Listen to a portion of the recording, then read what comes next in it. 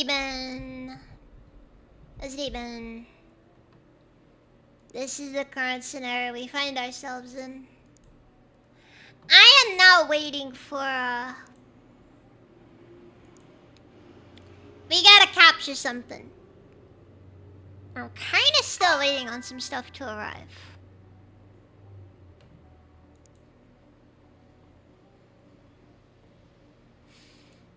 How prepared are we for actually to just gonna send some people out to do stuff?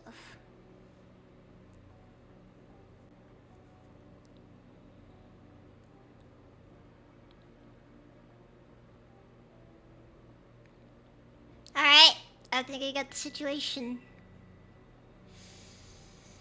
Anarchy, welcome, Azraben. Hey, I apologize.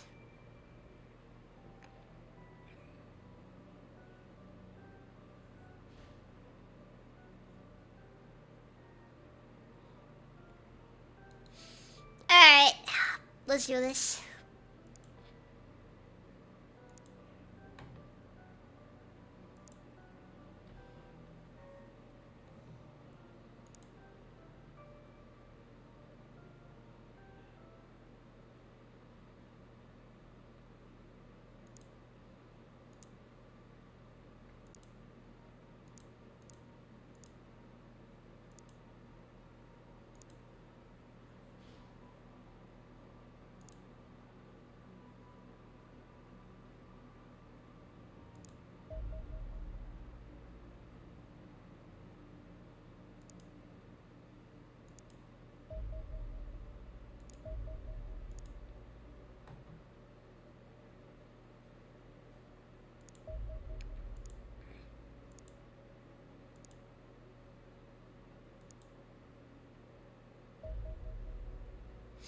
Alright, engaging. This will either go perfectly fine, or it's gonna result in catastrophic losses. Yeah, they do kind of look like refrigerators. Diablo, ask the Cataclysm. Welcome, let's get even.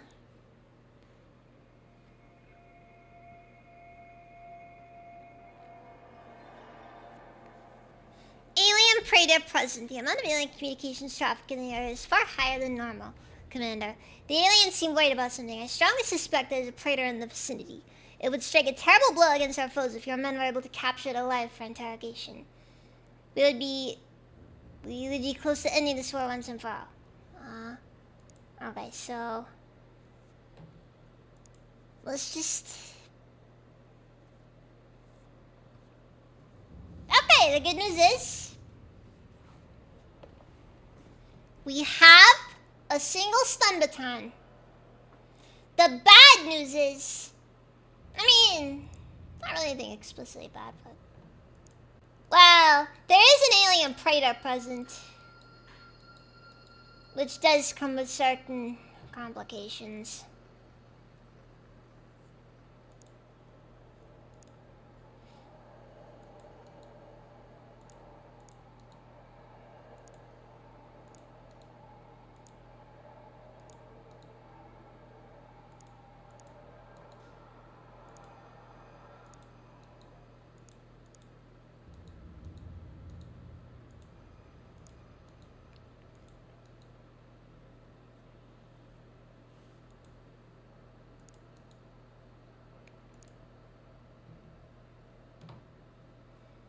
Oh! Wait, so does it look the same as it did earlier? Or... No, I guess not. It's just... Okay, it's not the same layout, but it does feel pretty samey. Anyways.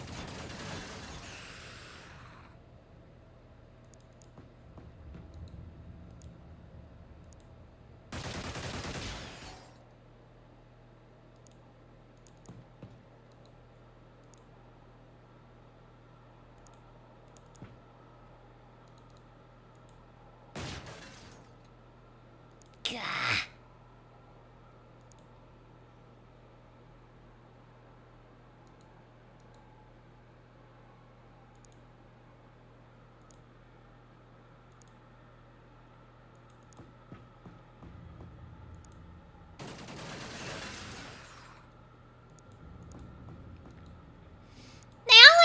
feel basically invincible when you least can afford them to be.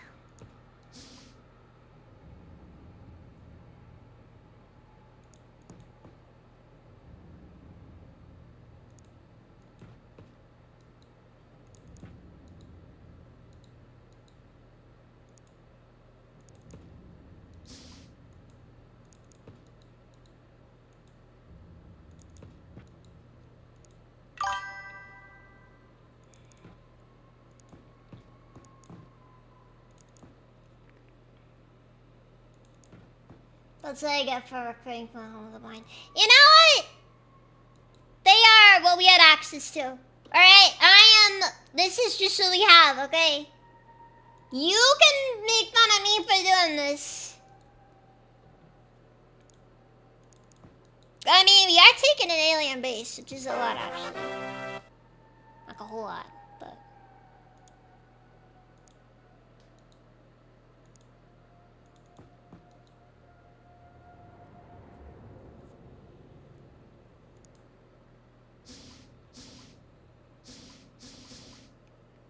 Also, Whoopi! Welcome! What's even? Okay.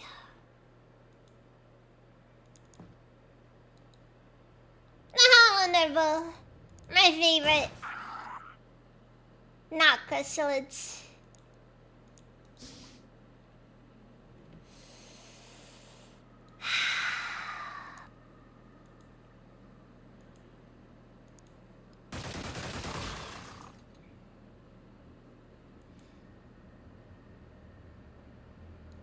Do we ball? Do we really ball? I don't know if we ball.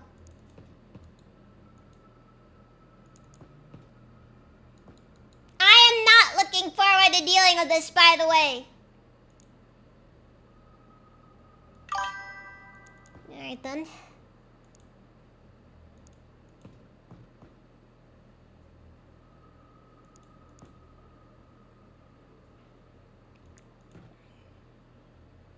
Okay, firm's clear.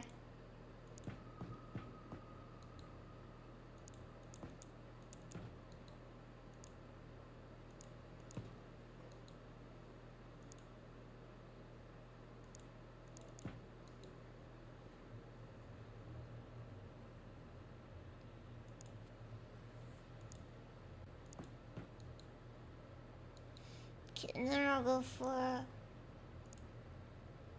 screw it.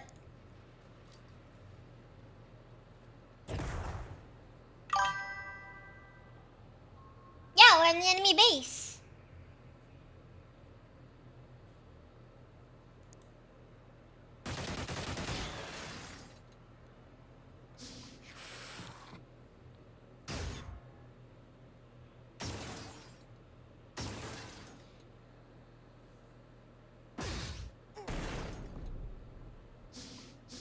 Okay, not liking this, jeez.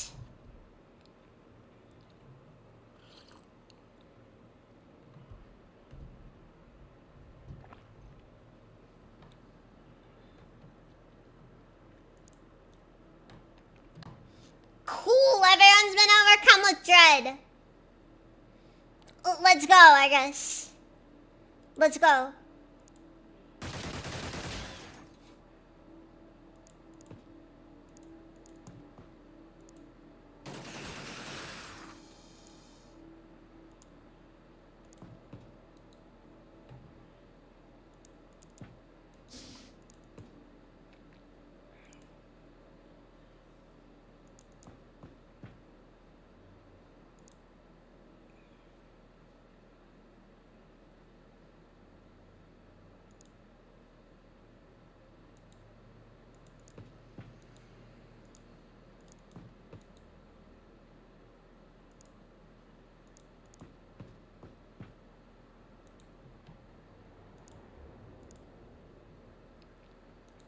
Okay, so we're going to have to wait till next turn to start approaching, I guess. Because I don't really know what the best option here is, honestly.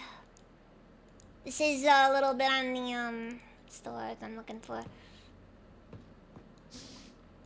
Unideal side of things. think we should be good for the most part, but still, there's a lot.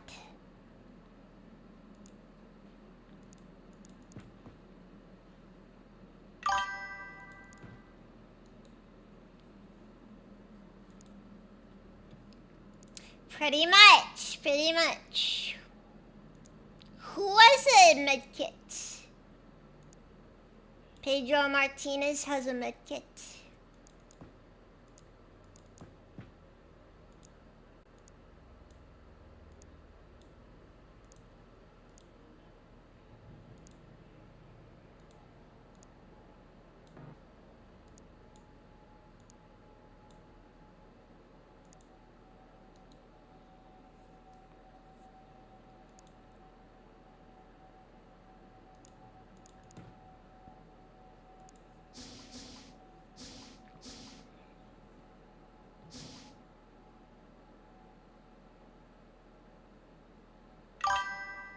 Everyone keeps getting overcome with dread.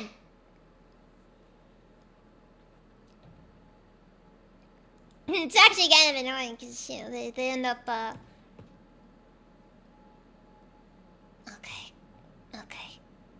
Okay. Alright, in this room is a single chrysalid.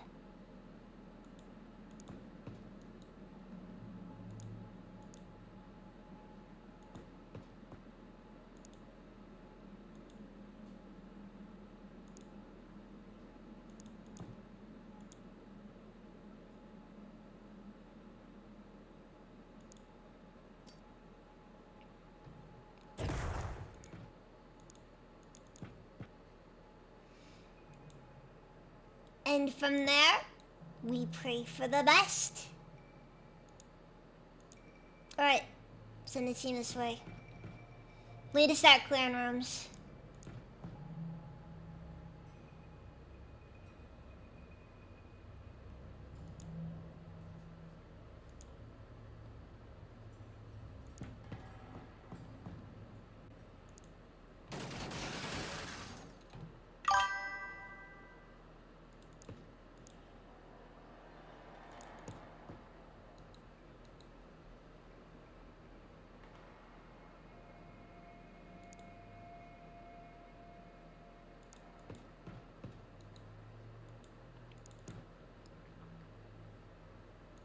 So based on my understanding, we shouldn't need to worry too much about certain parts of this.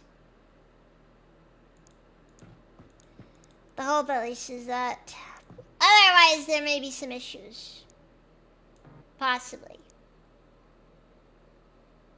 They're in the enemy base, so not sure they feel about. Yeah, we've actually never successfully taken on an alien base. It's actually nothing short of a miracle that honestly the 3 that we know of is all the alien bases that appear to be present.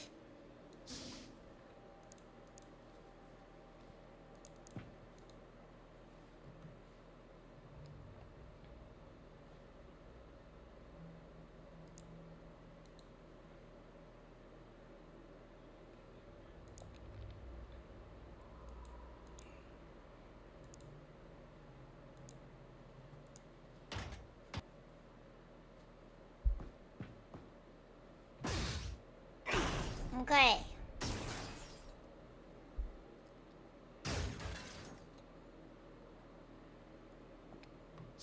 Such an annoying thing right there, by the way. Just randomly out of nowhere. Team gets hit with a rocket.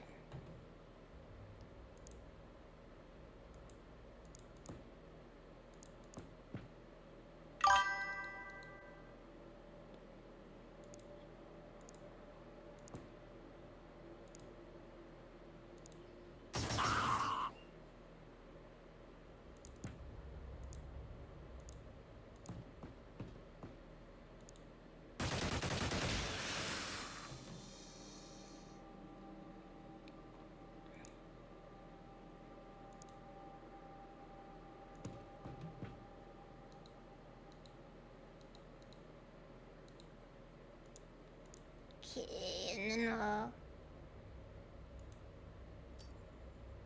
throw that over there. And hopefully that makes a difference. If it doesn't, it doesn't. God, please let it though. Okay, do we have more than one stun baton? Because we are gonna need a couple of those. We might only have one though, and that's just for Shield Lady. And if that's all we got, that's all we got, unfortunately. Because I got no clue what else we're supposed to do.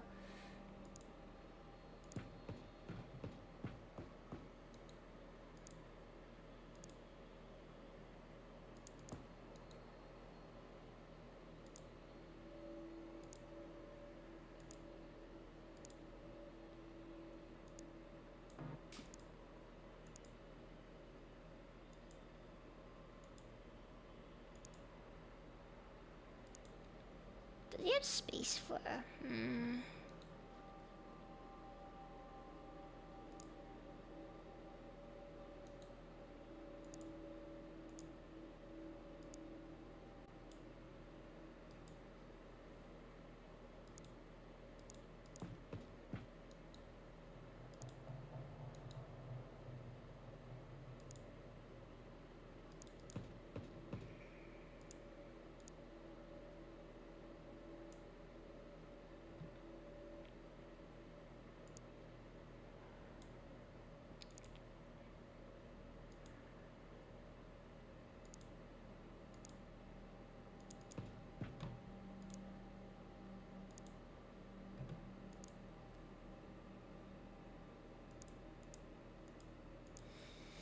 I don't really know why I even use generic riflemen. I may as well just use replace them with predators. Because unironically, the predator suits do make up for a lot more firepower than a single rifleman can give off.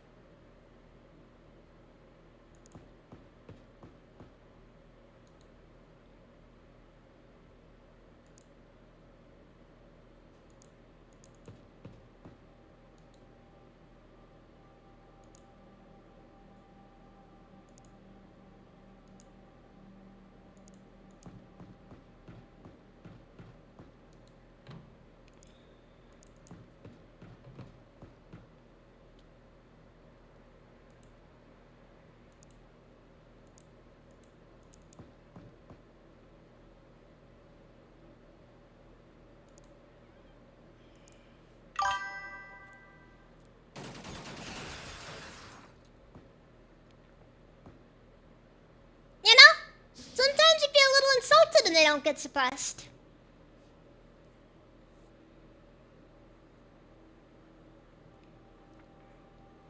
It's strange alien base architecture looks so human. I mean, the good design's a good design. What of it? Okay. So this is a gamble. Can we? No, we can't. Oh. Well, that was a waste of time units right there. Oops. I have to say that, just oops.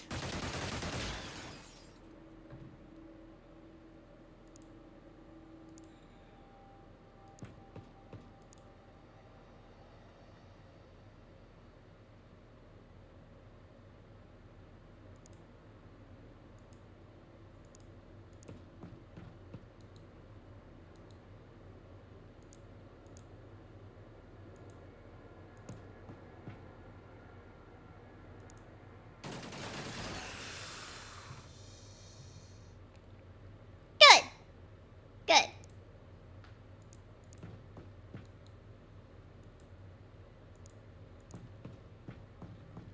For real though, I love how the main benefit of the Predator armor is just the fact that the Predator does not have to really sit down and think too hard about when the enemy decides to start, like when the enemy, like wherever the enemy is, it doesn't really matter. They're just pure suppressive fire. I freaking love, I love the concept of the Predator armor. I think it might actually be one of my favorite things this game does. That I think is an actual kind of improvement to the XCOM formula. Honestly, it is like and mechanics in general. Because I think they're kind of interesting. Okay, who needs healing? Who needs healing? You. Margaret needs healing. Get him healing. Igor. Start healing people. Anyways. You get no healing, Anarchy. Because you keep missing your shots.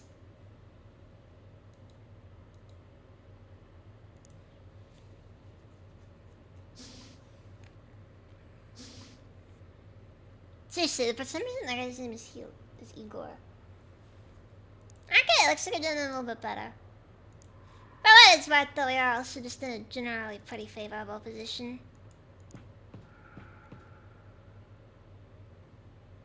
Okay, room's as cleared as it could be, I suppose.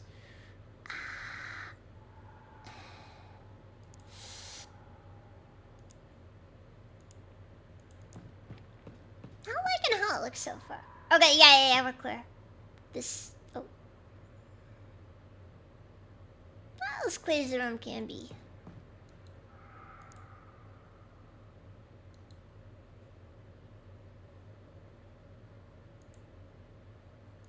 Okay, what you guys...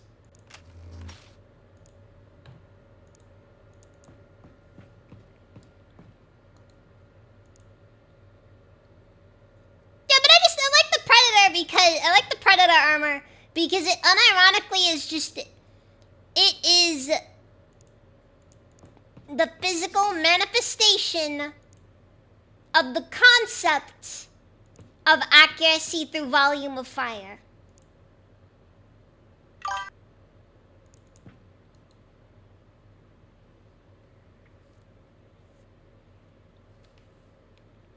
I'm gonna be honest. I still don't forgive that one. I still don't forgive that that one omission.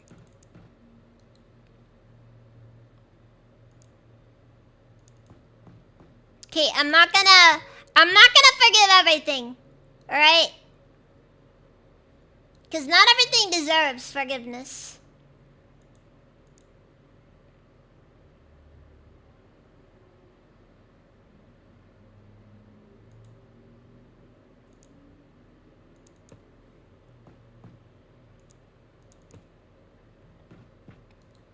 That is an omission that I believe that I still stand by should not have been an omission.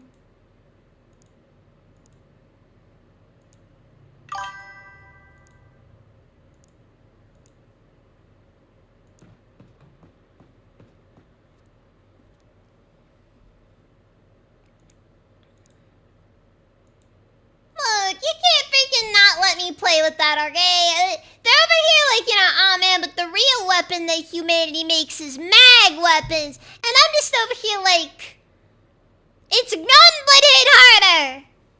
You're not special. You're not special.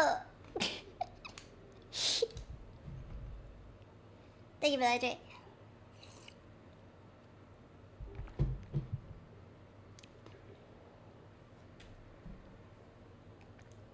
Alright, I like the concept of the Predator armor, but it's not like that's even a wholly unique concept in comparison to, like, you know, some of the other things the game uses access to. I've also realized that... Okay, I gotta back her off. Her positioning was kind of compromised anyways. And... Robert's position is very dangerous. I'm not saying it's a bad position he's in. I'm saying it's a position that's very likely to eviscerate one of our allies if he decides to overwatch.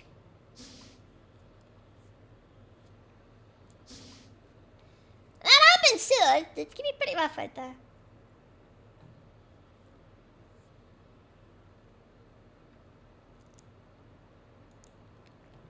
It's like imagine you're wearing freaking power armor.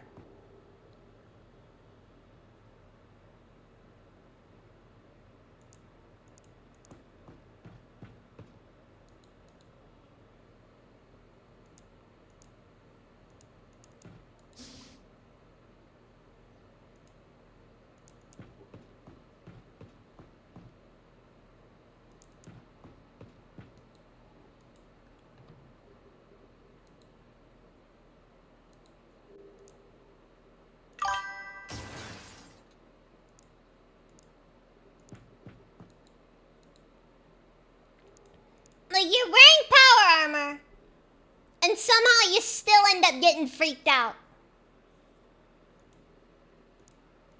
I'm sorry I have certain expectations for my power armored troopers. Anyways, we've cleared this area out as best as we can, so moving right on.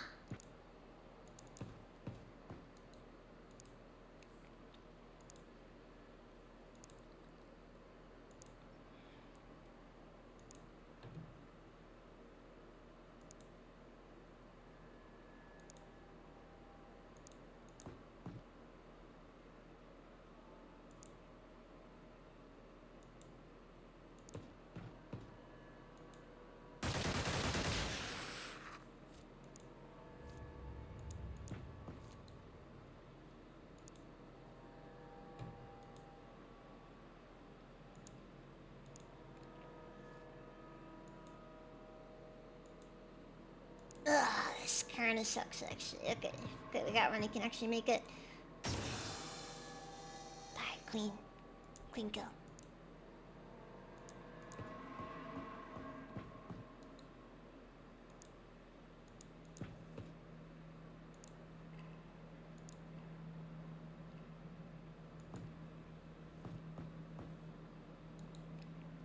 I don't know what's behind that wall. There's a good chance it could be something, but there's also just as likely a chance it could be nothing. I'm taking the risk.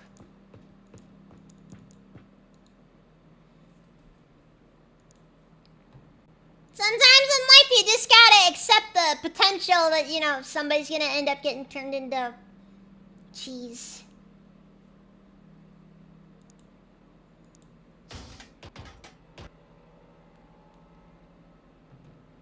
The good news is, the chrysalid did make what could be considered a bad move.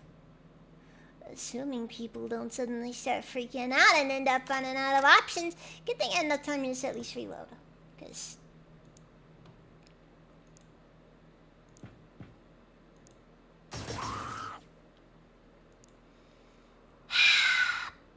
that was still closer than I feel comfortable with. Also, getting a little nervous about the, overall looks of some of the stuff in here.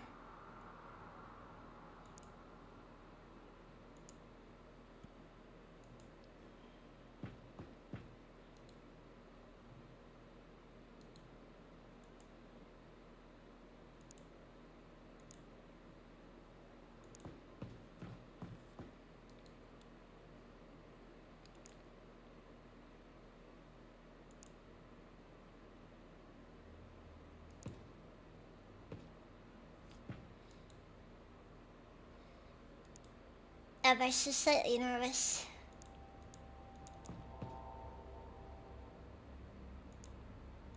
Do you not plan on doing anything? Oh, frick, he survived the shot.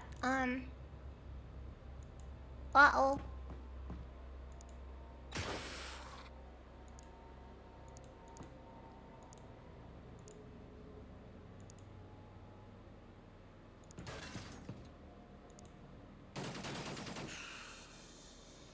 Sheesh, that was close to I felt comfortable with.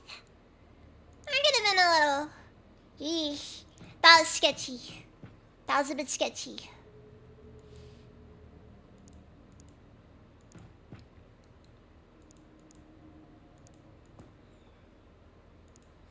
That was very sketchy, actually. Like, geez.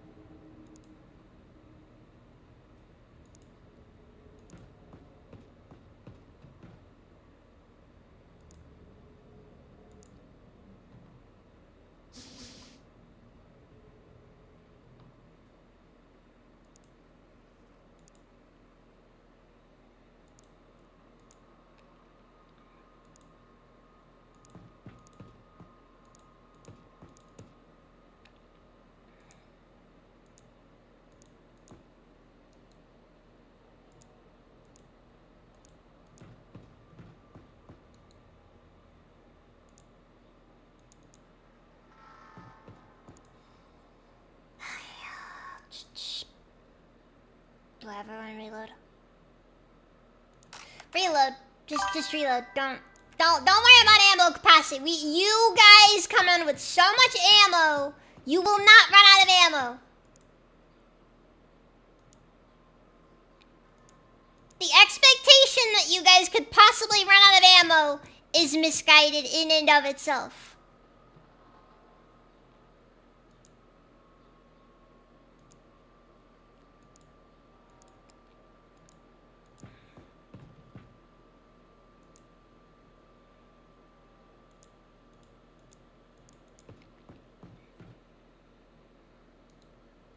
For what it's worth, there's a decent chance the chrysalids could be gone, but it's hard to say is my main concern. It's kind of the worst concern with chrysalids, because they're one of those things that so long as they're a present, like a possibility, they are a thing to be worried about.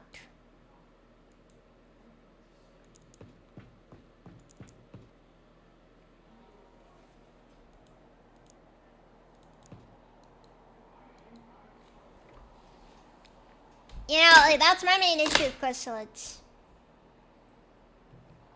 Like, so long as it's a possibility that somebody can get killed by a chrysalid, I don't want to think about it too much.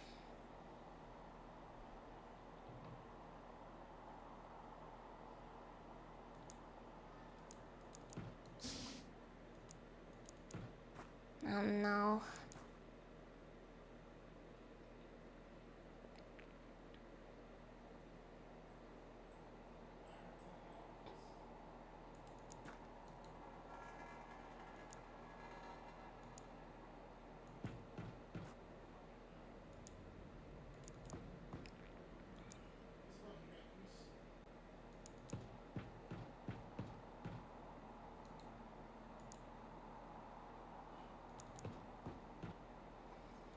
Alright. Time to go into the HR Geiger room. Because, you know, it's an alien base, so there's got to be an HR Geiger room.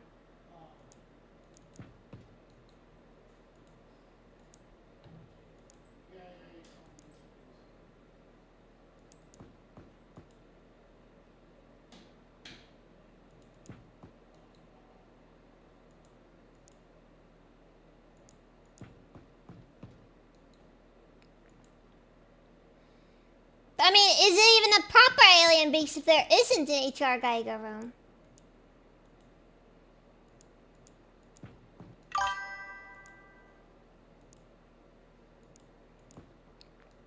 No, I don't enter that room and feel vaguely threatened.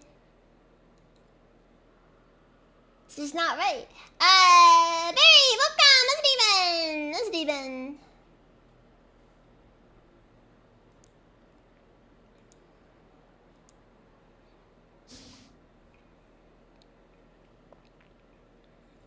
Okay.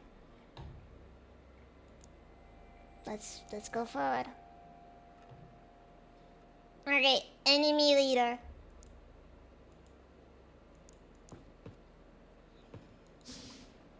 Spotted.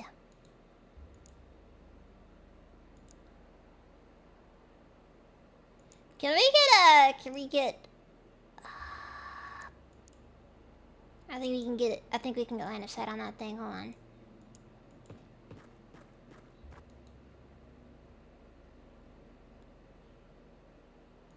Let's get it.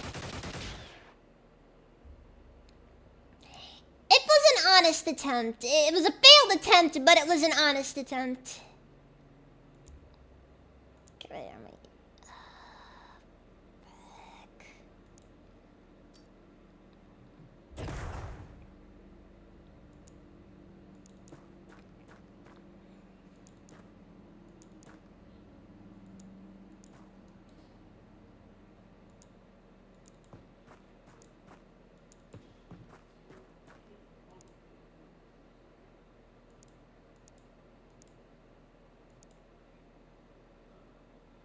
I'll leave Robert where he is. There's a decent chance that Robert might not survive next time, though.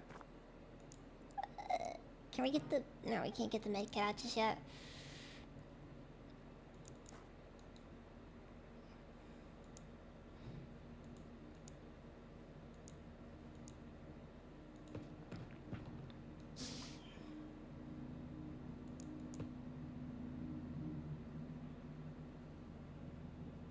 Oh, frick. Guys! I found the room where they're growing the alien fetuses! Ah, dang it. Now there's a moral question involved.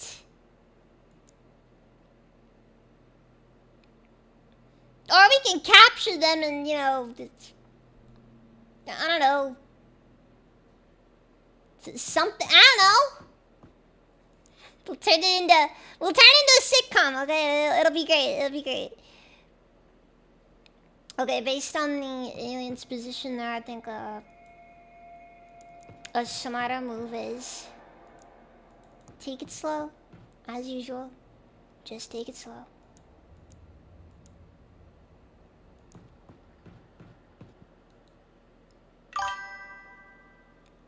Your timing really is incredible, Space Marine. Welcome. How's your day been? How's your day been?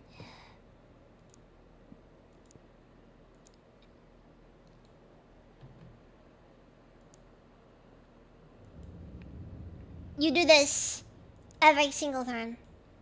I don't think there's been a single time where you didn't come in and I said something weird. I mean that when I say it. It's almost an accomplishment. Okay, just get a little firing line set up over here. Oh, dude. That's gonna suck. It's gonna suck if he tries to go through here. Anything comes through here, it gets turned into freaking mulch.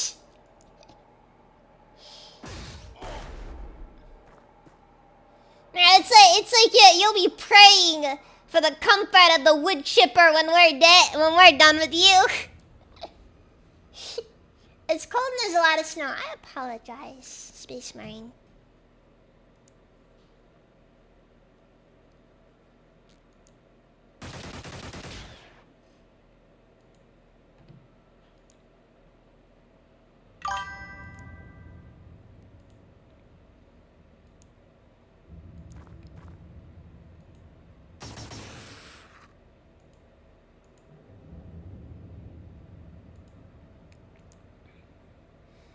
Alright, Martinez.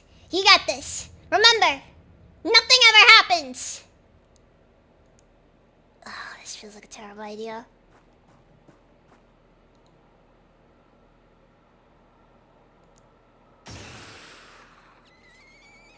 Frick! This just suddenly got complicated.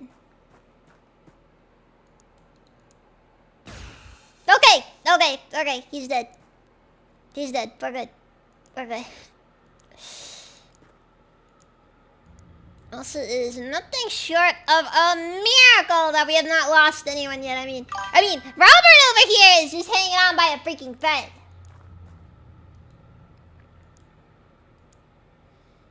Literally, we can't deny the fact that Robert's just straight up probably should be dead by now.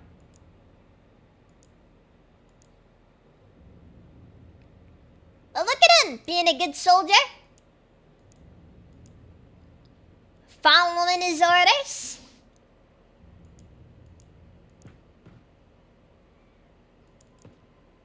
Okay, we're gonna just have to do it this way. I didn't necessarily want to because it's kind of a little scary. Oh,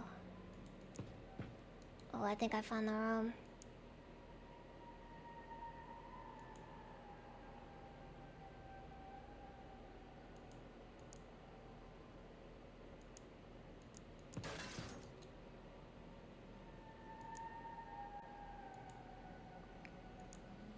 I hate it when the occasional creepypasta noise plays.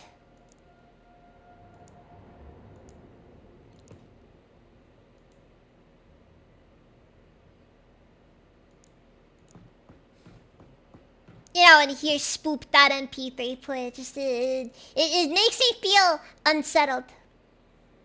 I feel unsettled.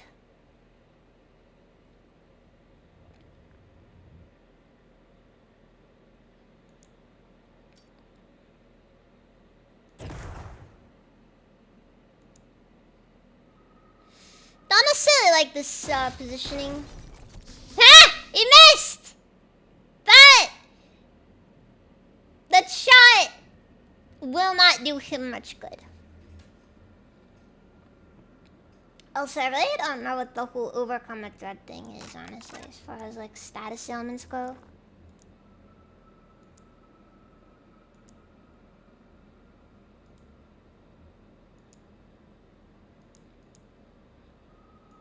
Like, I know it is on a fundamental level, like...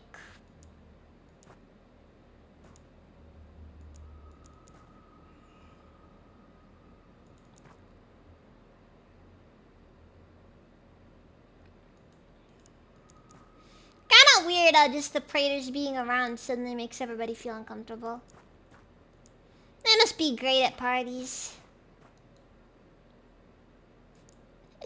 They're just like, I don't know why people don't invite me anywhere anymore. And then everybody's just like, yeah, look, man, you make everyone feel uncomfortable. You know? Like...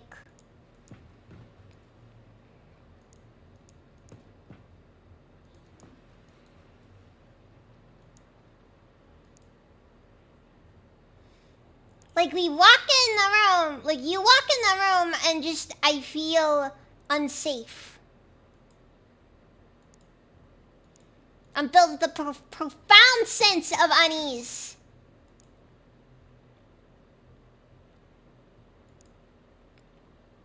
And you're just there. You're just there. And it's not really your fault, but it also is your fault. And I hate you, so we're done.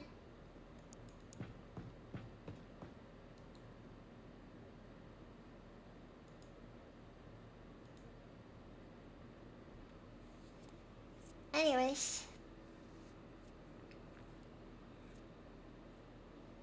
How's that been the work crying? Nothing ever happened. Look, we occasionally have a couple of soldiers who just straight up look like Chud. Like Chud Jack, okay?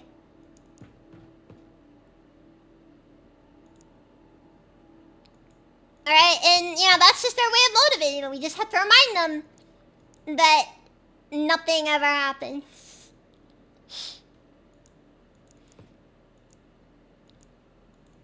Nothing ever happens.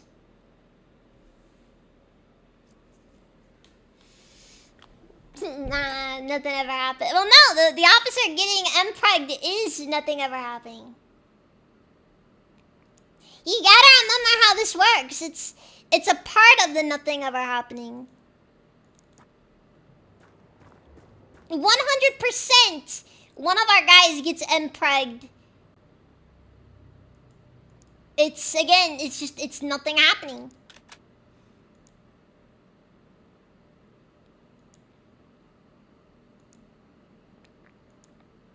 Because that's just part of the plan.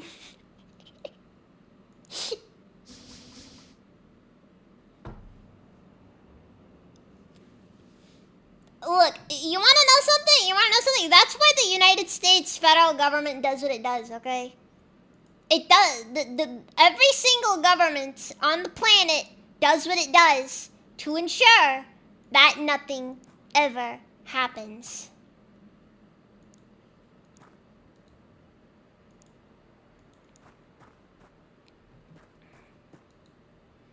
You gotta remember, nothing ever happens.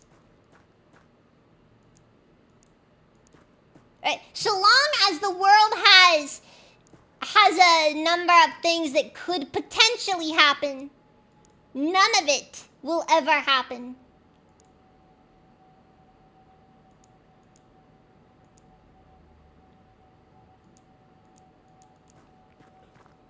Alright. Okay, this team's all good, I guess. Wonder if the teams will ever meet up or if they're just forever on separate courses. Ah, nice! It's like he delivers himself to us.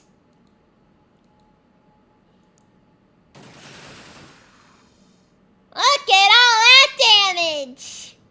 And now, we slither back into the darkness.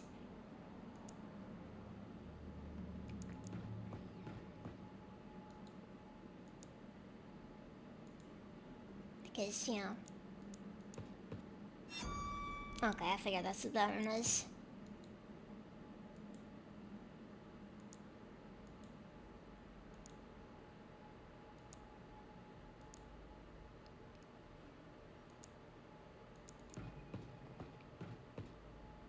Here, I just want to confirm. Okay. Okay, this room is cleared. This room is cleared. I really had to confirm it too, by the way, because I was getting a little bit like, geez, is everything okay in here? Are we actually not gonna die soon, or? Yeah, no, room's fine. Room's fine.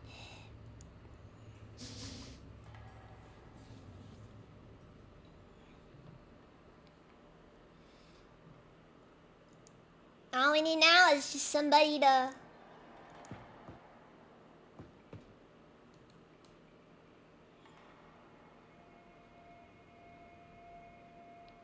I have a feeling we're about to hit a...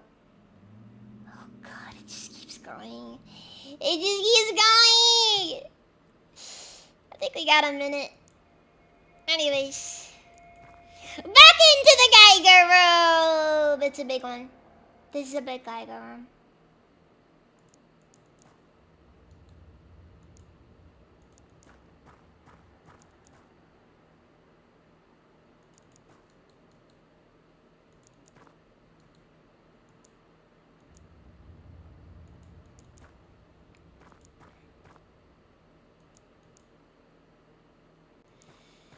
I don't like the Geiger room. It makes me feel vaguely the vague sense of discomfort.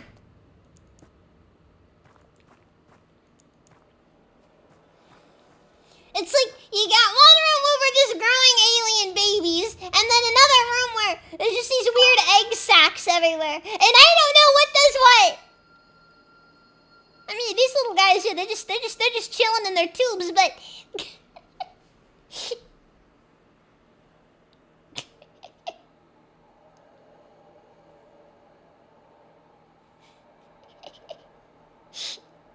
You know, these little guys, they're non-combatants. They're just here. They're just chilling. They're just watching. If we don't get the option to examine the alien cloning technology, I'm gonna be somewhat disappointed, honestly. I mean that when I say it too.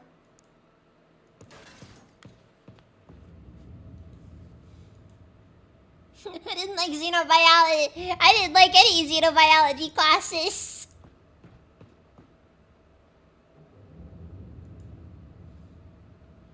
It makes me feel a vague discomfort, you know.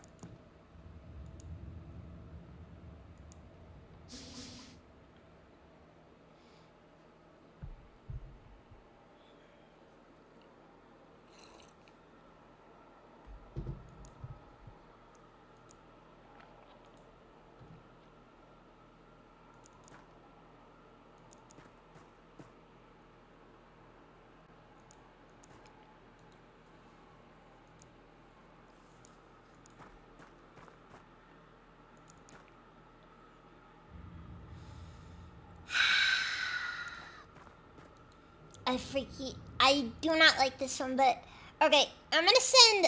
Okay, this room looks to be a dead end, so I'm just gonna send a team in there just to verify that there is in fact nothing in the room.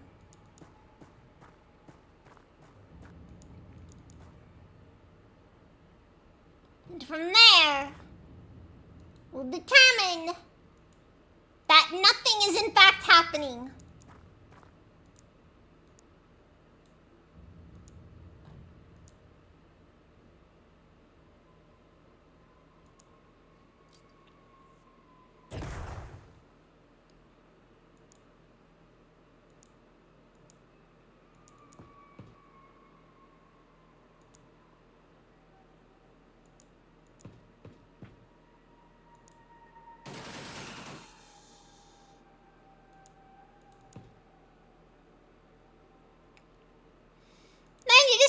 Sitting in your command room, just chilling. The next thing you know, some jerk wearing power armor rolls in, and then just freaking turns you into freaking Swiss cheese. Awful way to start a Tuesday. Awful start of a Tuesday. The architecture is a pleasure, though. Gabriel, welcome, Steven.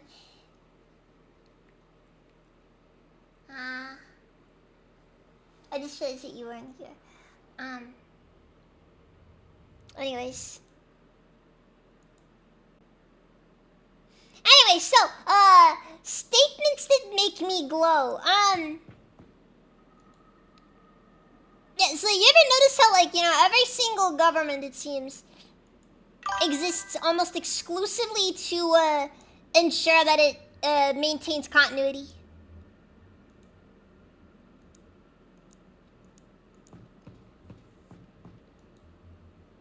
So, like, it's only there to just make sure that it, and only it, can continue basically in perpetuity.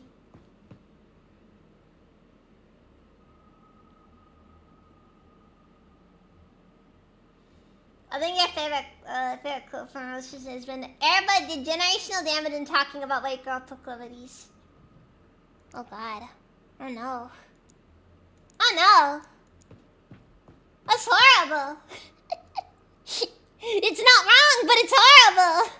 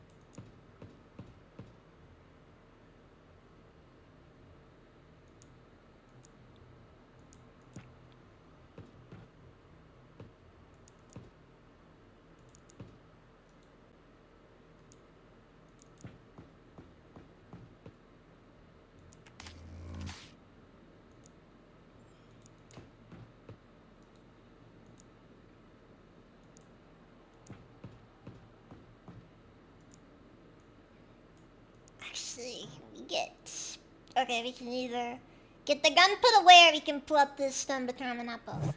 We need to just get our stun baton out though.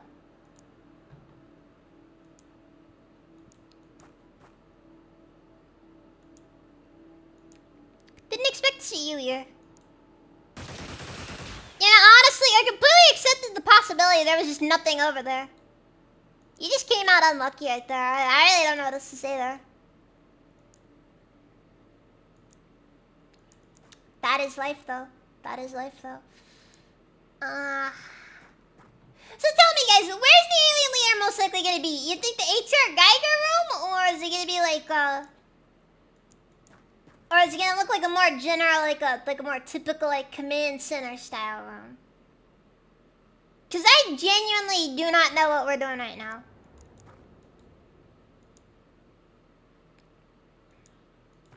No, like, part of me feels like I should have sent more people over to the,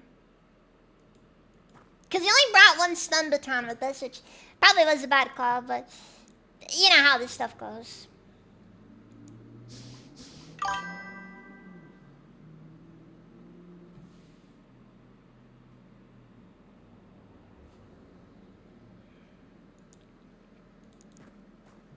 Not the best part is, too. Okay, cleared. Wait, where did these lead, actually?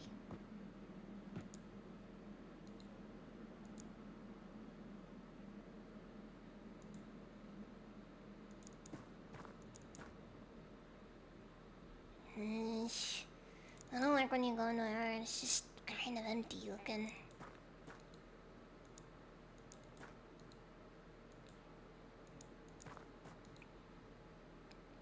You just kind of left wondering, like, is there anything in there, or is it actually empty?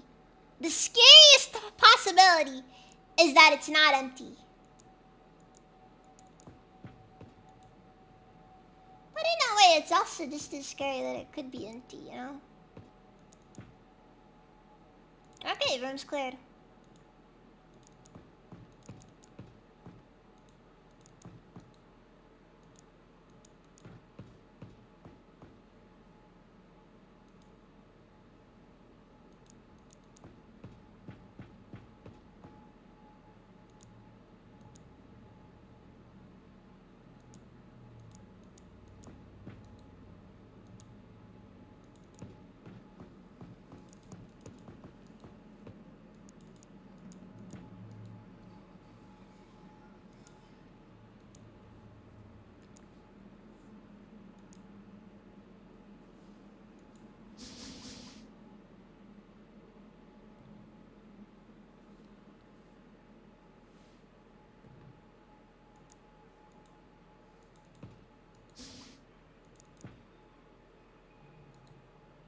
looks important.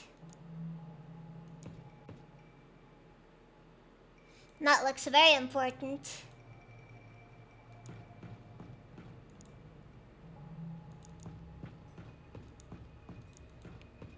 Whatever it is would probably turn into a problem if it were destroyed. Now that having been said, we actually don't want to damage the base too much. Because you have to remember, the most important question asked in any XCOM-like game, profitability. Is this mission profitable?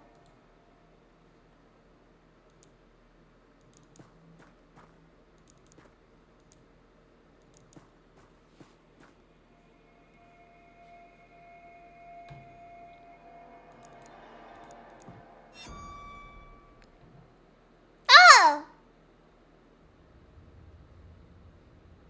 Okay, well.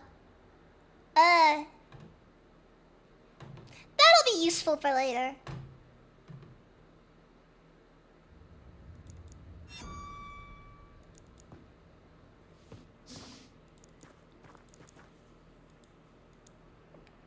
Who actually benefits from it is hard to say, but the important thing is we now know what those teleporters are for.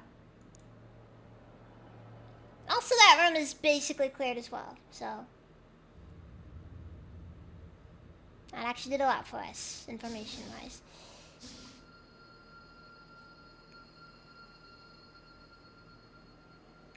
Am I insinuating the subpower structures are self-sustained? Yeah, I'm not saying they aren't, is the thing. No, I'm not saying that there isn't a possibility they could, you know, maybe be something akin to a self-replicating organism that, you know, basically exists almost exclusively to propagate its own continuity rather than actually being useful to those that it supposedly benefits. Now I'm just going hard, though. Now I'm just going too hard. Some would argue I'm just glowing now. And they'd be right, I am glowing. I am glowing. And I apologize for glowing.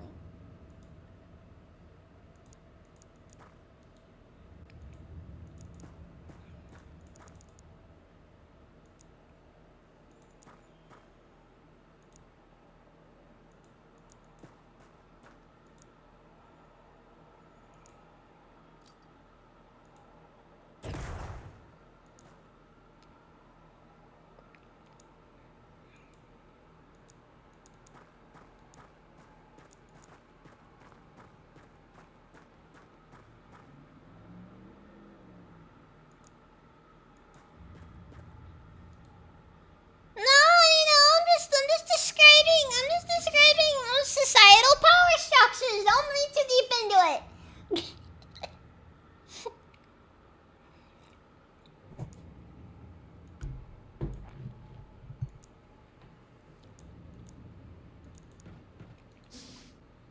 No, we live in a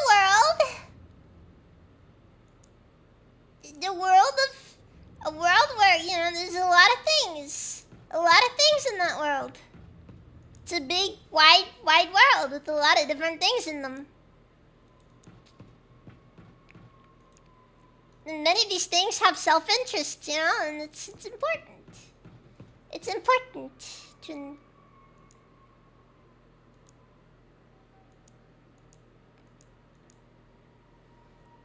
We live in a society. Yes.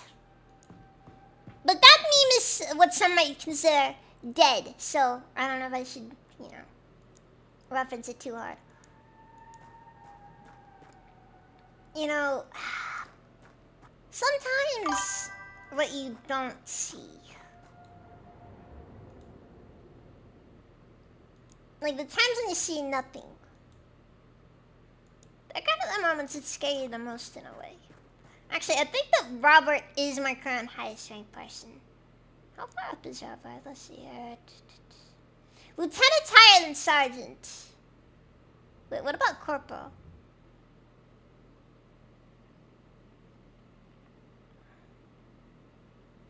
Okay, Robert's the only person with a star. So if Robert dies, we will see a very sharp drop in morale. So, don't let Robert die. Even if he's gotta stay in the back lines, technically, the game has a mechanic where like the highest ranked person in your team is considered the commander or like the leader of the operation. And if he dies, problems ensue.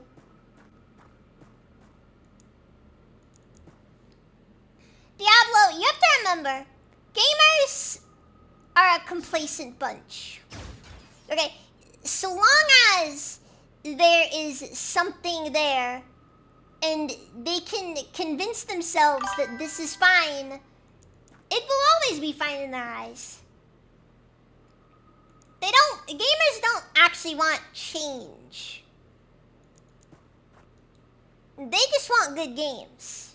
That's the honest to God question, or the statement here.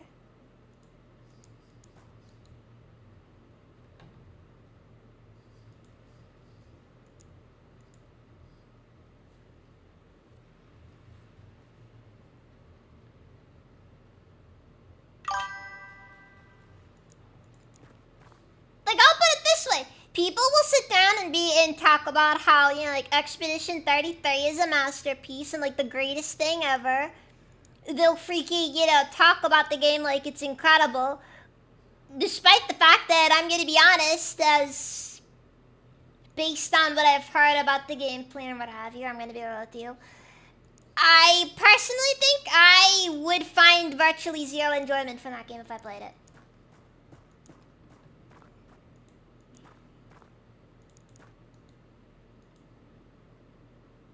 But hey, it's mediocre enough, so everybody just kind of treats it like it's the greatest thing ever.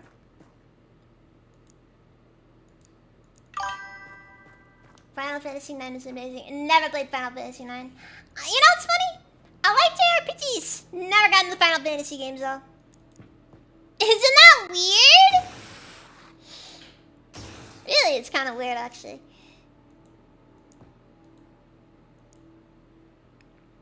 No, you'd think that Final Fantasy would be one of those things that have got a massive familiarity with. No, only one I ever played was Final Fantasy III.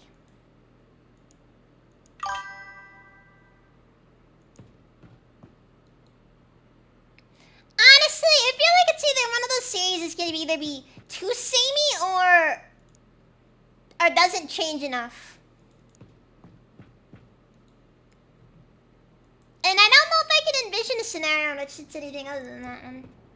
Did I beat Final Fantasy? You know what? I never did beat it, honestly. Like, I got up to like the very end. The actual Final Fantasy III. Not Final Fantasy VI, Final Fantasy III. Important distinction being made there. And then you get that point where like Final Fantasy kind of stops being the JRPG after a bit there, and it kind of starts going to like real time stuff, and it's like,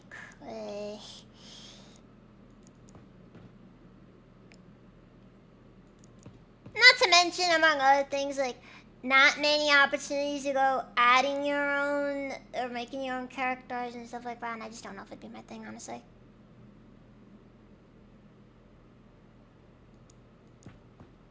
Oh frick! Oh my goodness, just got way behind. Jeez.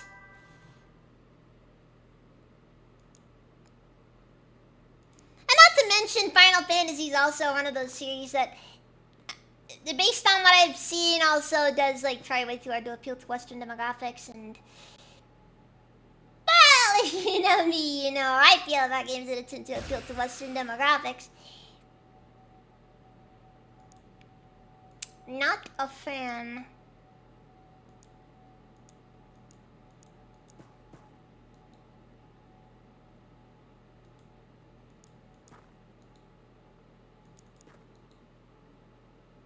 Okay, so Anna's probably about to bite it, cause yeah, that ain't looking too good.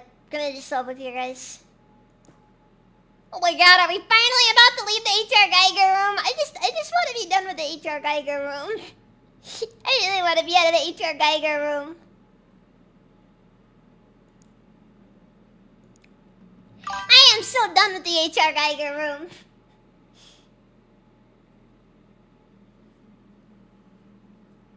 Wow, okay. Emily, never played Final Fantasy VII.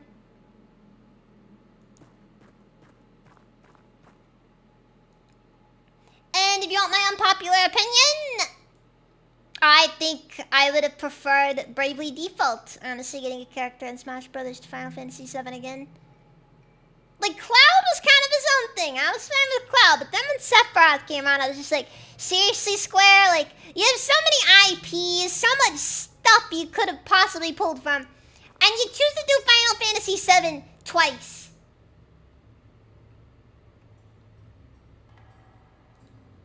Well, I'm just saying, it's a little bit disappointing, you know? It's like...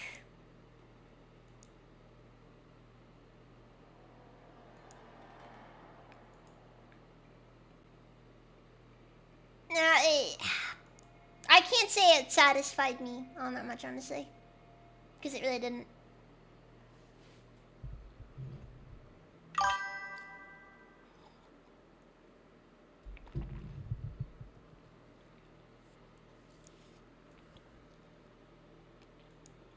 And maybe it's just me wanting to see Bravely Default actually get something for once. And you know what?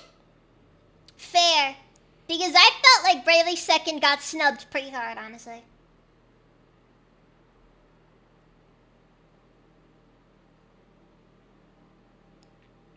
Honestly, yeah, I don't really like Sakurai all that much on it, personally.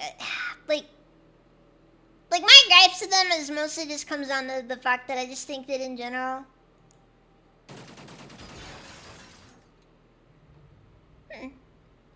You know, I can just do that and then just, you know, sort of hope. Kind of ensure that everything goes there. And, like, don't get me wrong, I don't hate the guy, but it's just, like...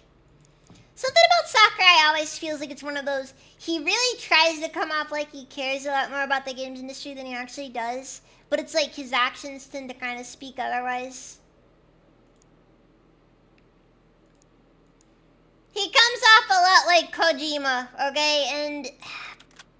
My gripes with Kojima mostly come down to the fact that the guy's very pretentious, and he will, rather than just say, it's that way because it's that way because that's just how it is, he will try to find the most convoluted explanation he possibly can for it, and I don't like that personally.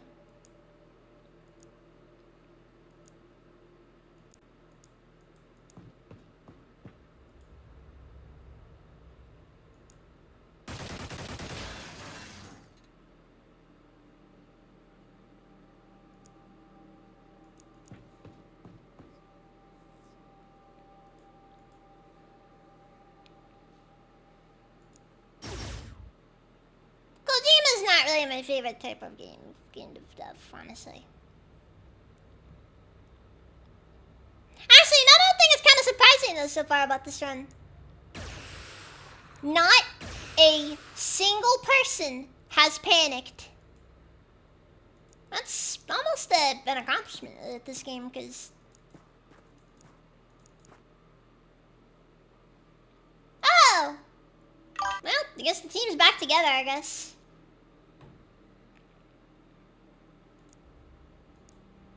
I guess that means that we know which way to go now.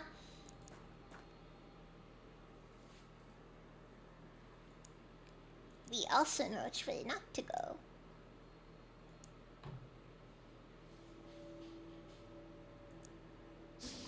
Fuck.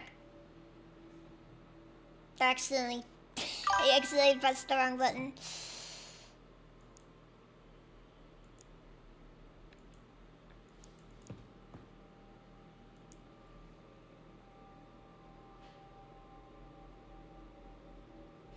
Yay! Welcome! How's it been? It's, eesh. Better days I've been had, admittedly. Worst days have also been had, but, eesh. You know how it is.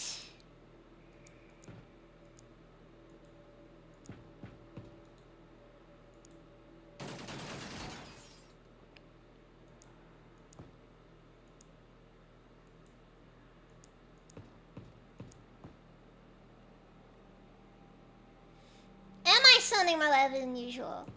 Maybe I'm just getting better at hiding it. I don't know.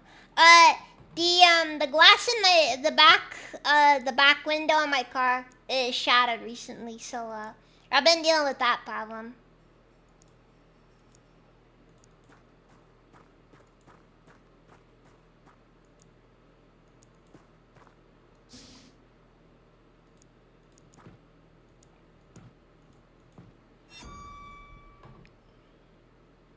Wait. Oh.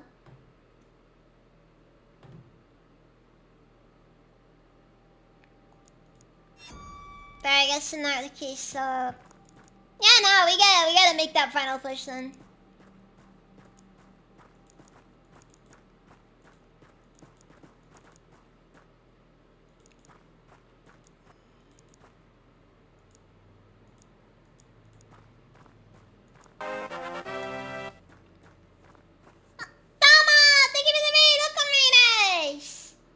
Did my boss watch the security camera? There was no security camera. I'm gonna be honest, I think realistically though, and maybe it's cope. It's probably cope. I am semi-convinced though that if we've checked the security cameras, you know what it'd probably look like? Oh fuck. Oh fuck. The target's poisoned, I think.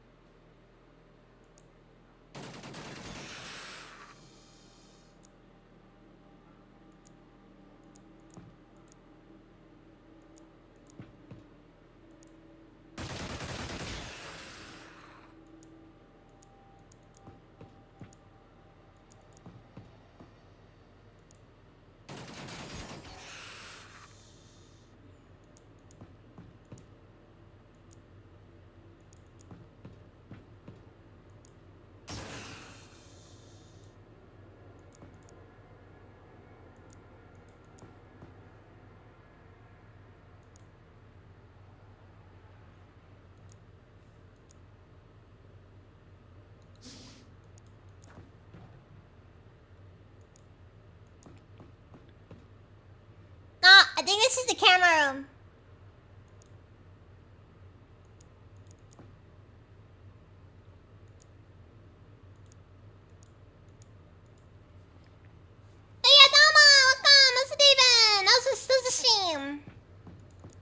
Actually, wait, we need to get this guy over here on the front. Because they're going to need more support over there, I think. Same thing with Mr. Grenadier. He's also going to be needed. Additional shotgunner. I'm going to put camera room at low priority, so I'm not going to focus too much on that. I'll just have the infantryman go after that one, because they probably don't have a massive priority on it. I don't have a massive priority on it. Alright, Dama, you sleep well if you need to go to sleep, which is fine. Which is fine.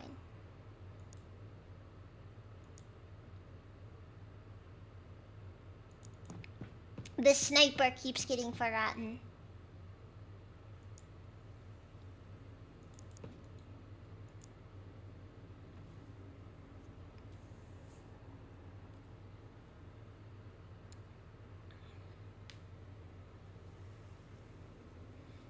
Wait, what? Okay.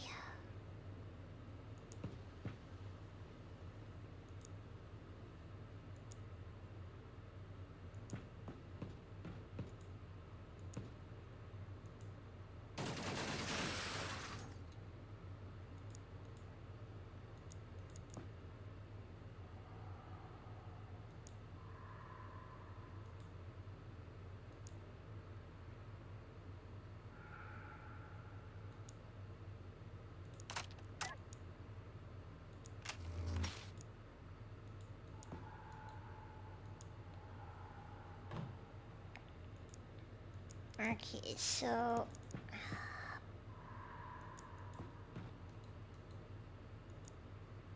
now what I want to do with this. Can we get some smoke in there by any chance? We can.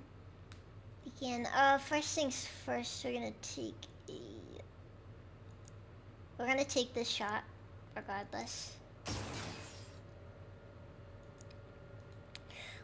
out as well as I expected it to, honestly. Alright. Smoke grenade out. Pray for the best. I'm gonna keep it down here. Sit up for I get that one. I get that one. I've been noticing it's been getting pretty hot lately.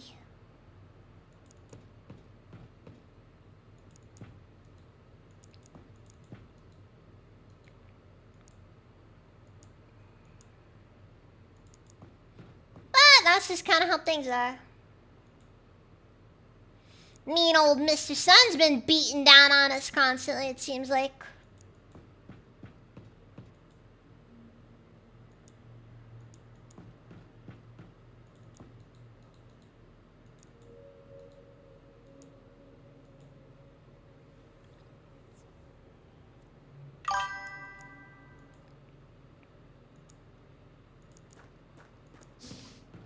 I sure hope they don't have any delusions about potentially getting their commander out of here. Because he's not leaving. At least, not without having a fun visit to Guantanamo Bay. Flash, welcome. What's it even? Uh-oh.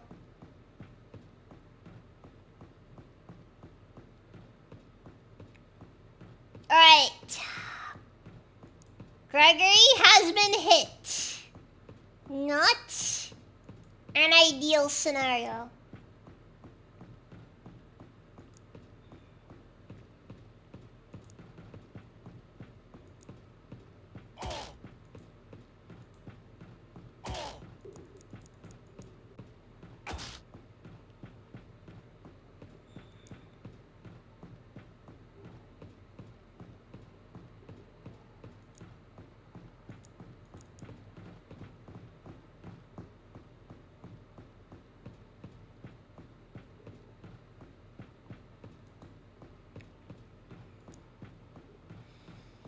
So now I'm left with a bit of a bad spot now. On one hand, I could just leave him. On the other hand, it seems like it might be in our best interest for me to just kill him. Cause, man.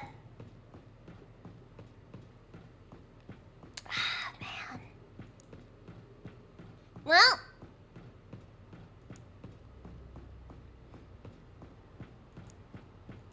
Yeah, I'll just tell Pedro. Pedro! Gregory's trying to make things happen!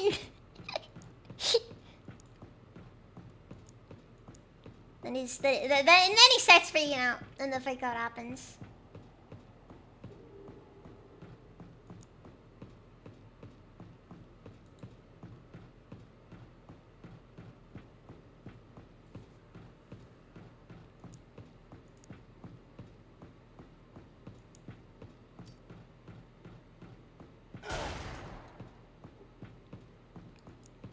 Okay, well that didn't do anything. The hardest part actually right here is the part where, I'm gonna be honest, genuinely,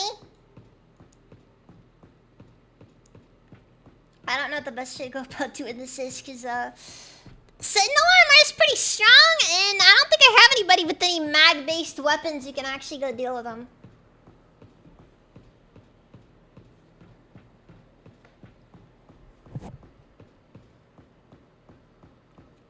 Oh no, he's not shot! The aliens, the aliens are mind controlling him right now, so, you know. So now I'm in the position where I gotta make a call I really don't know if I want to make, because, you know. It's the classic, we get a guy who's currently being mind controlled, and I don't know what the solution actually is here. Let me see if my back here is safe.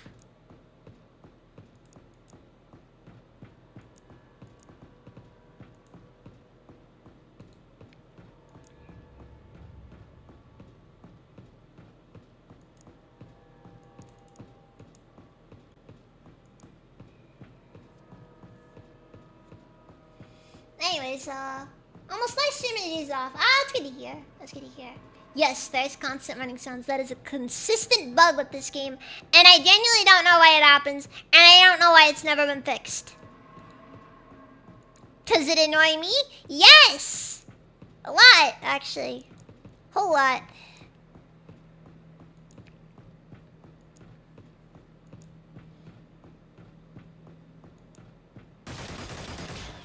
Okay, well, good thing that missed. That could have been messy. The main concern here really is just the fact that I genuinely don't know what to do here. So what I'm gonna do is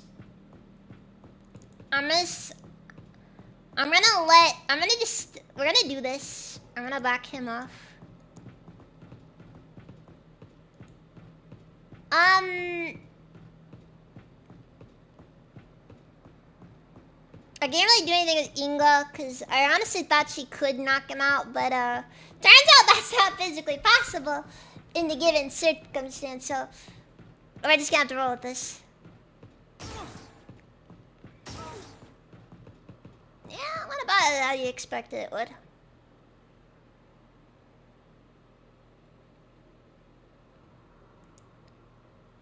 Alright, well. Now comes an important question that we all must ask ourselves every so often. You're a good soldier, Gregory. However, you're not indebted to us. Not because you killed one of our own. Frankly, none of these soldiers actually matter in the grand scheme of things. No. The important thing is that you damaged Xenonaut property, and that in turn means you are indebted to us for the foreseeable future.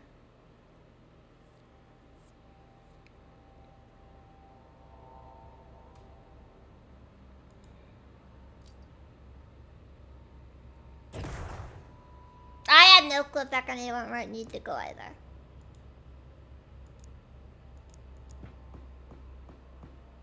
So, later.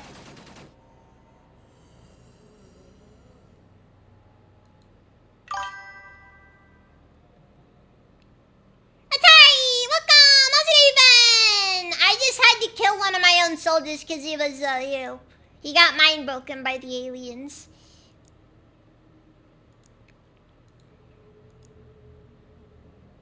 Standard procedure, you know how it goes.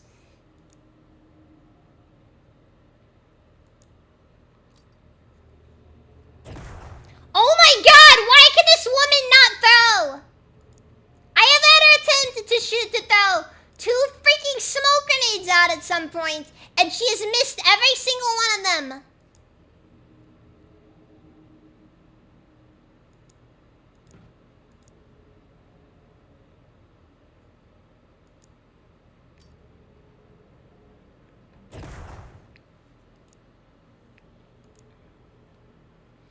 Also, I have no clue if how this is supposed to work.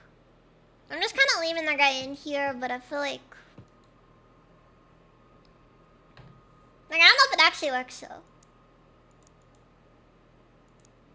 Anyways, Igor's gonna have to go grab that stun baton, and we're gonna have to work with it that way, cause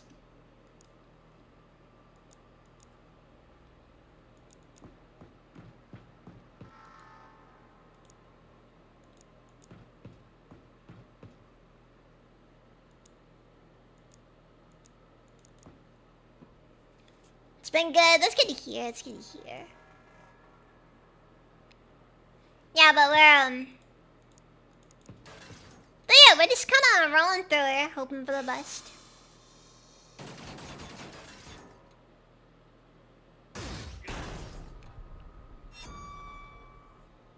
Ah, frick. We just was, I think we just lost someone important there. Yeah, we just lost someone important there.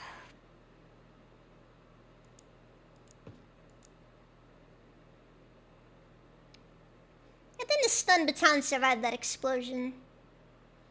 Not about a problem otherwise.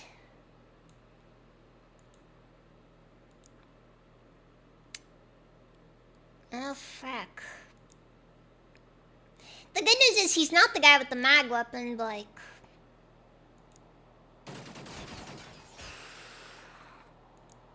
Alright, he's been suppressed. Let's do this.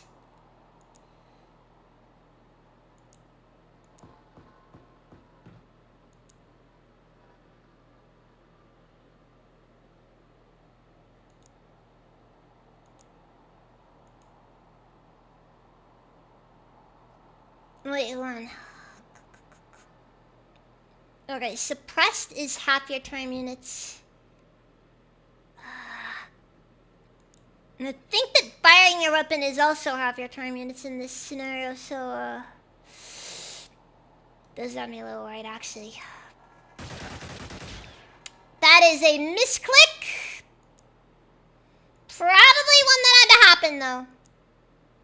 In the grand scheme of things, he was probably replaceable.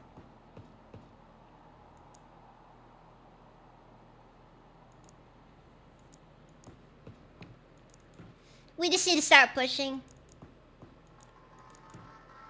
Can't afford to lose Robert, though.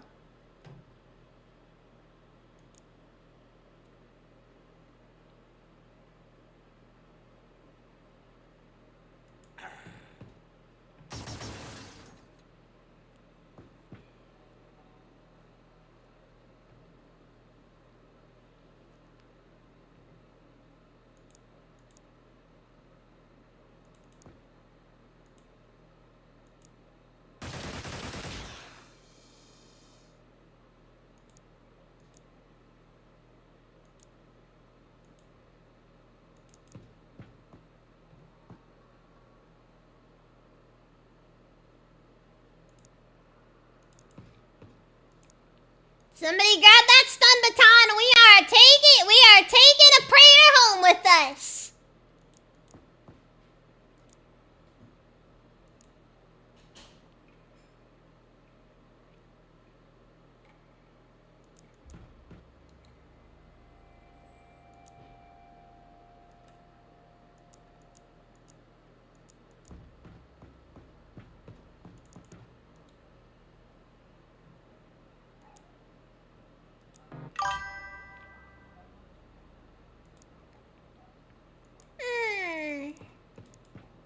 Perhaps it's best you don't use your imagination too much in that one, Diablo. There's a lot of unique ways you could use the stun baton if you wanted to.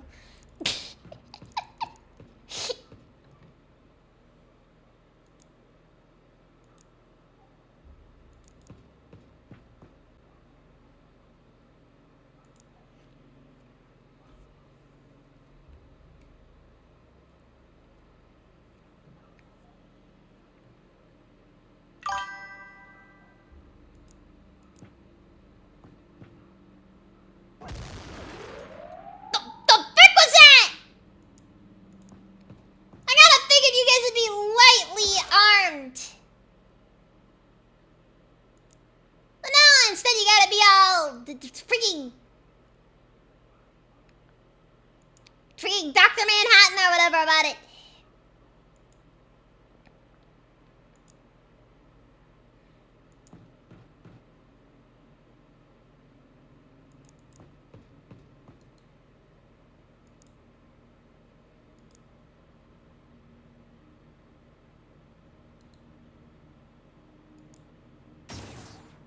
Oh my god, I freaking misclicked again.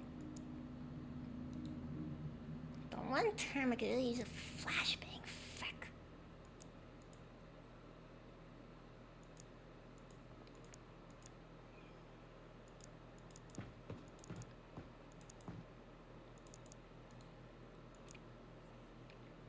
Listen, it all comes down to just how much you're willing to put up with, buddy. You are coming with this one way or another. There's a greater than 0 odds my guys might also survive a point-blank shot with that thing. No guarantees, though. It's probably like a singularity gun or whatever.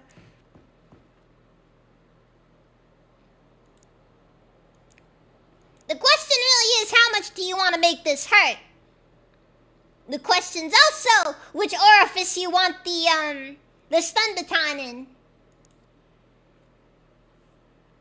We're gonna learn a lot about their biology.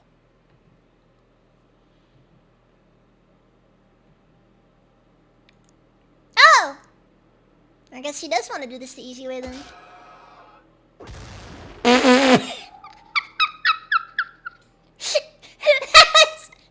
was a miss apparently.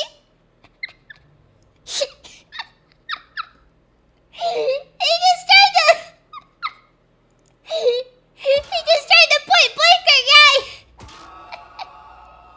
This thing there. Hey! Igor made it! Let's go! Unfortunately, Nick and Gregory are still dead, though. They were good soldiers. They were good soldiers.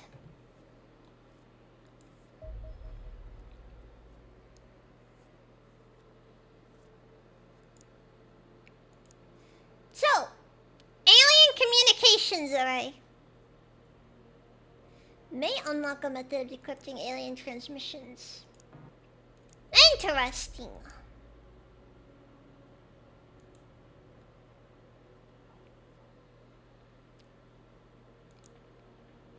Well, guys, let's see. We just started things off pretty well so far. Yes, I got the Praetor.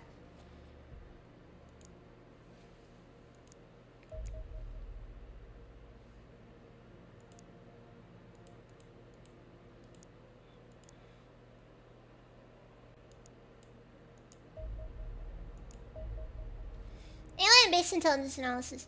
Study of an alien facility requires an intelligence report, Commander, not a research report. I have intercepted the dispatch from our esteemed chief scientist and replaced his self-indulgent prattle with something useful. There are two structures of tactical importance in an underground alien base. The first is the base power core, which should be easily identifiable by their blue glow. They provide power to the entire base, but most crucially, they drive the life support systems that maintain the atmosphere at the correct level of oxygenation to allow the aliens to survive. If this core is destroyed, the base will exhaust backup power within the hour and the crew will begin to suffer from oxygen toxicity. It is almost certain that the aliens will self-destruct the base to avoid it falling into enemy hands, though whether they will evacuate the crew first is debatable. If your goal is simply to destroy the base, then you only need to destroy this core and then withdraw your men from the facility. If you are interested in capturing the base and recovering the technology contained within, you'll need to assault the other important structure, the command room. This is the nerve center of the alien base, containing the alien commander and his guards. They're the most fearsome units in the base, but will not move from their location if the facility falls under attack.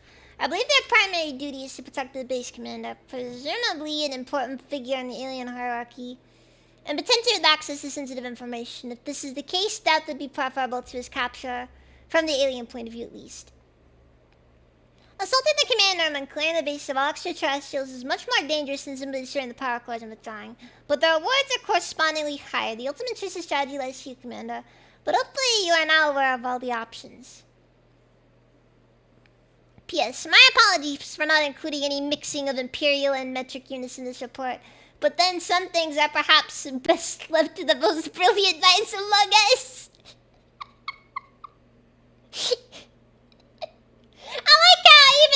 I like how even the, huh? Base upgrade. Oh. Levesque.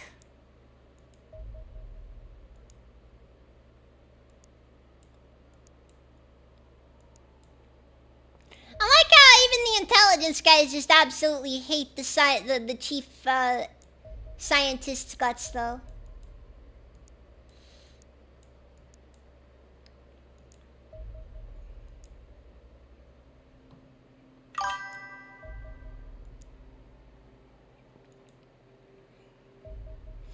Can't say I'm surprised, though. I hate him, too.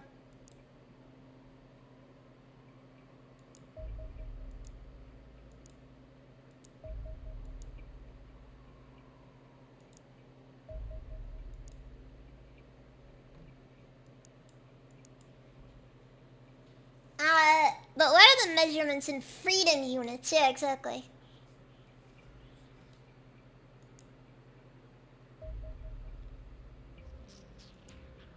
No, we need to know these measurements in God's... In God's preferred... Yeah, in God's preferred measurements.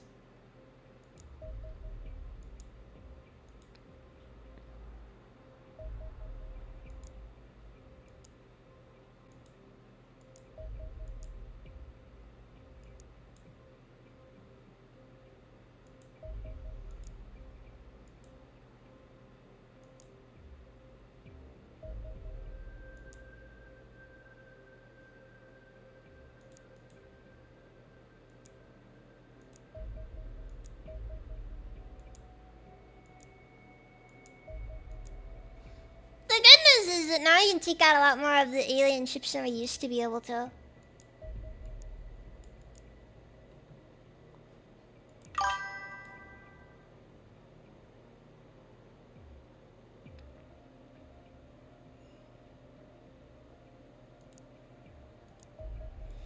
Intercept. We're still rearming. They rearmed? Alright, let's take them out then.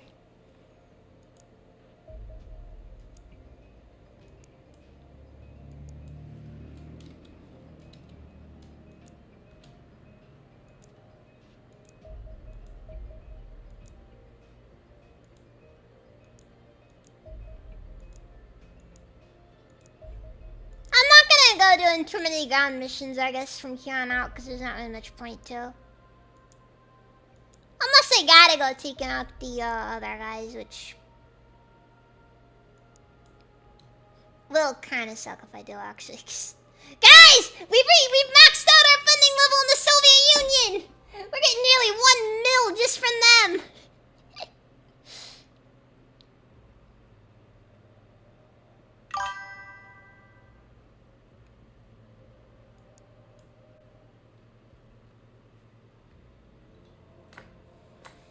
God texted me and said it's 82 degrees Fahrenheit in heaven right now. And at that point I knew I was on the right side of history. You know, fair. Fair. Fair.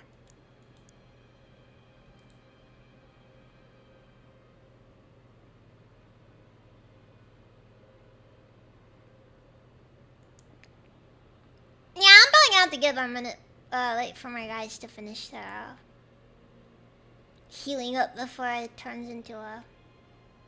Yeah, we've still got some guys who are wounded, so I'm gonna give it a bit of time before I end up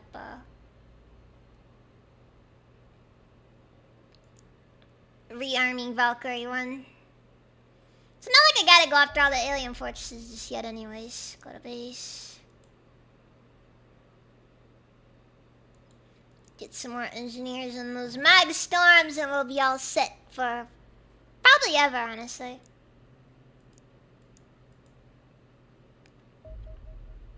Part of me feels like I probably should have a dedicated medic class, but I also don't know if it's really that good of an idea too. I just feels to me like it could turn into a bit of a thinger, which, sheesh, I don't know.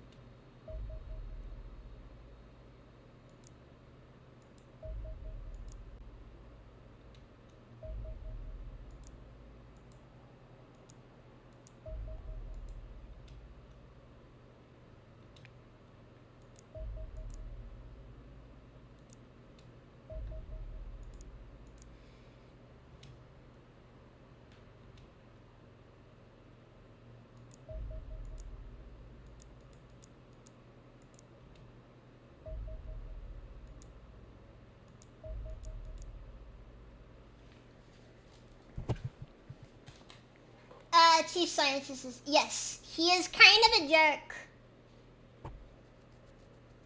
You know, I thought that was kind of funny. Just like, he just point blanks with a freaking... With some insane alien laser weapon. And I don't know how to feel about it at that point. To my knowledge, there is one more weapon that I am just a smidge worried about.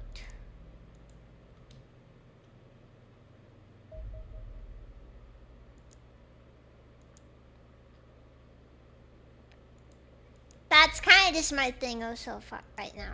Because I'm just like I know there's one weapon I'm a little bit worried about. It's like it's basically a alien variant of the rocket launcher. I'm gonna be honest, not a fan.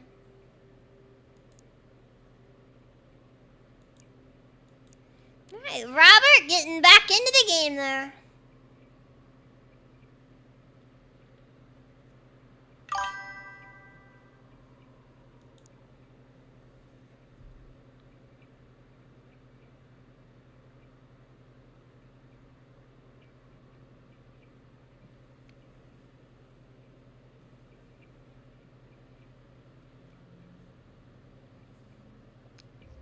Well, yeah, this is Robert. He's like our highest level guy.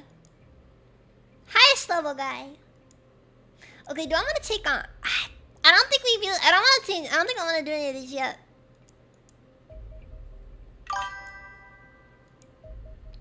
I think I'm still at that stage where I'm just like kind of a bit nervous.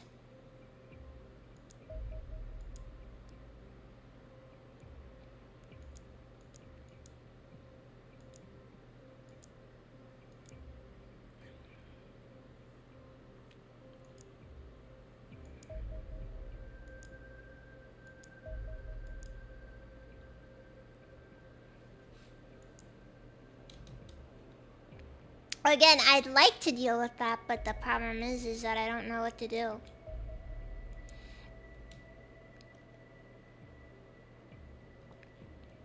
Currently, our stuff is kind of dealing with some things still. Like, the Marauders are currently grounded.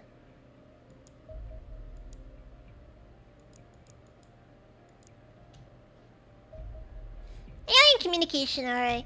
Whether they be within a few kilometers of one another or on opposing sides of the solar system, alien contemplate radio signals to communicate with one another. Their long-range transmissions are compressed to a remarkable degree. Only a few fleeting nanoseconds of signal can carry all the data the aliens need. The short duration of these transmissions make it extremely difficult to capture any fleet-level alien communications, but the sheer quantity of radio receivers on our planet means that a few examples have been recorded purely by chance. There are literally thousands of intelligence operatives across the planet who are working to crack the encryption codes, but the extras is using quantum-level cryptography. It is highly unlikely that humanity could crack the codes in the lifetime of our galaxy, let alone that of a human being. So it is open to debate whether our attempts to do so should be considered inspirational or grossly stupid. Anyway, a far more effective solution would be to capture a device capable of decrypting the signal. The decryption devices where the UFOs captured the data proved completely inert, apparently requiring an alien user. However, one of the artifacts have been discovered from the captured alien base appears to be a communications array capable of sending transmissions. So once it was set up to transmit in our laboratories, you could reverse engineer the encryption methods in a matter of hours. We use this knowledge to design a base structure that will decode the transmissions sent by alien vessels, giving us additional information on their composition and intent. Incidentally, the transmission that the rest of the world is so desperately working to decode is the autopsy report of an unfortunate freshwater salmon abducted and dissected by the alien forces.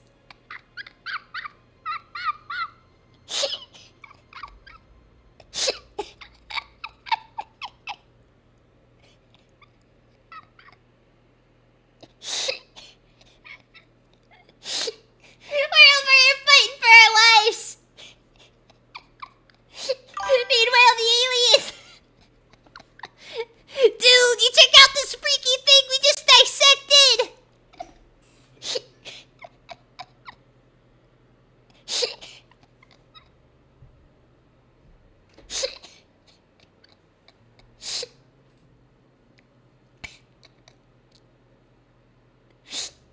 Could take us billions of years to decrypt this.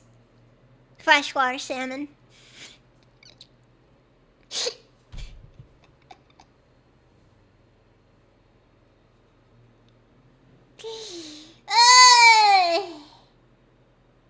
Honestly, humans would do that too. Aliens are just over here like, what the frick is this?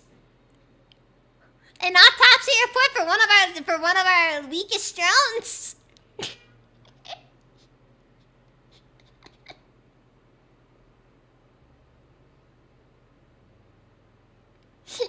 Imagine the aliens being like, nah, this thing was as big as my arm.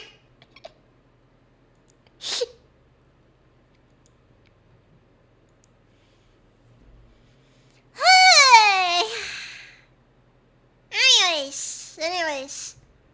I guess quantum cryptology center may not be a bad call, actually.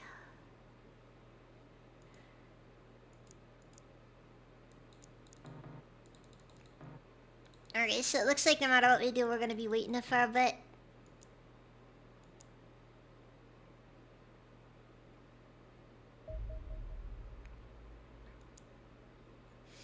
Yeah, can't say I'm surprised about that situation there. Oh well, the aliens are bored now, so we can just kind of roll with it. Now! You.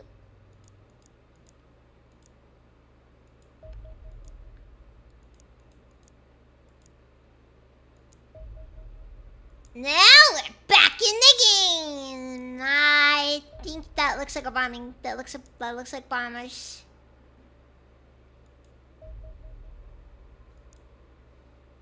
And bombers need to be dealt with.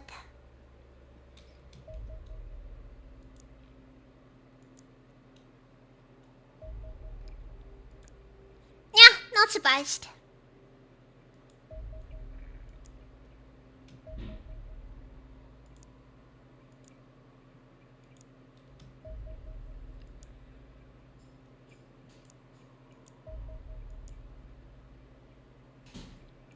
Yeah, now that we got a bunch of marauders, we don't have to worry at all about the, kind of anything, honestly.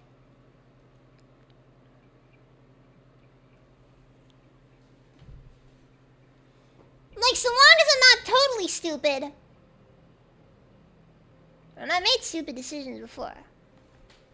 But so long as I'm not totally stupid.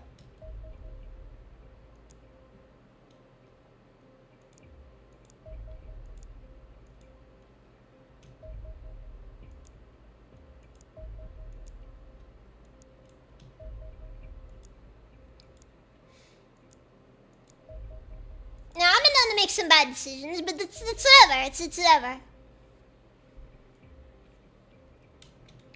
Well, it's not just that. I've maxed out both the aircraft and the armaments and the aircraft weapons.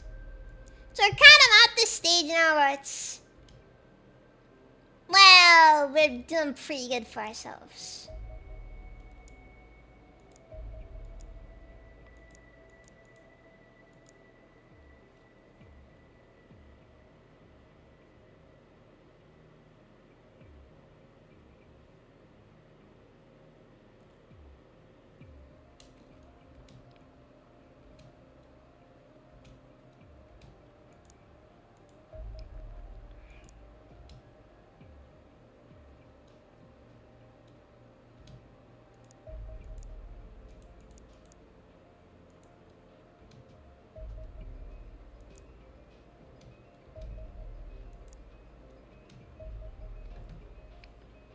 Alright, Quantum Cryptology Center. The Quantum Cryptology Center is a new structure that constructed in our base so long as to decrypt the communications emanating from alien cloud that have been detected by the base's radar arrays. Let's look at the full details of the UFO class, mission, and crew. The decryption algorithm developed by the team when studying the alien communication array has been used to produce listening devices that can capture and decode alien transmissions in real time. All they require is the position of the UFO that they'll be tracking, provided by the radar tracking systems already put in place at our bases. The Cryptology Center uses a scaling supercomputer architecture that can track unlimited numbers of UFOs, tracking numerous signals simultaneously will draw additional power, may lead to temporary power cuts in non-central areas, e.g. leisure facilities, engineering department. Wow, you know, Mr. Scientist, you're a dick. That's all I have to say. You're just a dick. Okay. Alright, look, I get it. You're not a fan of the engineering department. I don't care. Okay? These are essential medical personnel. We need these people. Without these people, we don't get new equipment. Okay, I'm not gonna claim that the science department isn't necessary. You are, but at the same time, God, just get your head out of your ass for a minute. The design of listening devices is based on old Cray supercomputers, but in several orders of magnitude more powerful. The level of encryption on the alien signals is so great that even with access to the decryption key, it still requires a vast amount of computing power to decode the message. An entirely new generation of specialized quantum computing hardware needed to be designed to perform these calculations. Thankfully, I rose to the challenge. This section should prove extremely useful for coordinating our air defense and appropriately equipping our troops prior to the battle. I mean, for real though, just... like, what is your problem, man? Anyways...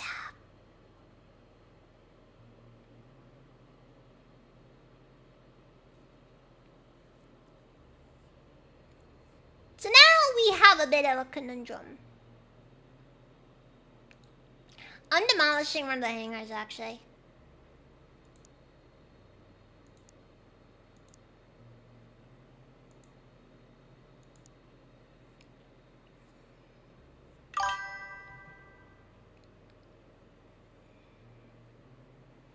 Just brainwash your own soldiers and they can't be brainwashed. I mean, you're not wrong, Atrium. You're not wrong. That would be a more efficient option. But I also know that ethics boards would take issue with it. Even though I don't take issue with it. But hey, you know, these guys seem to be... get all worked up over dumb stuff. Okay, Grenadier.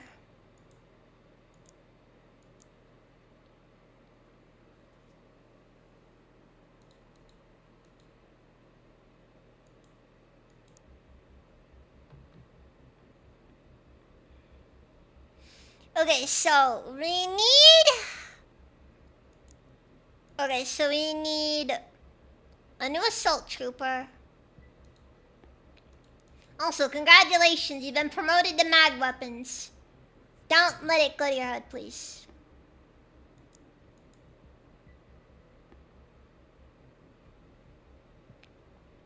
Anybody here with the term units? I suppose I could have this guy play assault.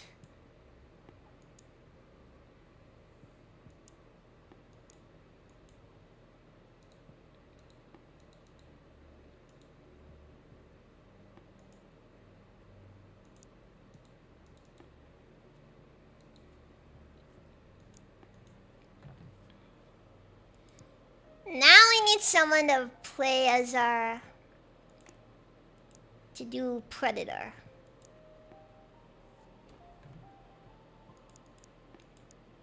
The cool thing about Predators is they're all interchangeable. One of them dies, honestly. Literally anybody else can put on the armor. Changes nothing about the operation.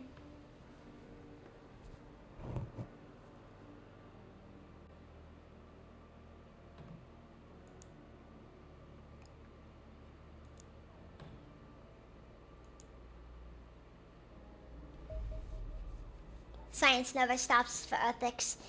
You know, it's frustrating though. In this game it does, because that's why we don't get psionic troopers.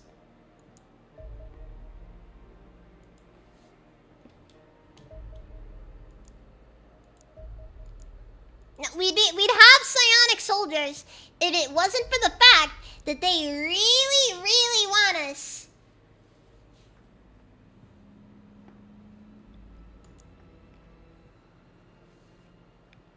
to be the good guys, okay? I don't want to be the good guys. I want to be the guys that save the world.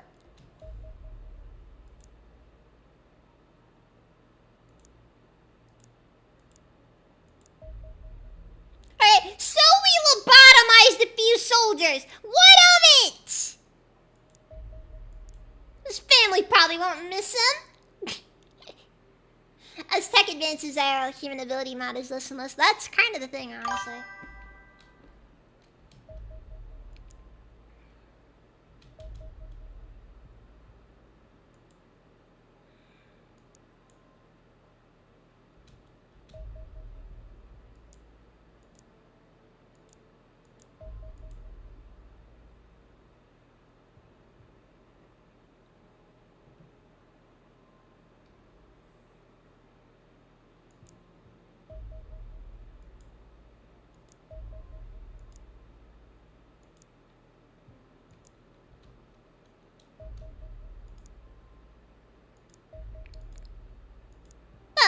convenient.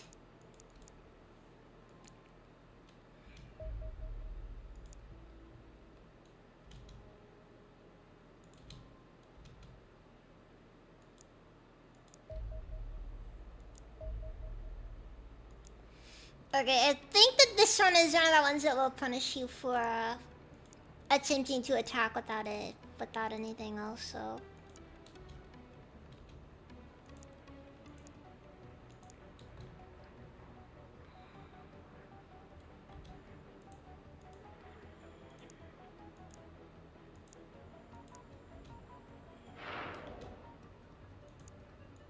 This thing's gonna eat like 6 rockets.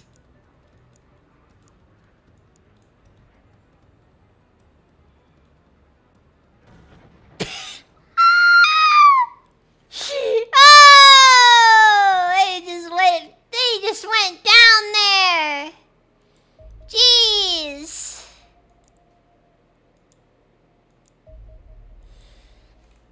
I almost felt bad for that one. Man.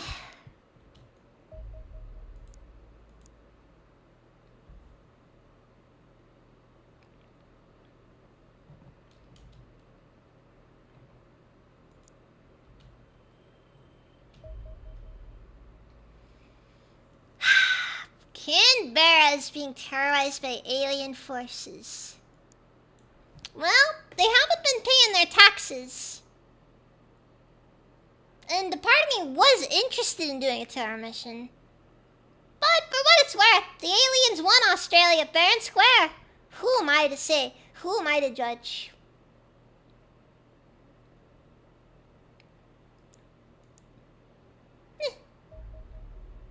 That talk on Canberra in the nuclear strike, or a lot of people died. Local politicians furious. You know what? I've already made it clear how I feel. Alright, you guys just don't understand what we need. And perhaps you don't understand what your people need. And what your people need is for you to pay your taxes. But you're not gonna do that because you're just a bunch of Strayans.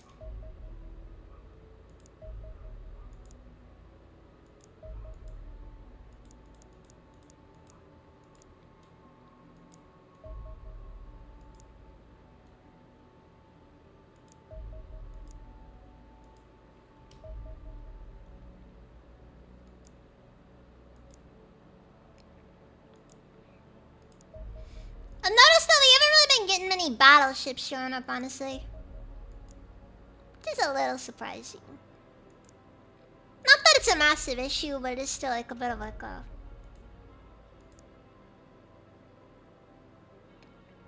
Best part, honestly, is that I don't really need the funds anymore from it, so I really can just shoot them down over the ocean and not really worry too much about it.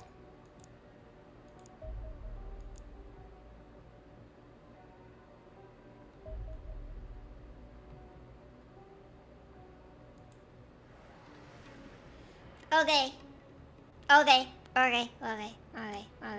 This is a scenario. A scenario that will require some finagling.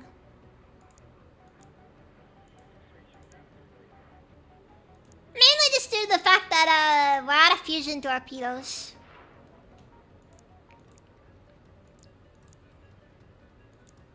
Okay, I'm gonna have this guy actually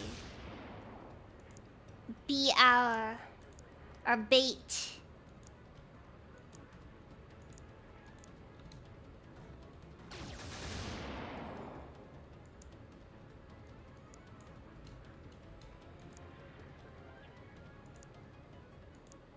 Okay, I guess it didn't want this bait. Which is fine, that's perfectly acceptable.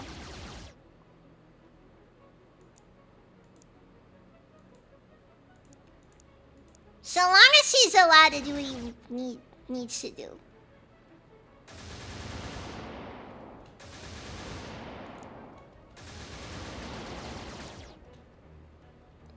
Okay,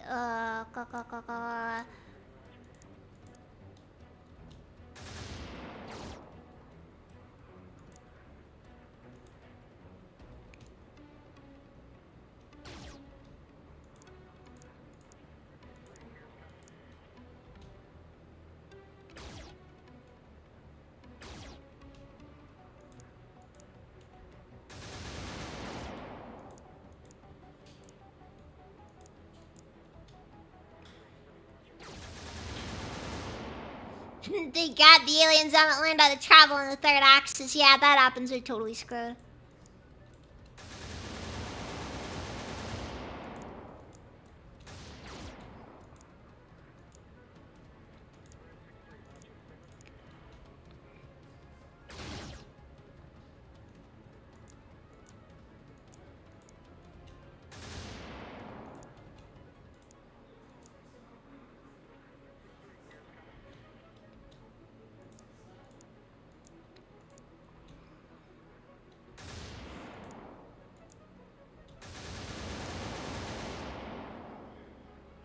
Oh, fuck.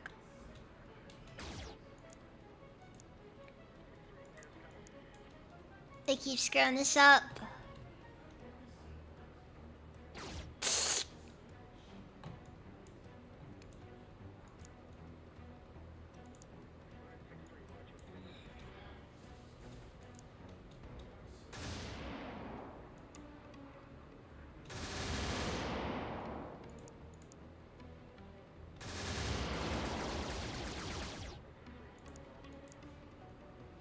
Okay, Marauder 3 out of ammo? Good, good, good. One less thing I gotta sit down and actually worry about. Okay, Marauder 1 and Marauder 5, they're the ones I gotta worry about though.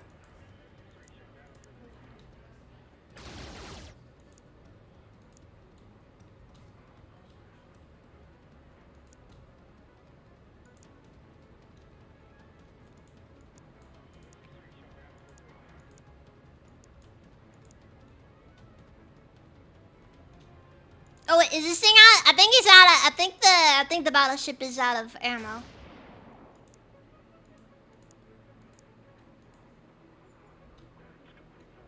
Oh no, I think it just has its favorite.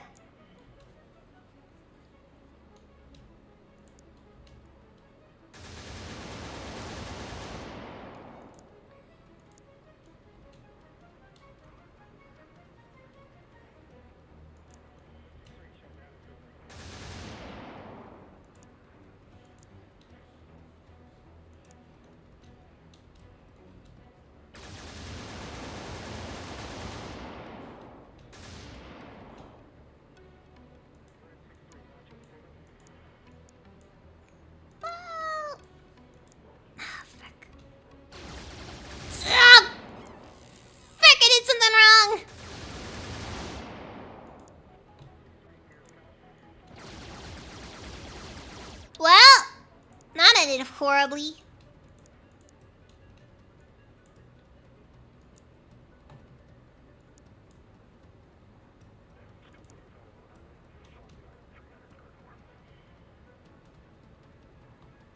Fuck. That is extremely frustrating.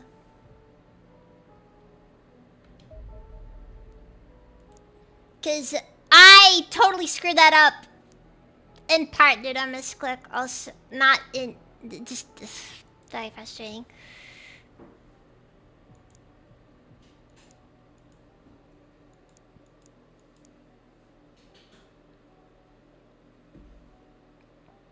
Also, we are thankfully past the point of needing a typical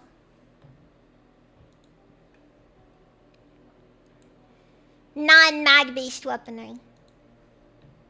Which is actually a pretty solid development, I'd say.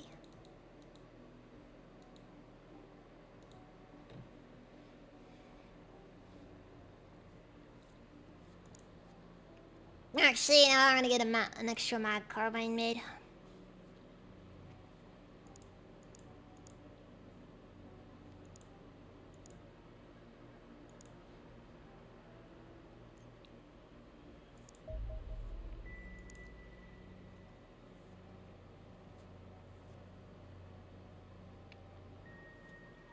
Yeah, but you gotta remember, it's like 3 days right there.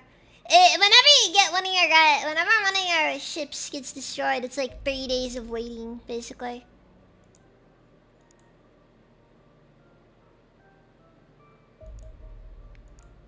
Days of just getting nothing done.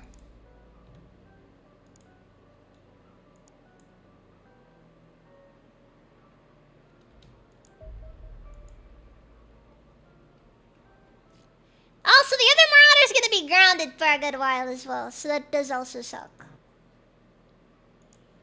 So you got like a Marauder to work with over at Burgerland for the time being, which is not fun.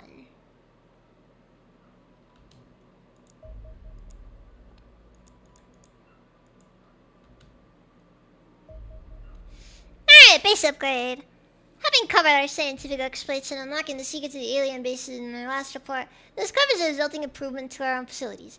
The greatest improvements you have seen is our laboratories and workshops. Those structures now allow scientists and engineers to work almost 50% more efficiently than before.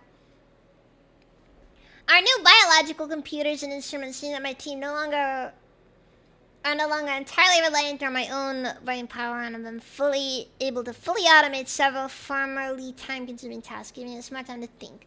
I also had an upgraded laboratory soundproof line for brilliant minds among us to work without being disturbed by the less brilliant. There have also been a number of less obvious improvements to our base, e.g. the refit of base kitchens with laser-based ovens keep cooking food in mere seconds, or the upgraded recreational areas with holographic entertainment consoles. Both of these have proved immensely popular.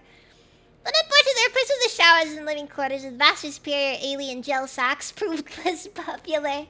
Events culminated in an incident with some of your soldiers, leading to the upgrade being postponed for now, but I hope you will discipline your men accordingly. Finally, we have developed an internal network that links all our systems together, whether they're the same facility or not. This morning, we were able to transmit a mildly amusing image of a cat halfway across the world, suggesting it to be an excellent tool for sharing classified information that are going to say, oh man! Guys, we did it! We did it!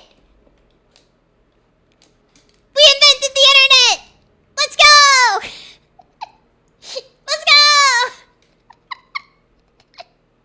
I did this impressive creation, the internet work, and I would be very surprised if it did not catch on. We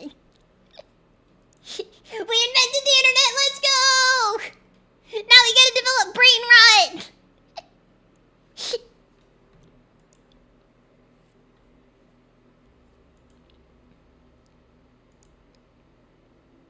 Oh, okay, so our stuff actually got an upgrade to how it looks. It's cool though.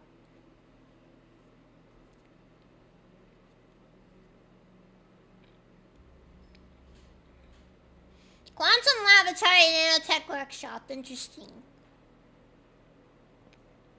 I'm gonna be honest. I didn't expect them to actually upgrade any of that stuff. Alright, let's see if a Marauder can take these guys on. Probably can. Oh, I am making a bad call to run this, I feel like.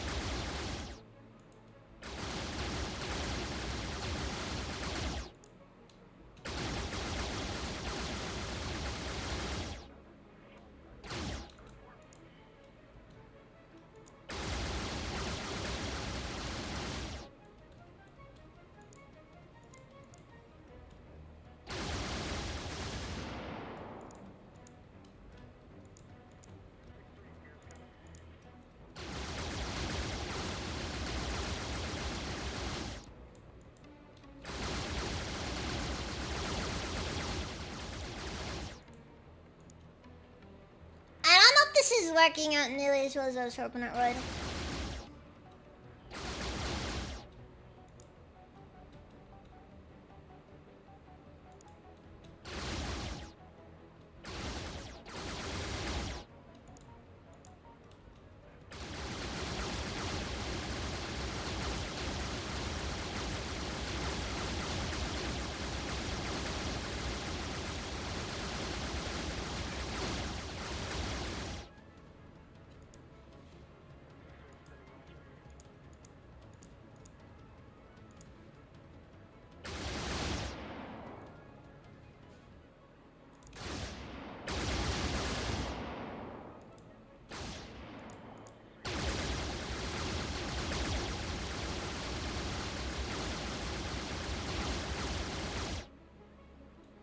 Have we taken out a single one of them yet, or? I think we still haven't taken out any of them.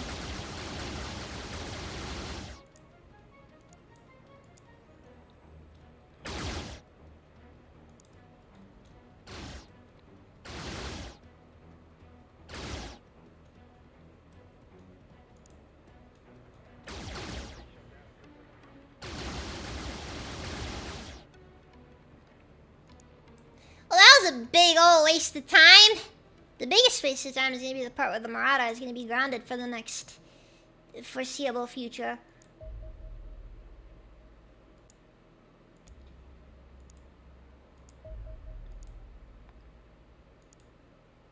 Because, yikes, is all I have to say to that.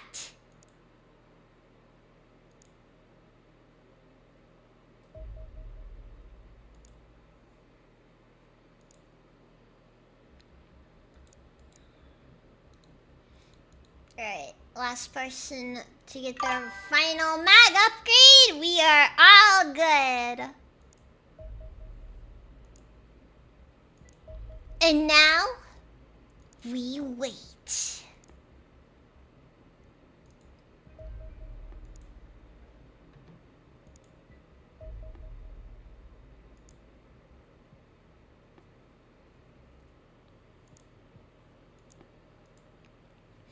The good news though is that the Marauder did actually survive its encounter just fine.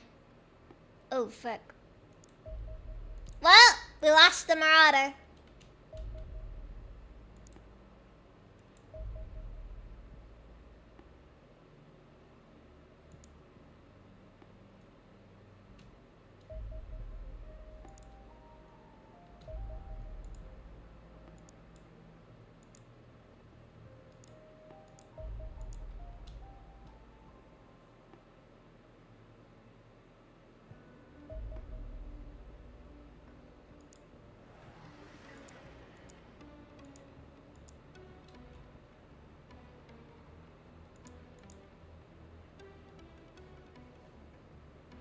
Just sink them.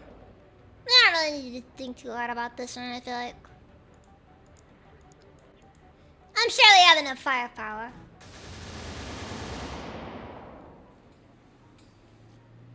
See, plenty of firepower.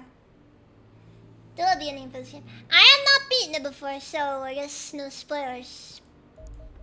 Or whatever. It was just a carrier, so I'm not really too worried.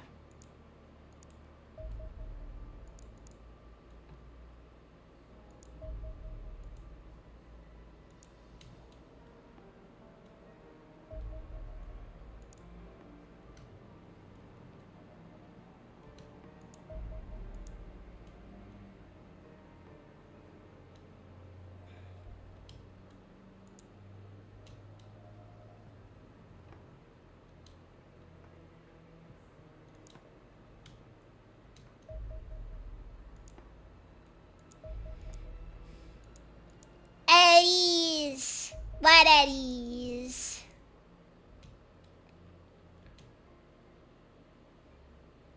Nice, the good news is that I don't have to worry about certain things happening, because, you know.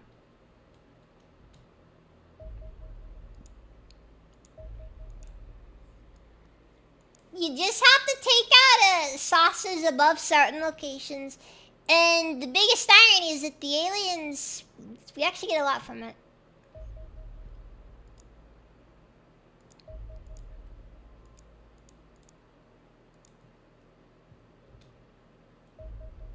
You just gotta take out the saucers over countries, and the countries enjoy that stuff. Okay.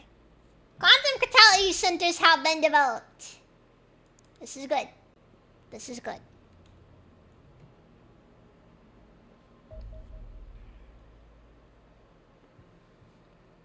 Oh, dude! It'll even say, oh, that's kind of cool, actually. It'll even say, like, how many are actually on there. So, 20 altogether.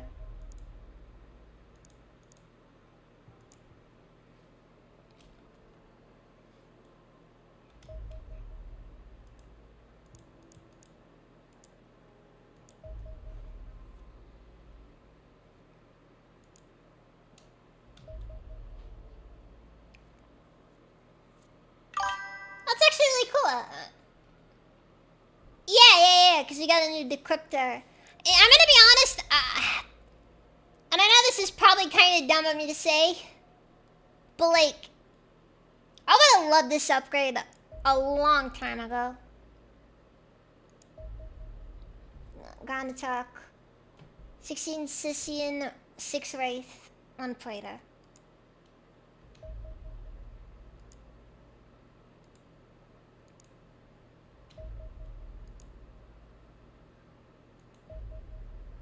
Actually, now I'm gonna have them return to base real quick.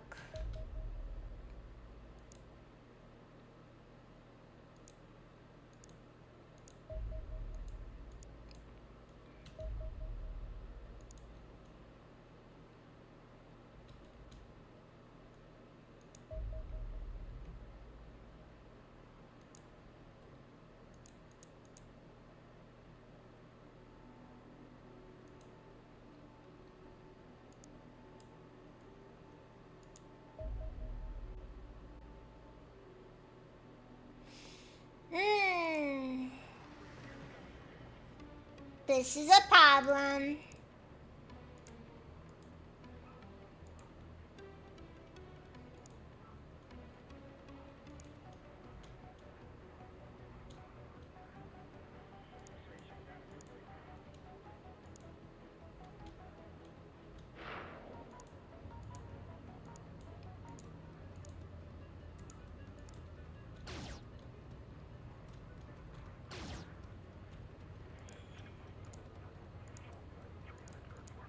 Seeing as their purpose is a ground attack, though, I don't want to risk them attacking one of our bases. Do they know which one of our ships is the weakest?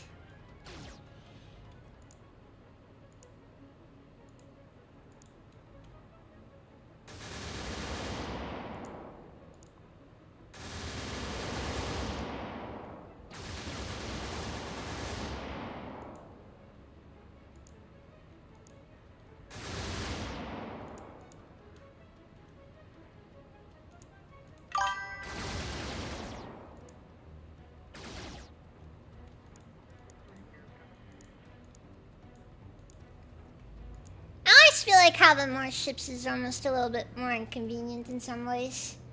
Because you also have to deal with all of the extra stuff that they have to... all the extra attacks and all that.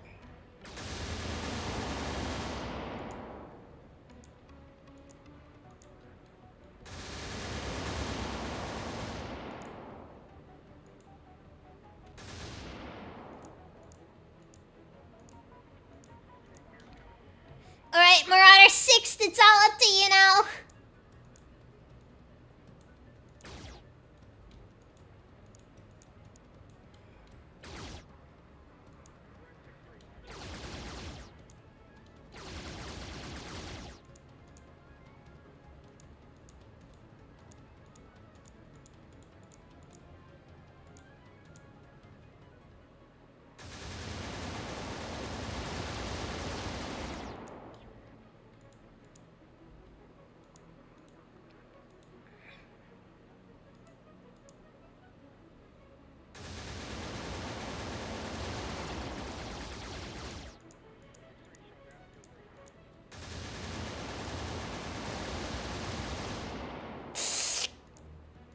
What? Ran out of ammo. That's still good. The good news is that we do have a Corsair, though. Not exactly an ideal thing to go sending after this, but well,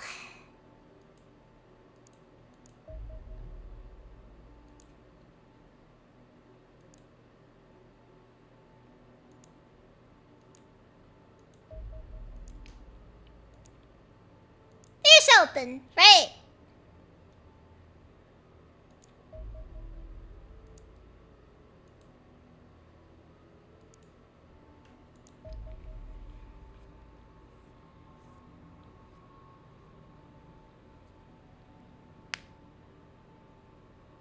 Fortune Andron, 4 Huntin, 1 Praetor. Have we captured a Huntin alive for? I'm just gonna airstrike it because I don't like fighting end runs. End rounds make me nervous.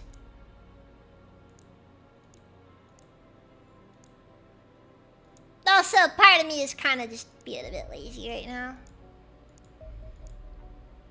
Kind of just want to see where the research takes me, and then we'll go from there.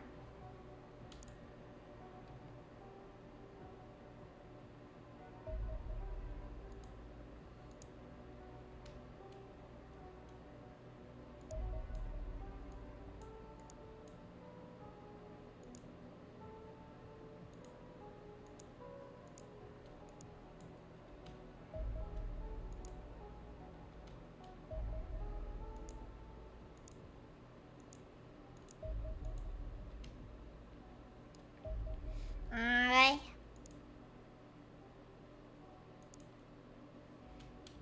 No.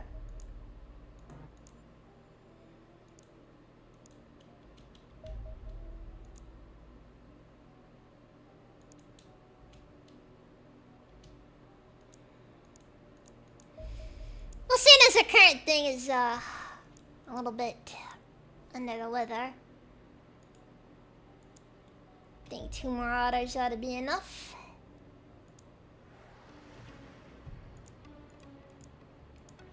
Don't really need the fusion torpedoes for this.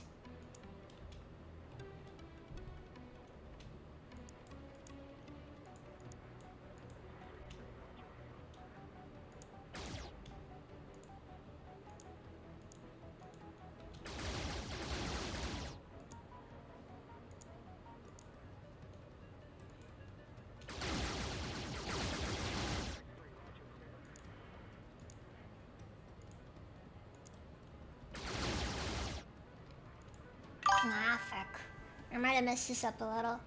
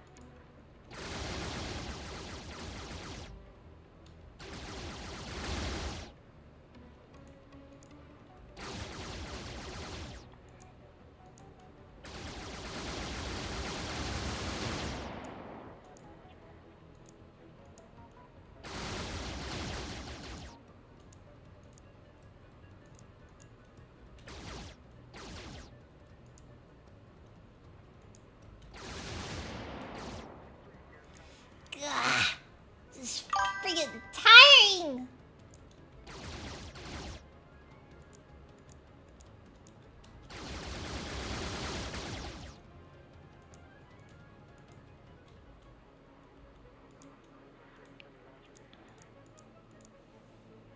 Actually end up retreating.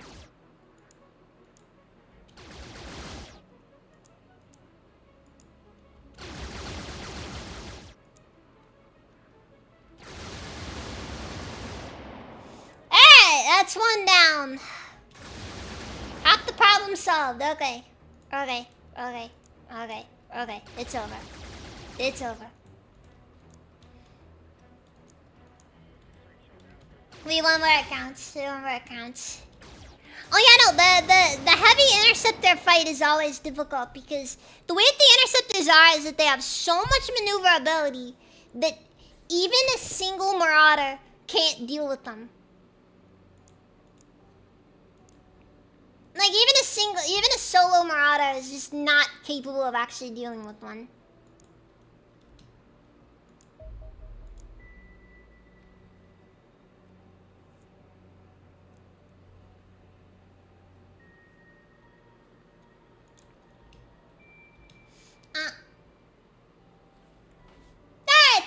actually a lime fan.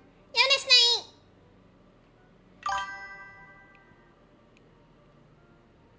No, I could take one out, but see, the problem is that then they use their like squad tactics, basically.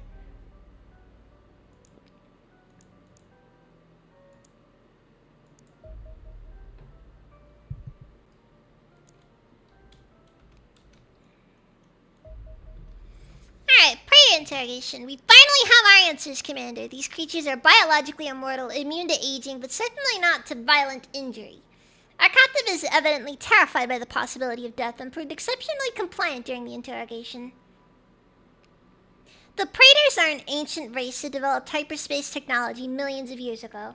Their history was unremarkable until they encountered the Scythians. The Scythians of old had settled their home system, but did not possess the hyperdrive technology they needed to travel beyond it. What they did possess is the power of telepathy, along with several other latent psionic abilities. It proved to be their undoing, craving the powers for themselves. The Praetors subjected the Scythians and studied them until they identified the genetic material responsible. They improved this genetic material and granted themselves the extraordinary psionic powers. They became a race of intergalactic tyrants seeking out and enslaving sentient life in endless pursuit of improvements, e.g. the biological immortality extracted from the Sibelians. The useful species were retained genetically resequenced to ensure submission and servitude. This is the fate planned for us. Our enemies tour with us. This invasion is just a test. The High Praetor measures our progress from the bridge of the enormous alien mothership orbiting our planet. Without him, the fleet would collapse, but then the extraterrestrials would simply jump in a new fleet. There'd be no end. At best, we have the choice between extinction or subjugation. Neither much appeals. The rules must change, Commander. I have an idea. Just give me time to develop it. Operation Endgame.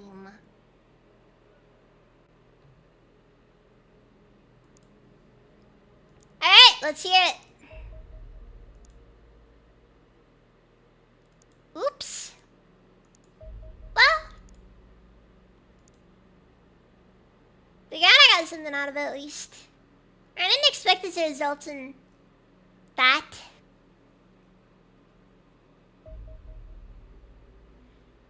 Well, overall, everybody seems pretty satisfied with the results so far. We just got 600,000 extra funding. Let's go! Yeah, no, seriously, we're doing pretty good for ourselves, I feel like.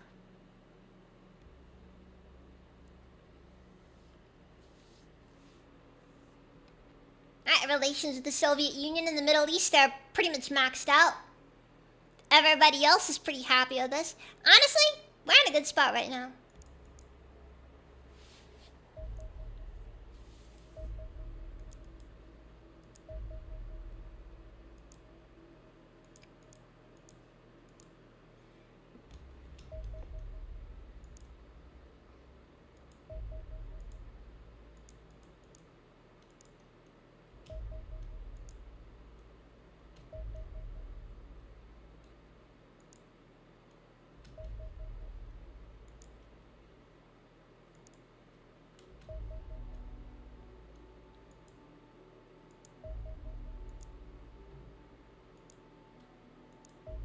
It does appear that we're starting to have some issues, though.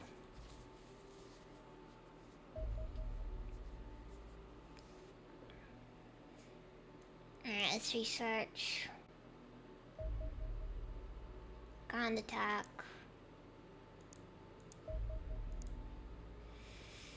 Unfortunately, we just lost half the Marauders in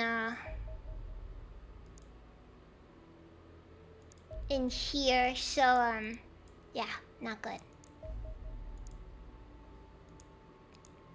Not good at all, actually.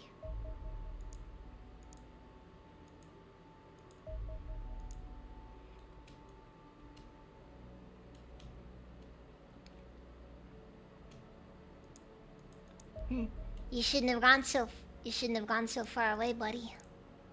Hey, I'm not liking how these odds are looking. You know what? Whatever. We can take it. Engage.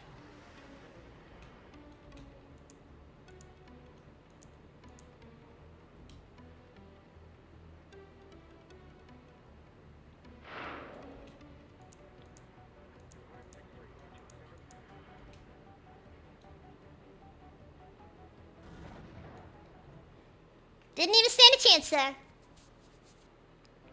Hardly worth the fuel costs.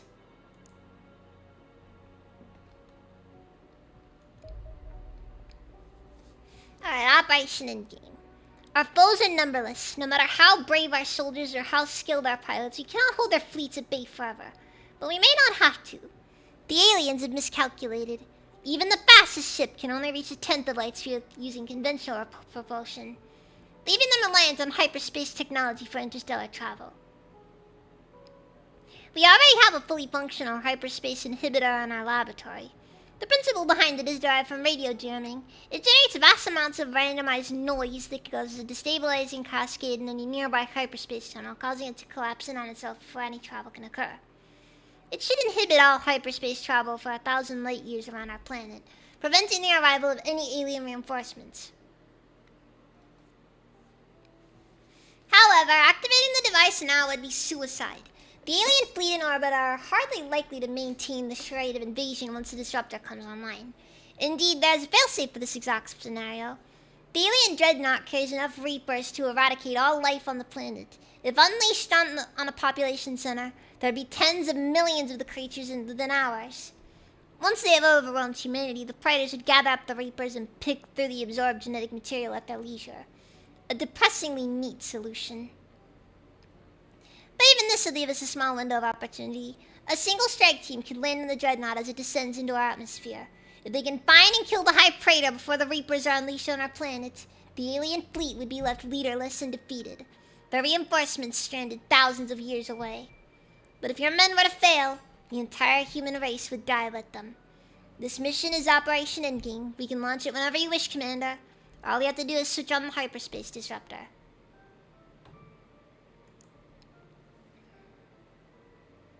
Alright. Well, that's certainly a scenario.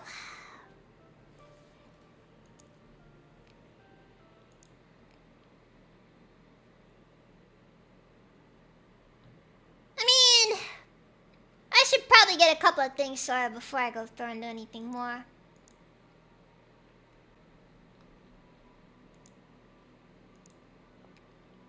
You know, I find it kind of interesting though. In the end, it always comes down to chrysalids. Just being the worst thing ever. Hey, you know, just... God. Okay, I'm gonna get a hover tank made up actually, because I'm... Consider me invested. Okay, carrier research, 19 civilian, 4 Reapers. Think a Marauder and a Corsair could take them? I think they could.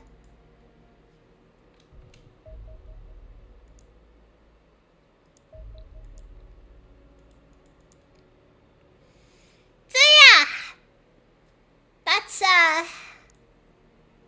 God, I'm gonna be honest. As far as gambles go, that's a pretty intense gamble to go off of.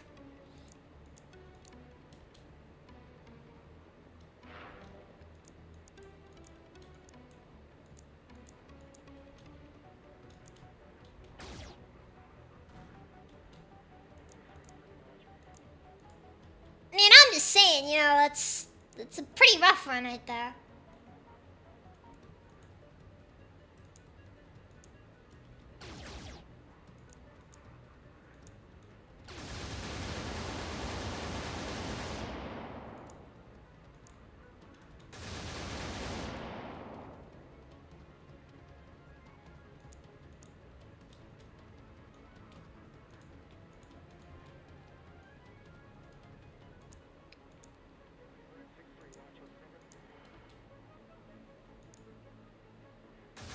I also can say that Operation Endgame sounds like an absolutely just insane idea right there.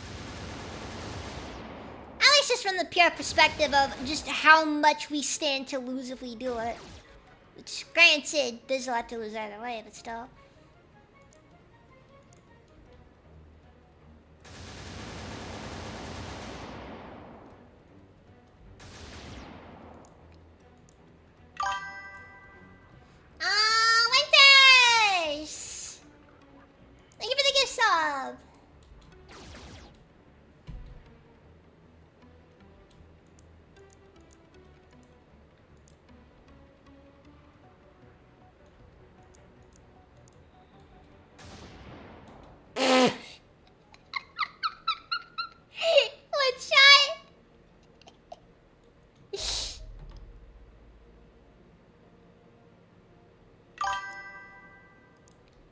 what's not UFO? 18 civilian, 5 Reapers, and Praetor. Okay, that thing's going. That thing's getting sent to the. That thing's getting sent to Agartha.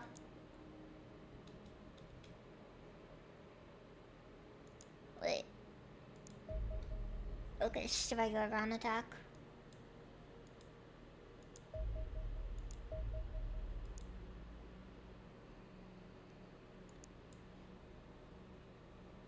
Come on.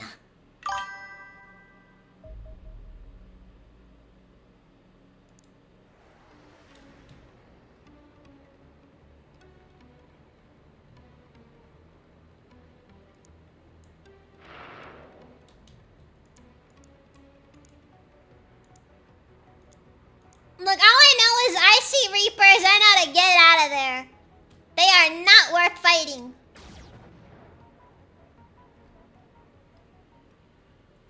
Okay, Reapers are one of those things that you just learn. Don't even bother. Okay, you airstrike it. That's how you deal with those.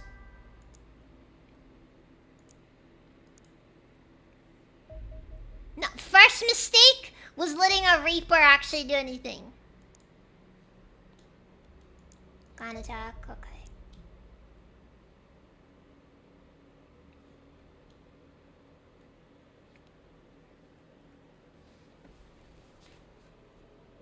Okay, Gabby, I'm gonna stop you right there. Valve won a lawsuit. It depends on which lawsuit we're talking about. The UK lawsuit is still ongoing. Alright, because Valve is hurting these poor game developers. These pitiful things that we call game devs.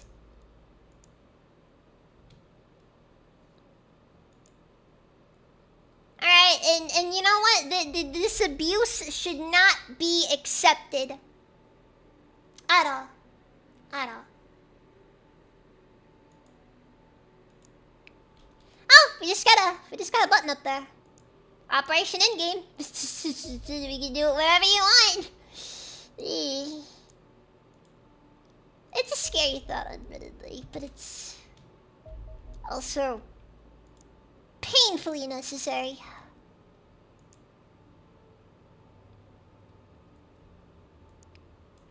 So then comes the questions. Oh. Okay, hold on. Construction. Research. Bombing run. Okay, so we're gonna focus on Mr. Construction. Because after all, I'm not letting anybody build nothing.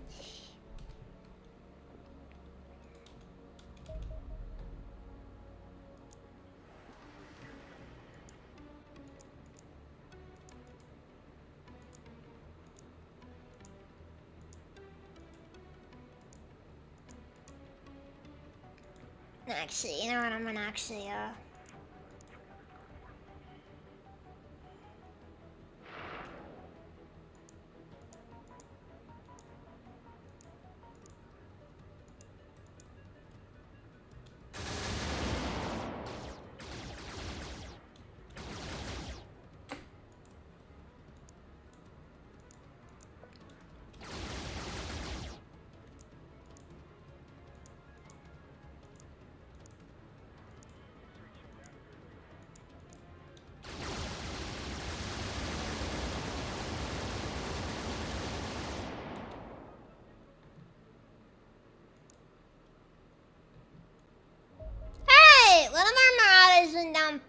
took a bit of a hit there, but it is what it is.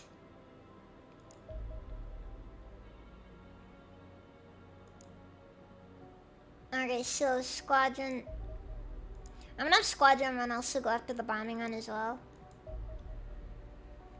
Okay, so do I want to intercept this for the Harridan? I think I'm gonna intercept this for the Harridan.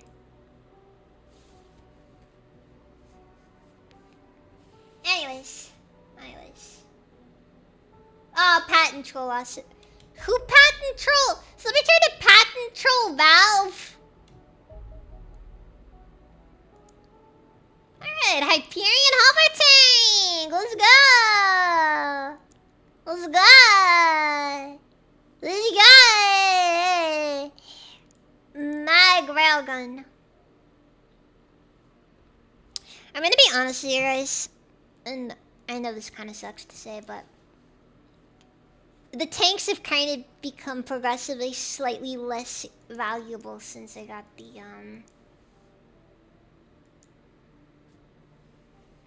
since I developed a lot of predator armor. I feel like the tanks have become less viable.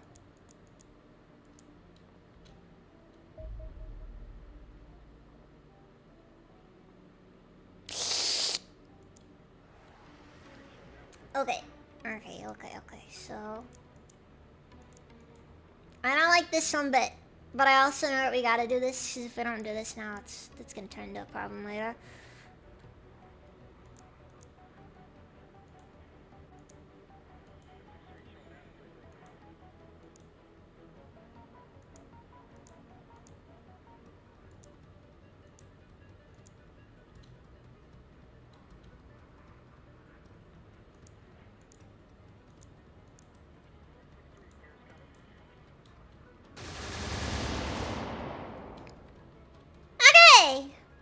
Okay, that works. That works.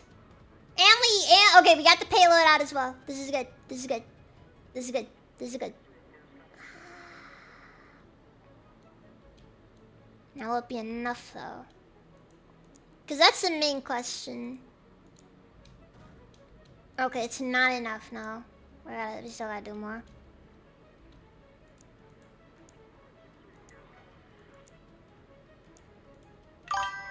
The good news is that once we take out the his friends, he shouldn't really be much of a threat on his own.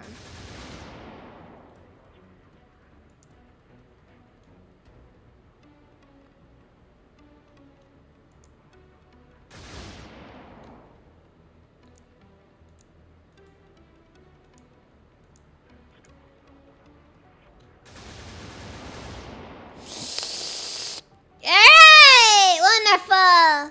Wonderful!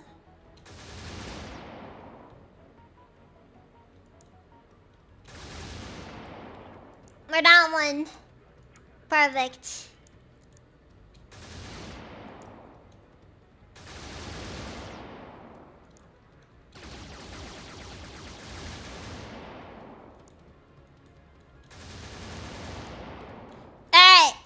Alright, okay. That's the main problem sorted. Now I can just deal with the strike cruiser.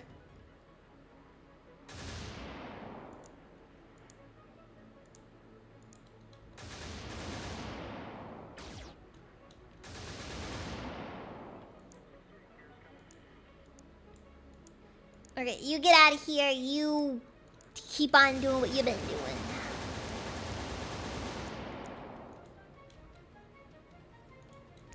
Okay! Somehow I ran out of ammo. Well, at least we got rid of his escort. Which means that round 2 will be a lot easier. If round 2 happens at all, of course. Because round 2 may very well not happen at all. Because, you know...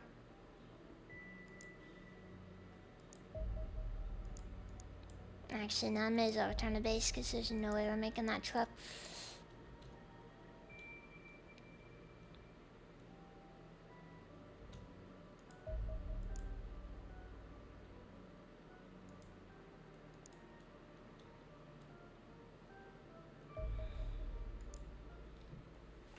Anyways.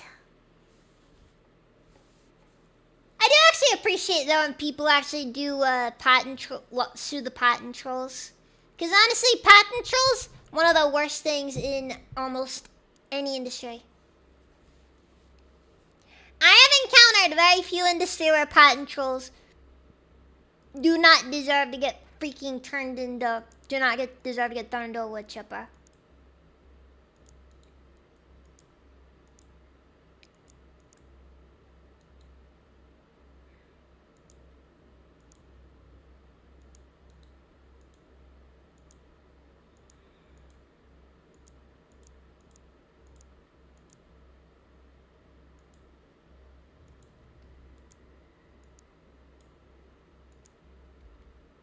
Like, seriously, patent trolls are awful. And I think that kind of goes without saying, but still. One thing I kind of wish was an option is if they actually gave us the ability to see what was actually on the...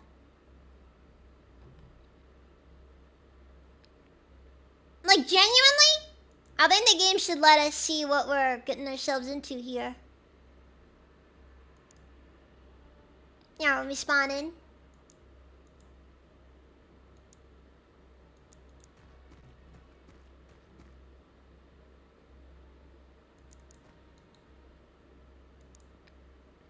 You know, rather than the current, like, you know, well...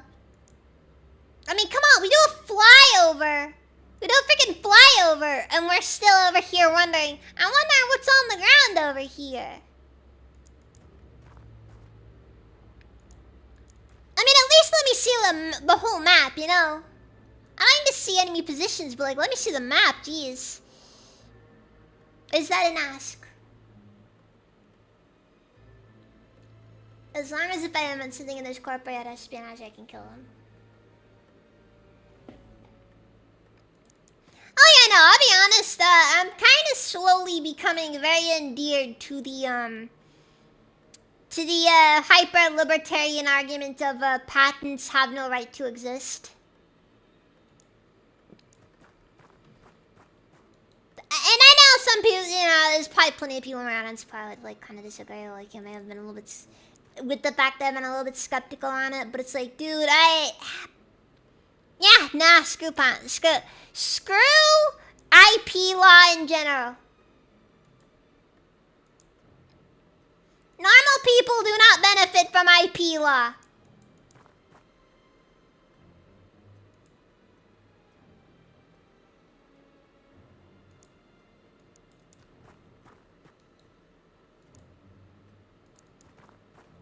You get the point, though. You get the point, though.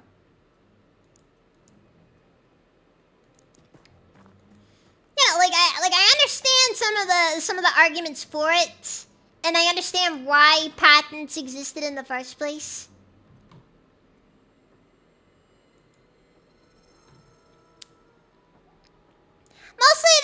Mostly patents exist because Ben Franklin wanted to be able to keep his ideas. He didn't want people stealing none of his ideas. And that's all well and good. But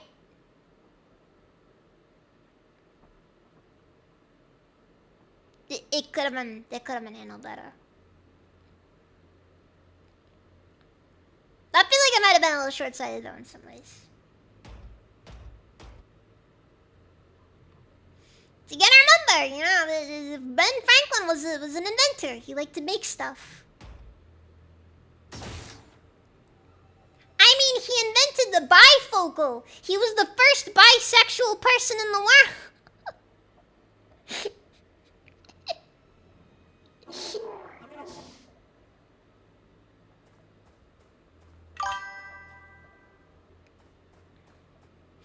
You know, look, knowing Ben Franklin's proclivities,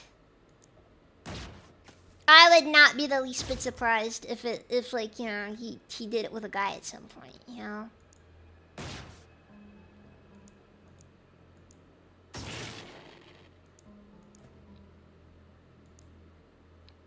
You know, it's like you see a guy, you know, he's like, some people, you know, you just shouldn't be surprised. And, you know, good for him. Good for him. Okay, good for him. He's allowed to do what he wants, okay? The world is his oyster. And apparently he really liked oysters.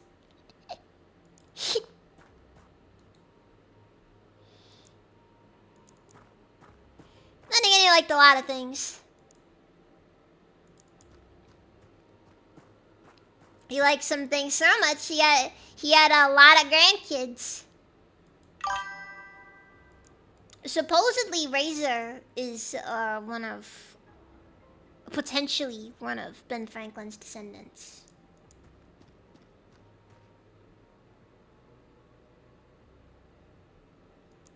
Supposedly. I don't know for sure how accurate that is. The best part about it is that's not even like one of those, oh man, now we're gonna figure it out. No, you can't. It's plausible to believe so many people could be on that list.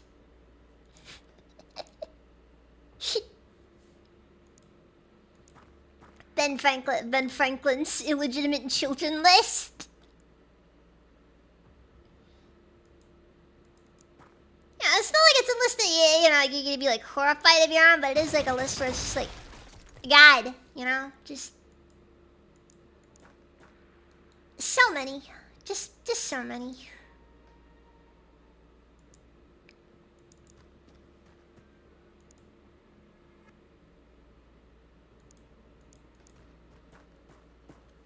Also, that was the joke, Winters. That was the joke. Just...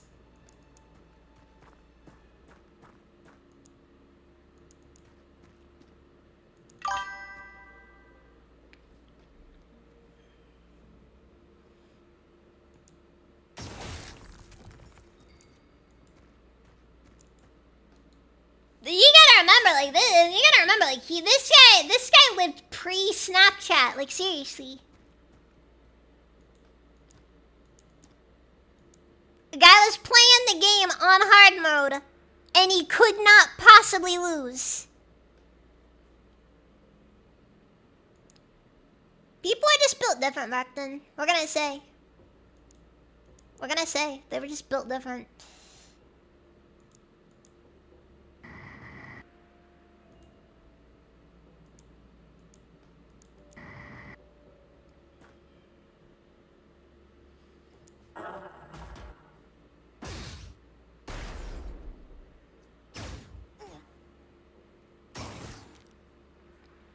Oh my god, it's falling apart! Frick, it's falling apart!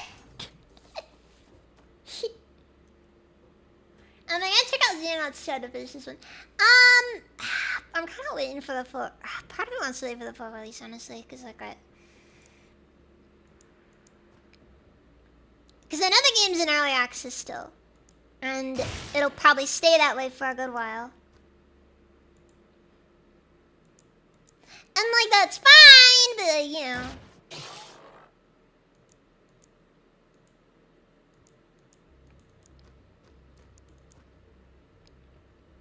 No, it's their game. They can develop it however they want.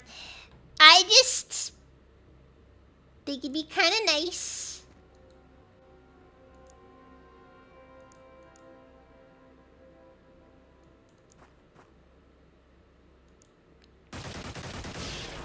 You know, I can still say, I'm pretty sure the new one probably will not have psionics in it either.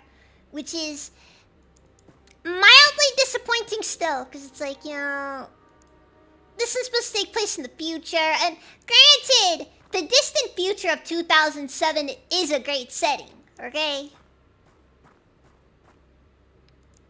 I mean, that's like the peak of Kids Bop right there. Alright, that's a good...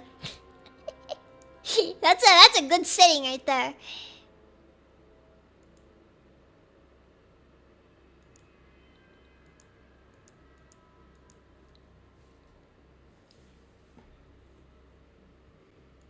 Look, all I'm saying is,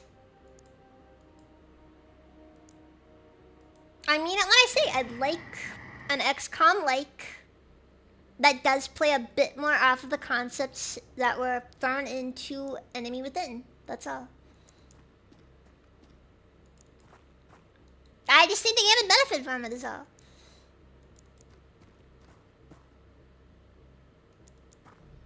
You know, the concept of a suit that gives you full 360-degree vision is extremely implausible.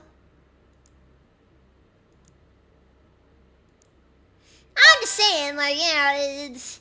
I don't even know how you process a full 360-degree vision.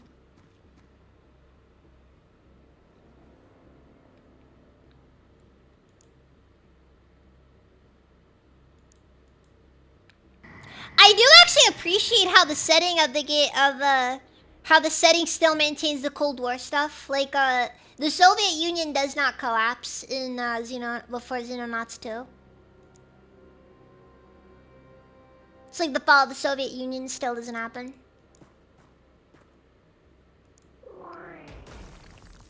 You know, so it's kind of interesting. It's a neat concept, and I appreciate it for what it is.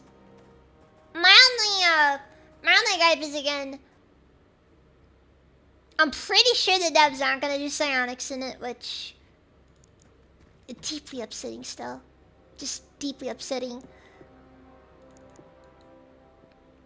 So, like, I get that, like, apparently in lore, even the Praetors don't have psionics naturally.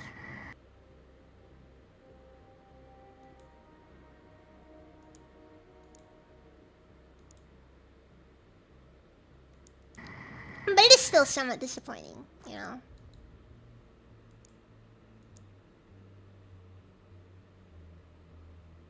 XX is gonna be a great year whenever that happens.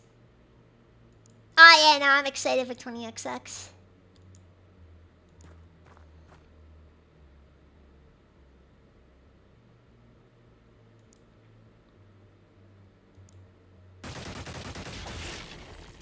Remember, guys, when 2007 rolls around, things are gonna be a little different. I've been noticing the lights flickering a lot. Born too soon to explore the universe. Born too late to explore the world. Born just in time to pay exorbitant prices for electricity due to AI data centers. I don't think we have one of those in our town, though.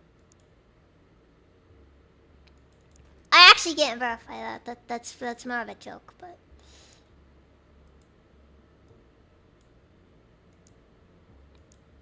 I recently encountered a video on YouTube. Apparently the data centers may be causing some problems, like physically to people.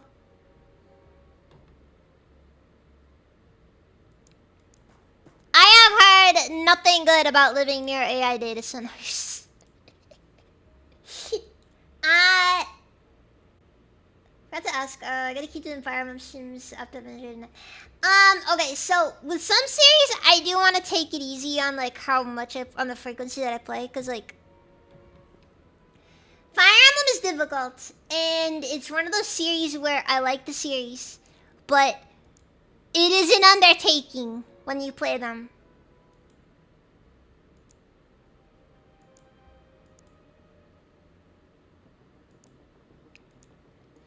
More likely than not, but my current plan is after I'm done with Radiant Dawn, I'm going to switch over to a Etrian Odyssey 30 HD. And from there, I'll figure out what I want to do. And then maybe after I'm done with that, I'll play through another Fire Emblem. The problem is like, you gotta remember, Fire Emblem is a big series, and every game in the series is really, really long.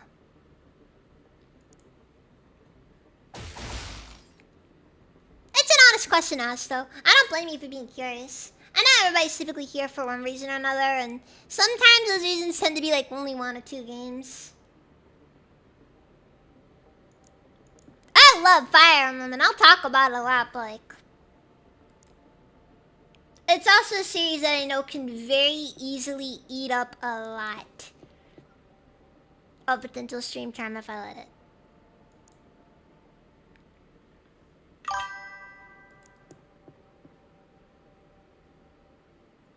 Okay, so we got a guy over there.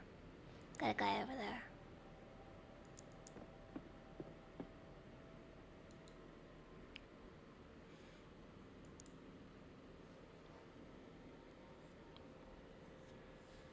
No, that is fair. That is fair. Yeah, Fire Emblem is one of those series that I kind of grew up on. So it definitely does mean a lot to me to talk whenever I get to talk about it. I don't blame people for being interested, cause you know, like I said, I'm a bit of an old head when it comes to Fire Emblem, so you know.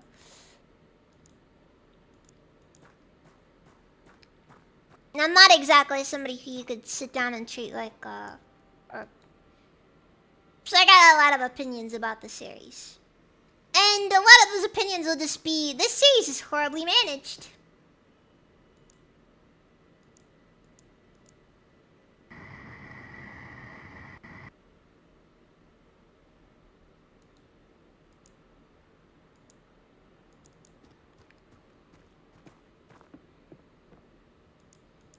I am very excited that I get started on Stream Odyssey 3, because that's the only one that I have never played in any capacity, so that's gonna be the one that I'm gonna be like, you know, really invested in, I feel like, for a bit there.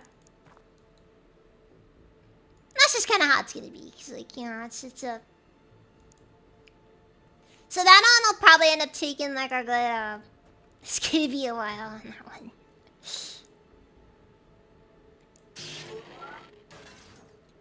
It's gonna be a while.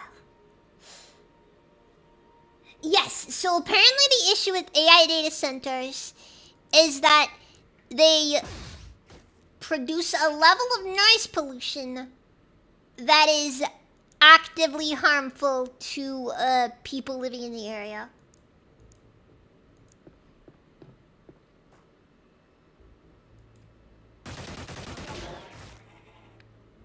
And said noise pollution has been linked to a lot of things. The biggest one being, well, it just makes the place unlivable. Just straight up unlivable.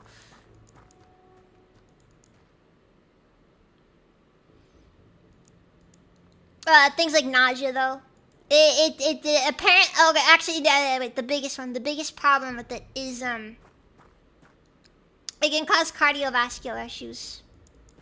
That's actually a very significant problem that if it's not looked into, will definitely be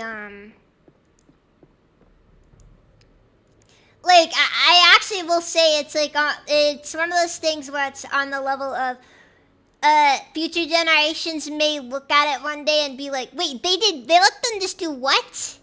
You know, and it's just it's concerning. It's very concerning. I apologize. You know what? I start talking about real stuff sometimes. And I don't mean to. Oh yeah, no. The AI data centers don't cause any issues. Nah, come on. Why would there be any issue with an AI data center? It's just a GPU, guys. Come on. Who do you think you are? Eesh.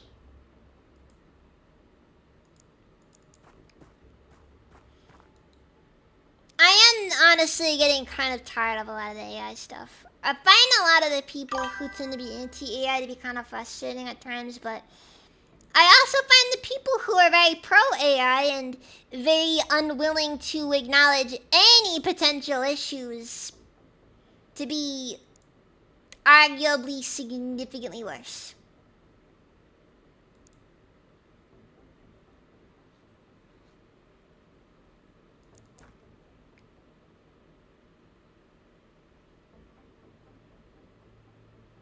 Yeah. So like I don't know if it's Tennessee. I can't really remember the specific place, but yeah. So there's like there's a town somewhere and just where the Grok data center is. No joke. It actually is like a legitimate concern because like apparently it is making the area functionally unlivable. Because like, see the problem is. The problem is that it's not about the noise pollution that you hear. The sounds you hear are probably the most, should be probably the most comforting things on there. The problem are the sounds you don't hear.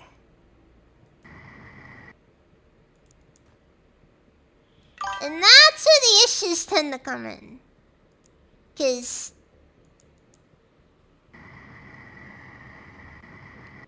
God, I know, right? But yeah, the irony is that You know, the inability to afford computer parts is ironically probably going to be the least of our worries in the long term.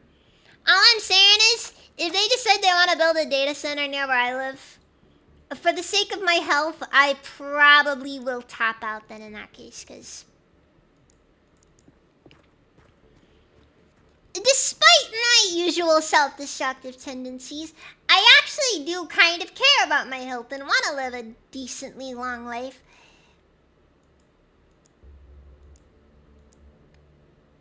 And heart palpitations aren't fun when they happen. And I don't want the frequency to increase, so...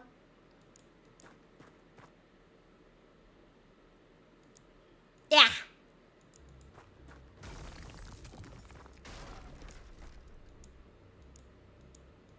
I like how every time any new info about AI comes out, like, just like what's going on with it, it always gets worse and worse because it's like one of those deals where it's like, oh, our entire economy hinges on the success of this one technology. Oh, that's comforting. What's that? It's causing a fair bit of, ecological damage where it goes. Oh, that's great. That's great. The places are functionally unlivable. Oh, man, I'm so excited. It's incredible.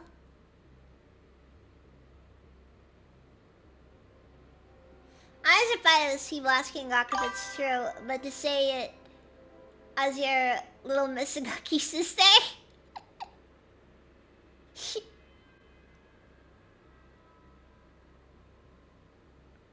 Highly suggest as someone who lives here in Minnesota, I highly suggest building every AI data center here.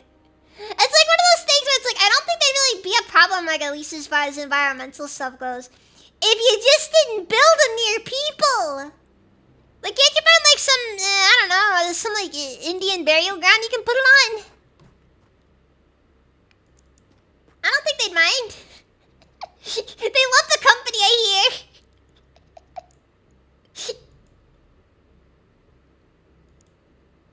and then Grok just ends up getting possessed by a chief by the chieftain. It really is, isn't it? It's just like, you know, like I mean it when I say it. If you don't laugh, you're gonna start crying. You know, you're either gonna laugh or you're gonna cry. You gotta pick one or the other, because you don't get both. It's horrible. It's awful across the board.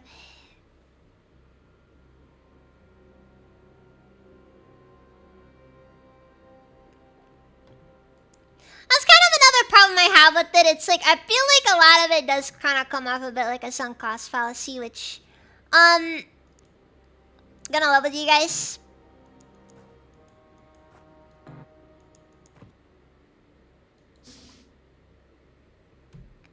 You don't want to get too caught up in the sunk costs of things.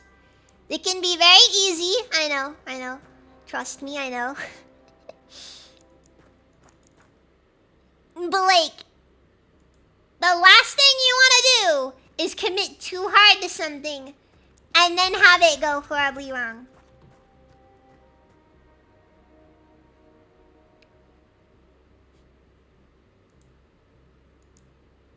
What, you telling me? Are you telling me that?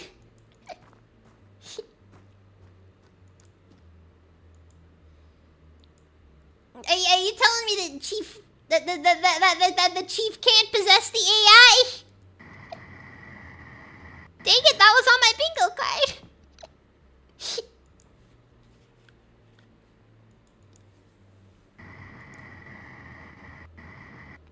That one was on my 2027 bingo card.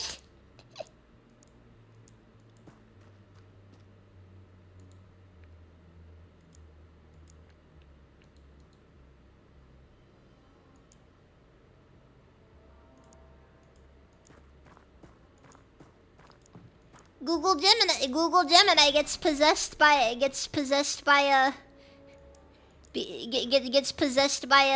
by vengeful spirits. It was on there. This is terrible. Terrible news. I'm gonna lose all my money!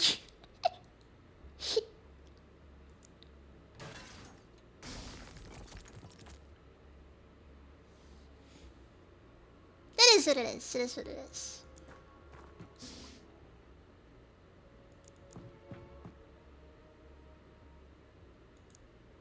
Yeah, I'm a little bit disappointed that there's nothing in here, honestly.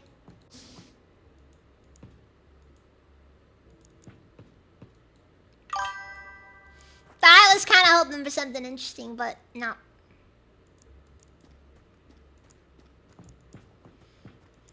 Ironically, androns are probably the least of my concerns, though. Oh well.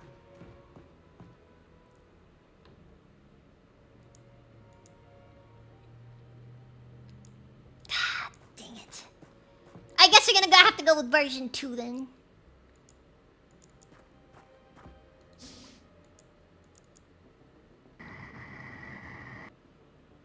Remember Ngak was completely unhinged. Remember Ngak predicted his own death?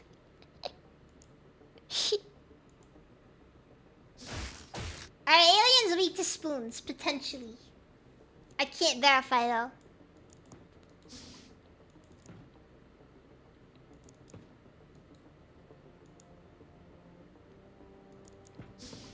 Yeah, but once we're done with once I'm done with this one, I'll probably end up playing the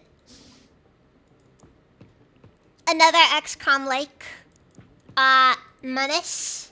That's a recent one that came out recently. It is a recent game.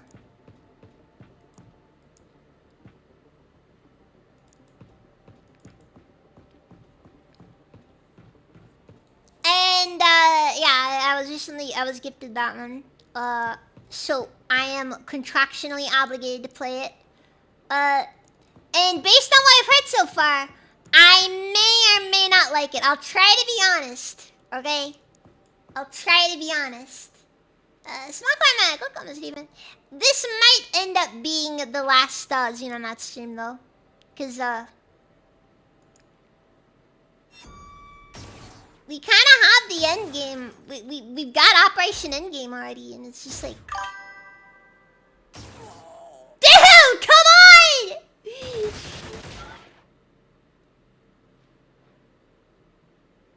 Takashi!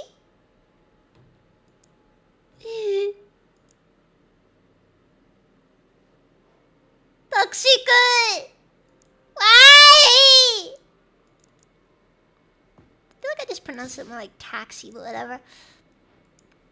Who was it that died there? Maybe? I really don't know, honestly.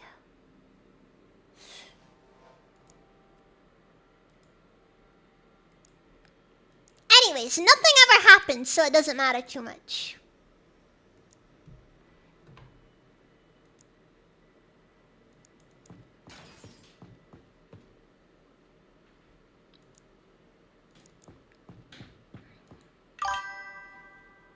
Have I seen Phoenix Point? I'm interested in Phoenix Point. I have not heard the best things about Phoenix Point. Look, in my opinion, I'm gonna struggle to enjoy an XCOM-like game if it does not have a good economy.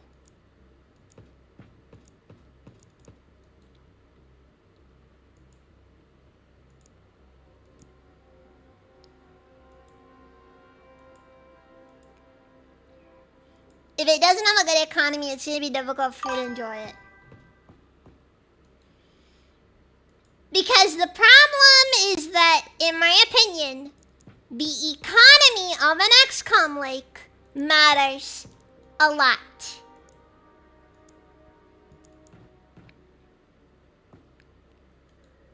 We're gonna end up getting nuked. I just know it. I got that feel. I got that vibe going here. Anyway, so I think there were like 4 of the Hurrians. We killed one outside. Oh. Oh! Oh! Frig! Something exploded!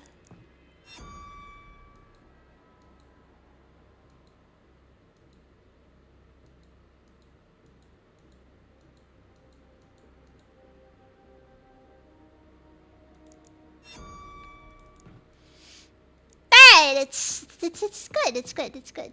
I have no clue what happened up there.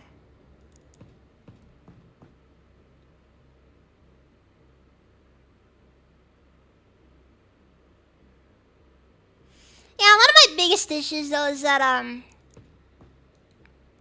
in my personal opinion, I prefer XCOM UFO defense style. And that may be semi-controversial.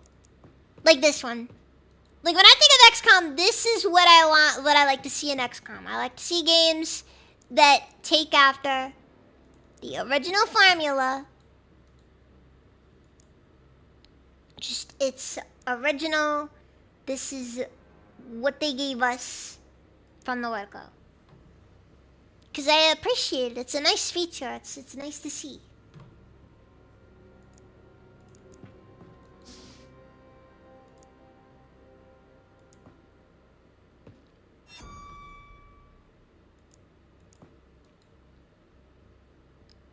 I just kind of prefer the more hardcore sim aspects of it, I guess.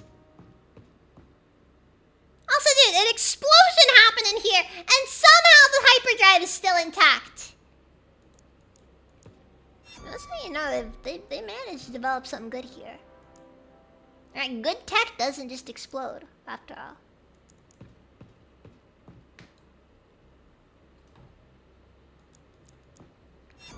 Yeah, because bad tech explodes.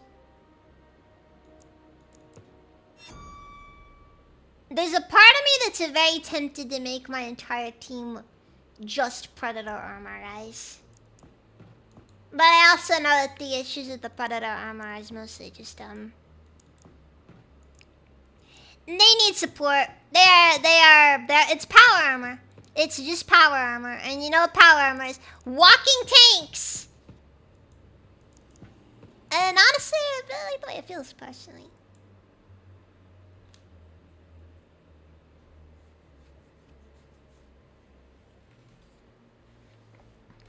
Oh yeah, no, this is the only game that actually takes after the original XCOM. And I'm gonna be honest, in my personal opinion, original XCOM has a much more interesting setting going for it, I feel like. Like, the overall setup of it just feels better to me. And I can't explain why it is, it just does.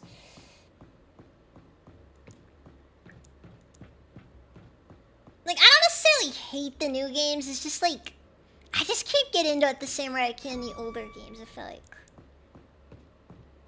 This game is called Xenonauts. It is a game that is styled after the very first XCOM game that was released for MS-DOS back in 19 whatever, you don't care what year it was. I'm just stating a fact here. Anyways.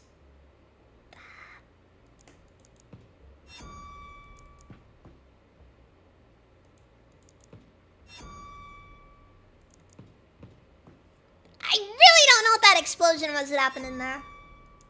All I know is it was something. There's smoke everywhere now.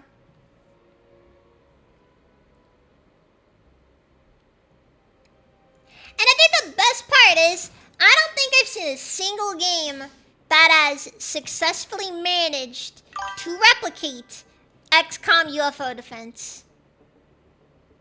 And I mean like truly managed to replicate it.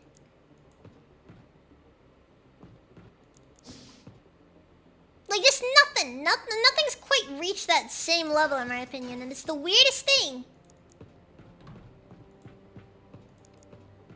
Like even in XCOM, I feel like nobody's really managed to replicate it. And I don't know why, I feel like it would have been easy, but no, just somehow it's just impossible.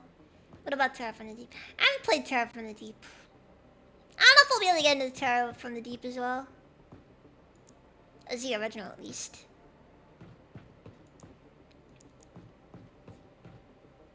I guess it's just kind of weird when, like, the only real option if you want more content for the original XCOM generates is just to boil down to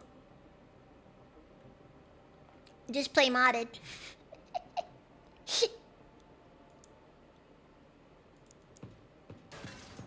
Just mod UFO defense, coward!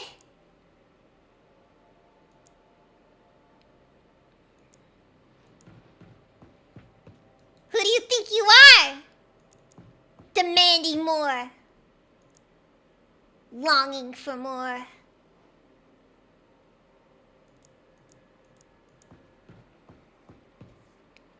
But then half of the mods for UFO defense end up being, honestly, my biggest issue, and this actually really applies to like all XCOM games. I feel like XCOM fans always struggle to make well-balanced XCOM games.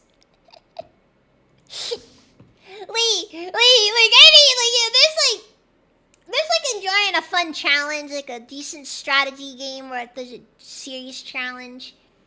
And then there's getting punished for the crime of existing. And I have played some games where you get punished for the crime of existing. It's rough. Okay, it is rough. How some games can be with this stuff. I don't know why they do it either. It's just...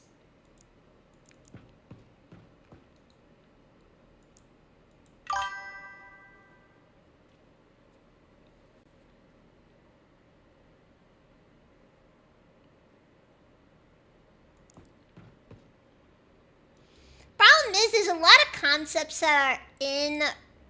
People attempt to mod certain concepts into modern XCOM. The problem is that XCOM Enemy Unknown does not have the same framework necessary to create certain features. The best example that honestly comes to mind is the fact that XCOM Enemy Unknown doesn't really give you options, like a really good one, multiple bases.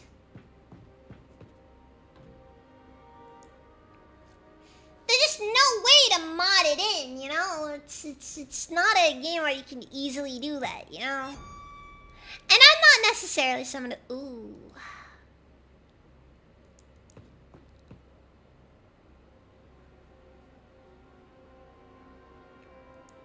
That fusion reactor melted down.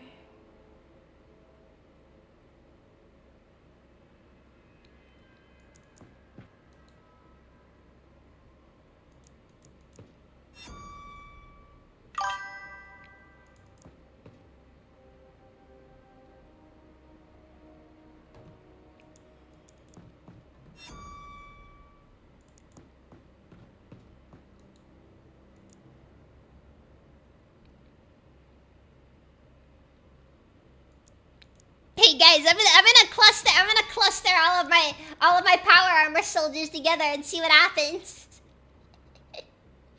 This cannot end. This is not going to end very well, I feel like.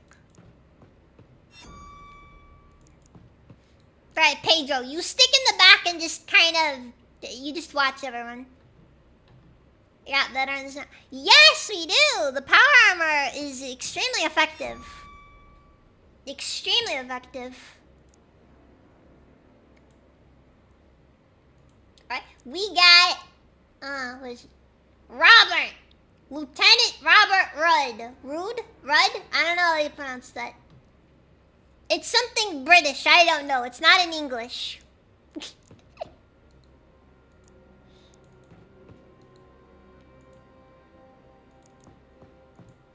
I Sinister, welcome, Steven. Steven. I am... This is probably gonna be the last stream on stream. It's hard to say for sure though. I'm not sure what I wanna do. Okay, we gotta capture that guy.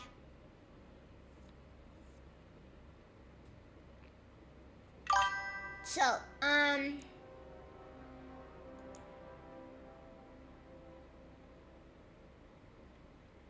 you know, I don't like how this is looking so far.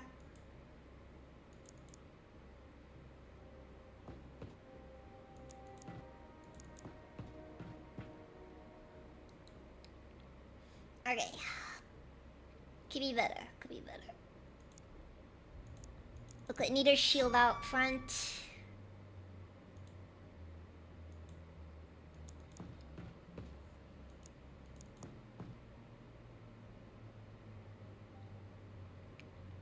Okay, we got 2 guys you could potentially capture. We need to capture them so we can interrogate them properly.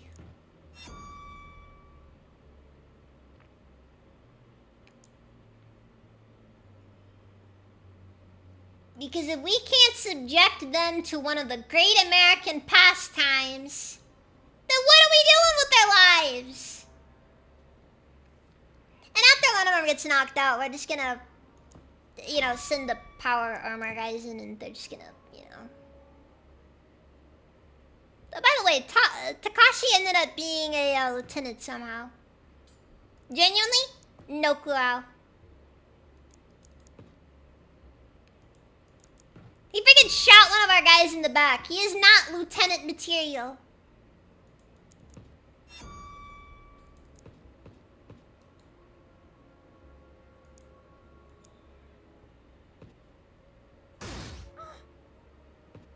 Alright! Jeez! I don't like fighting these guys because they always snipe you. It's very annoying. Okay, Predator's going in.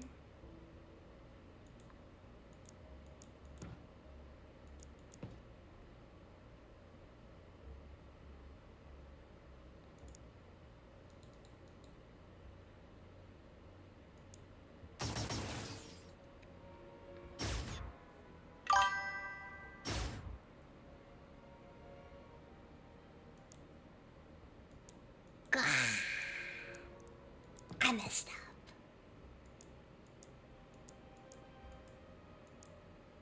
I messed up bad.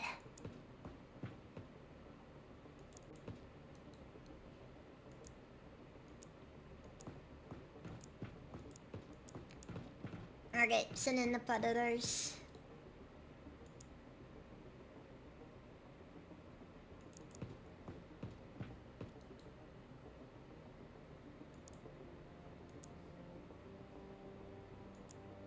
Actually, I'm leaving Robert in the back because I don't want him to get too injured. Mostly because Robert is currently our highest rank guy, and, well, it's good to have a couple of lieutenants laying around for morale purposes.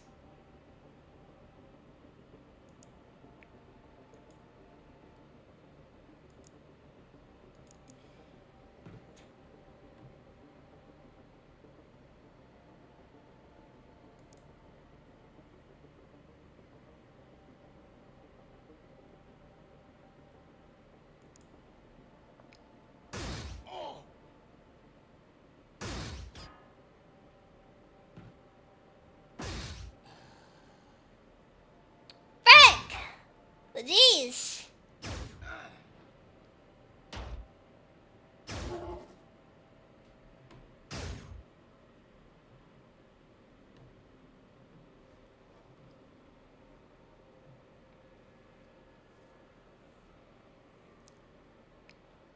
Alright, cool. He broke and began fleeing. Not the sort of thing you want to hear generally.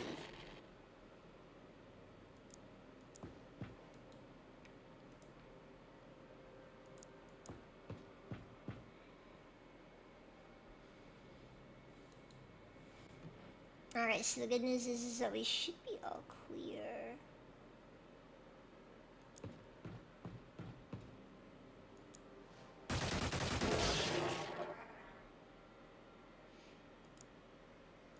Okay, there's only one enemy left to worry about. And then from there, we'll be all good.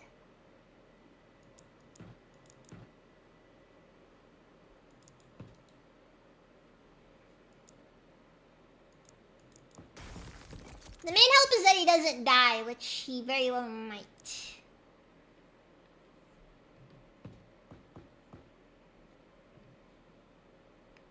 There appear to be additional enemies outside of the ship, which is a potential problem. This guy is unbelievably lucky, by the way. Unfortunately, Igor ended up dying, which is actually very unfortunate.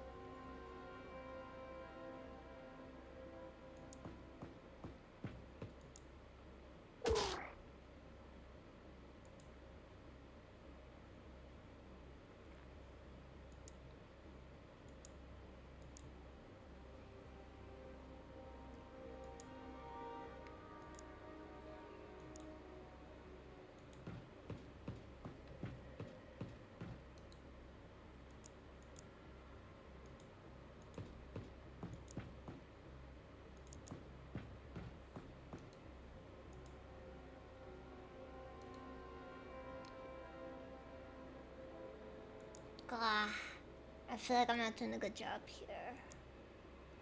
Is it electroshock grenade? Yeah, it's electroshock, so... It might have done something, but it's hard to say if I can even get it where it needs to go. Nah, there's no way I'll reach.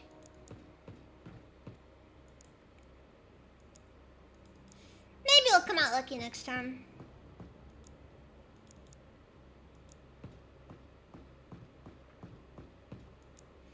Odds are that probably won't end up happening.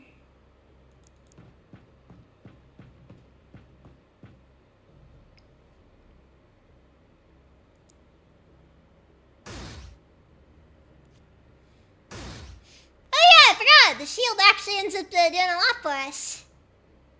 Oh, buddy, you have done something bad by yourself. He's gonna have a lot of fun. That's all we really have to say there.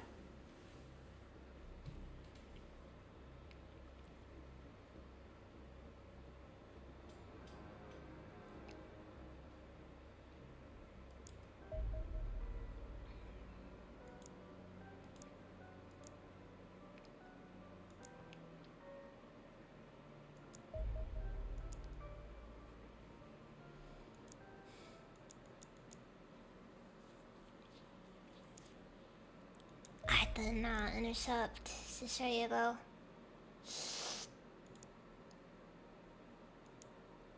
You know what? I think one more outer might be enough to make it.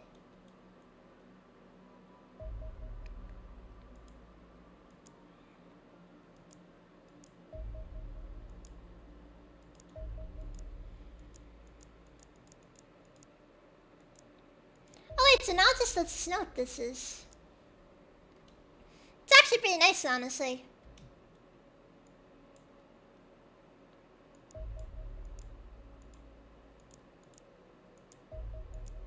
Airstrike. I'm not gonna sit down and write too much about some guys.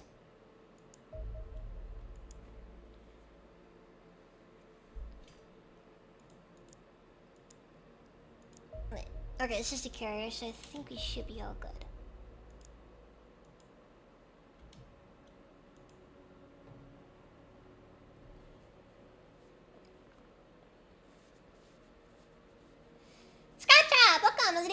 Also cool when even. Harden analysis. The Harden is by some distance the most relaxed of all our captains. Indeed, I occasionally wonder if it is even aware of its confinement. The creature is sealed in an armored suit that cannot be removed without killing it. Our holding tank may be lesser of two prisons. Performing analysis on the Harden has been a frustrating experience. It seems largely oblivious to our existence, so attracting its attention and engaging in it in evaluatory tests is difficult.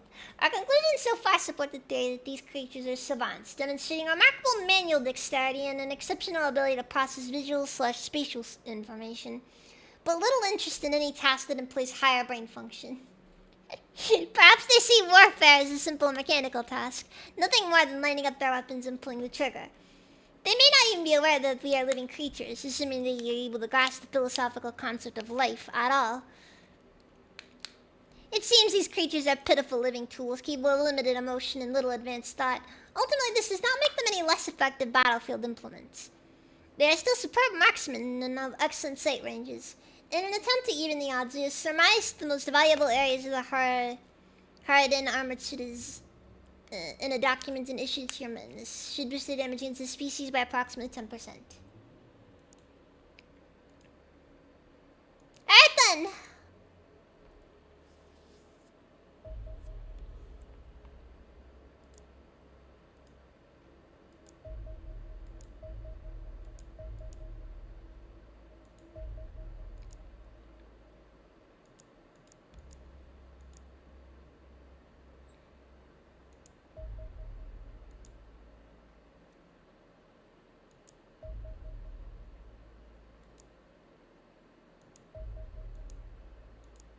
That says base attack on it.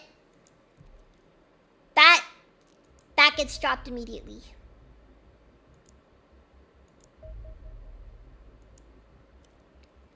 Zero hesitation, just kill it now.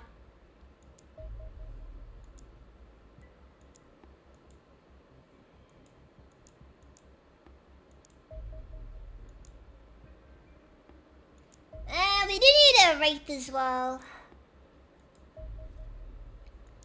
And alongside that, we also need one of the praetor corpses.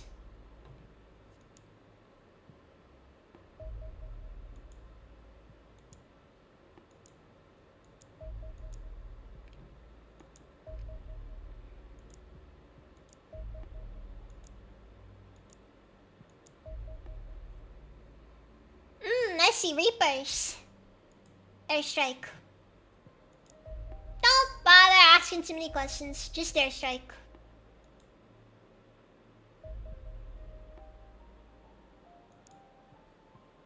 Alright, wait a minute.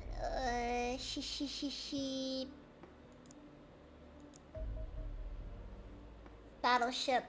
17 Sicilian, 6 race, 1 player. Do we have enough stuff for this? I think I should have enough resources to deal with them. I'll just let Mara for return, and then we can send everyone out at once.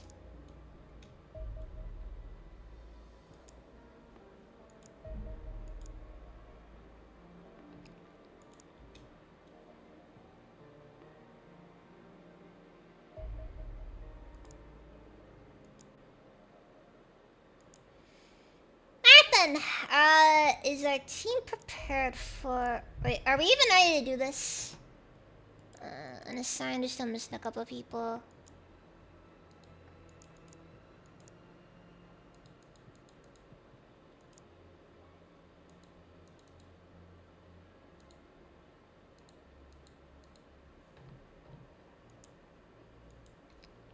I mean, you should have enough people regardless. My main concern is just how much is there. Can't complain, survived. I get that feel, Corbin. It still sucks, so, you know, just having to deal with it.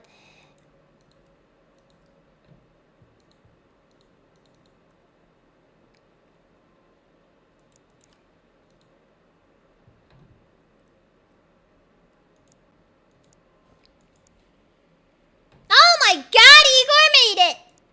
That's not what I expected, honestly.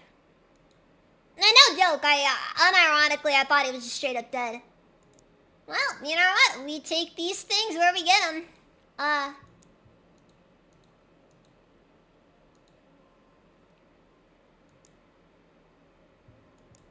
You know, we take the little ones just as much as we take the big ones.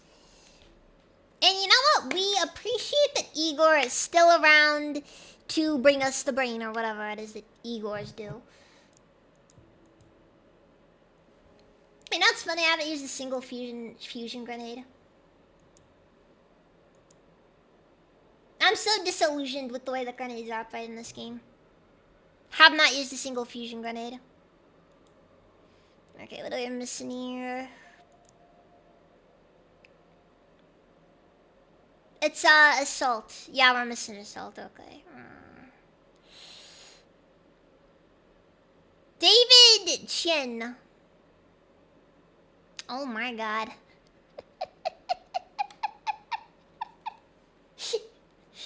In a more modern world, this man would weigh like at least they get like 50 pounds more. This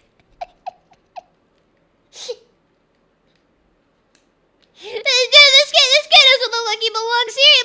He looks like he should be making freaking gunpla.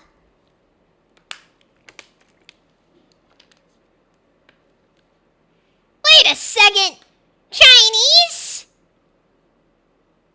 Likely story, David. Likely story.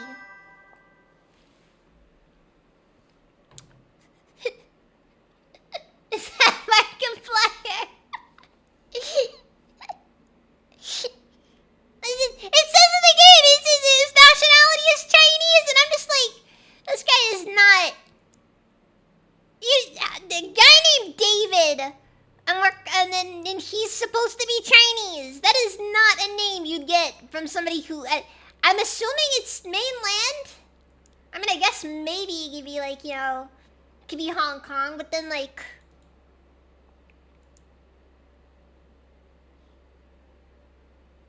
Wait, no, it's Kojima. Oh my god.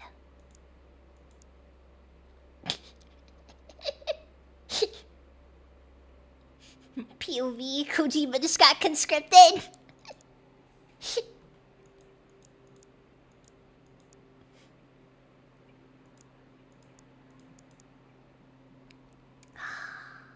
Guys. Guys. Guys. We got a Bogdan off. Well, yeah, no, he looks Chinese. The problem I have is just like I can't believe he's Chinese. My problem is his name is freaking David. Like, you don't have a name like David when you're from mainland China. I'm sorry to say. That is not. I don't think that's a very common name over there. I'm just saying. I think this guy might be a spy. You know. Maybe I should not. Maybe I shouldn't give him the mag weapon.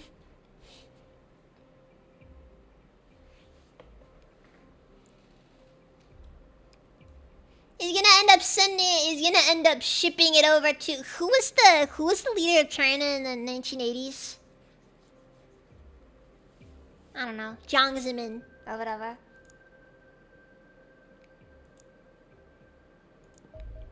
I had no clue who the leader of China was at that time. I am legitimately without. I have no clue.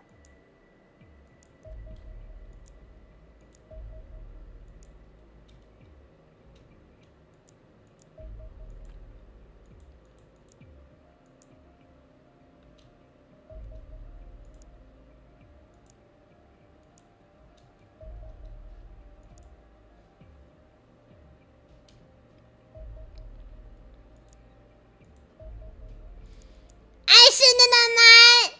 I shouldn't have done that. I did something I shouldn't have done. I did something dangerous. Alright, let's just go to the crash site. Just be done with this. The good news is that since I'm off tomorrow, I don't have to worry about this. You're not tomorrow? Closing within 5 tiles of a target gains a plus 15 bonus accuracy per tile. Huh. I didn't know that.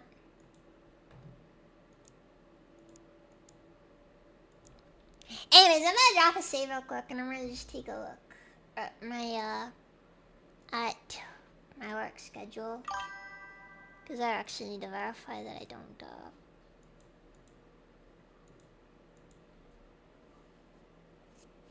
David is his American name.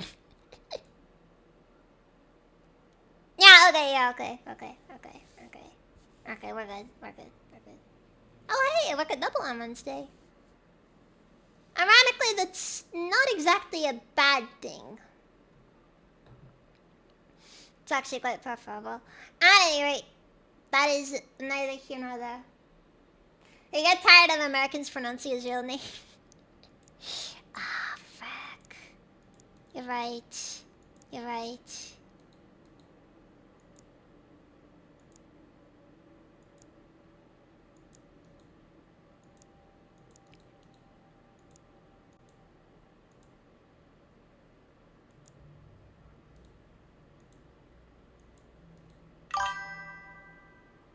Okay, this guy's in a bit of a dumb spot. Doesn't matter. And so's he.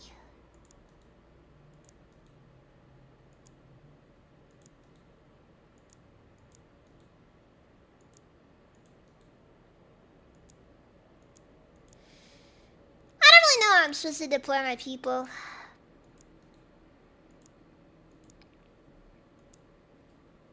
Like, the concept of it is cool.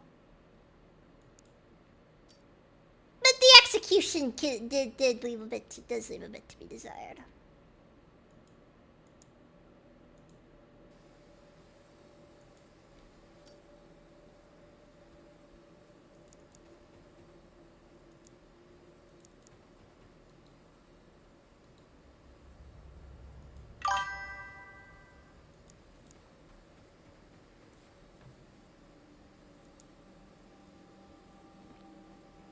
I ran across these posts from... What? What do you mean cottonseed oil? Anyways, welcome. How's it even? How's it even?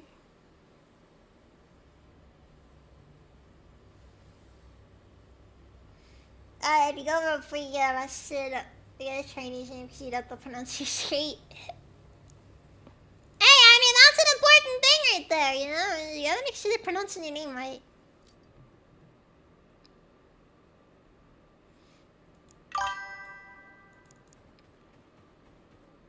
There are many insults, after all. The most egregious of which being mispronunciation. I wonder if we'll actually end up with a major at some point during all this.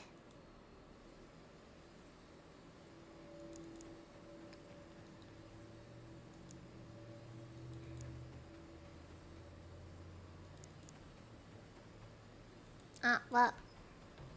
I guess that's a sign that I should just back on off then.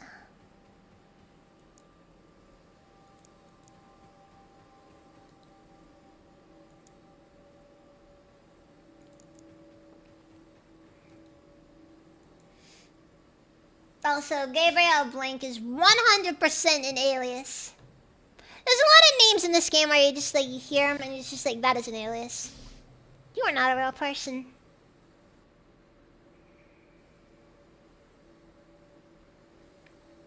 Okay, so the important thing here is that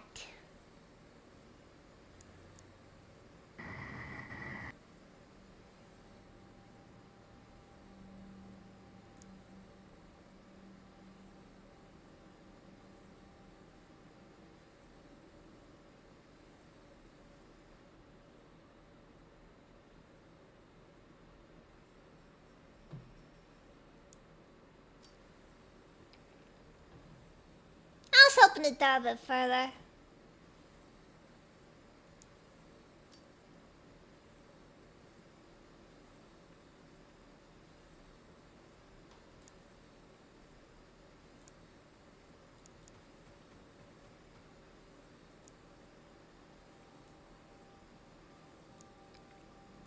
Honestly, I kind of wish that you did that.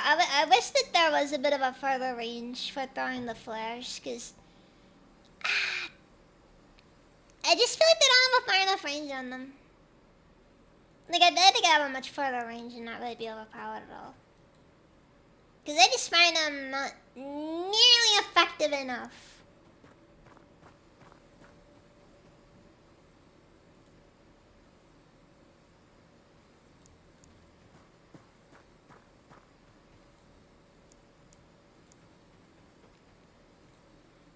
At least the good news is that this time around I don't have to capture anything.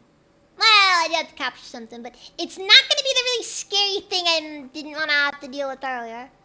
Instead, I just have to kill the really scary thing because I need to do an autopsy one of the really scary things.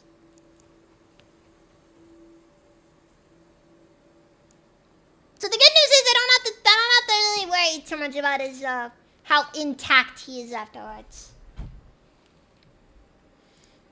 For all intents and purposes, he could be turned into chum and it won't really matter at all. Because, you know.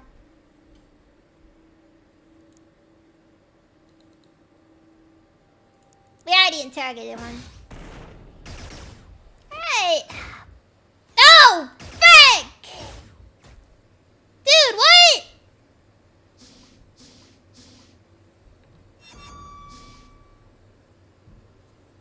Who died? Who's down? Ah, frick, this isn't good. Okay, Robert's still alive at least. I guess we lost the rookie.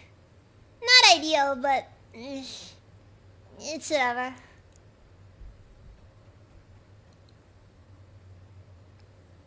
I love it when the enemy just shoots you from somewhere you couldn't possibly have seen.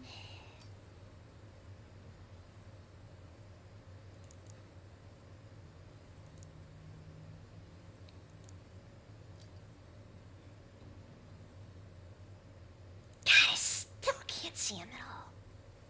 Fuck. This is pretty bad, gonna be honest.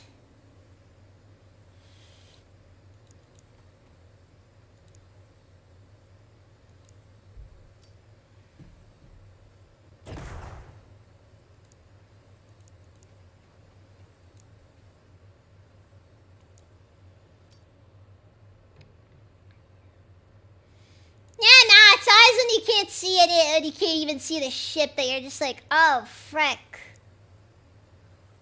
Or halfway through, you just, the team's freaky, just suddenly gets annihilated by something.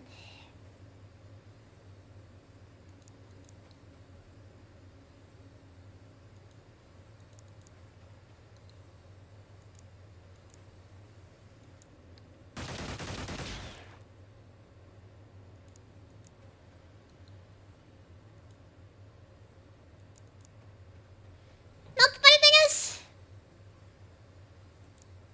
Pedro over here didn't take a didn't even get shot at all.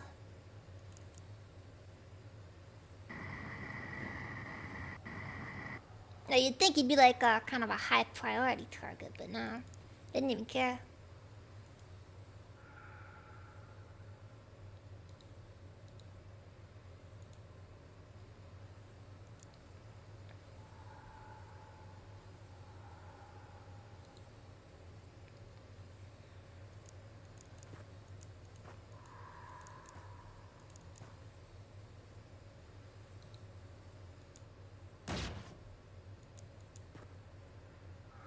Number one happening denier.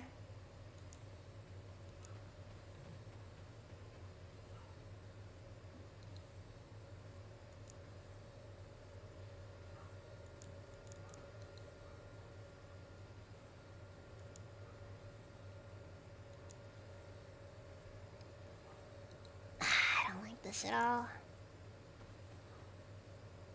Oh!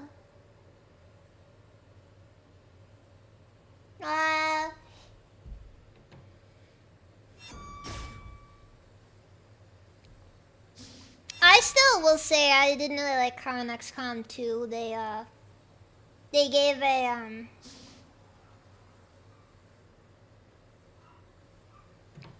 they made the what's it called?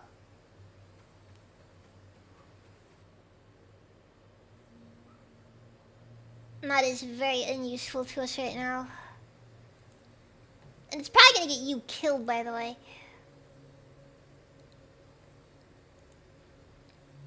I really hated on XCOM 2. They changed the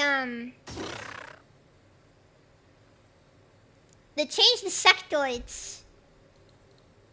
They stopped looking like little gray guys.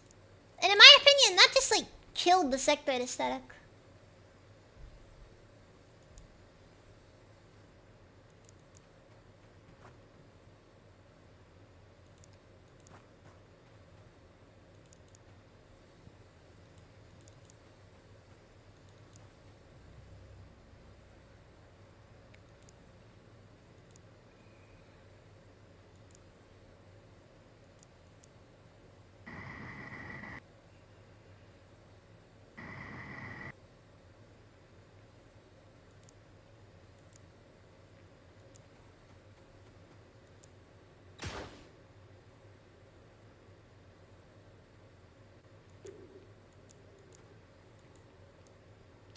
Well,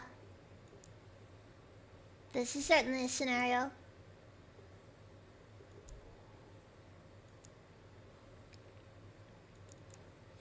In a way, I brought it on myself.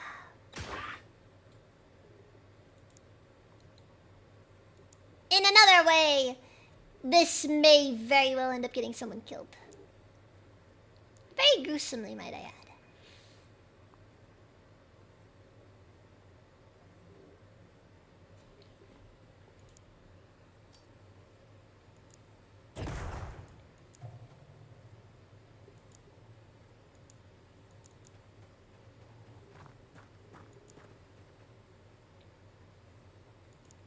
The good news, at least, is that we have, well,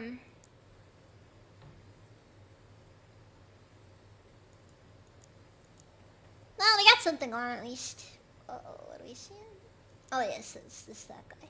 It's that guy. He's not a little gray guy, though.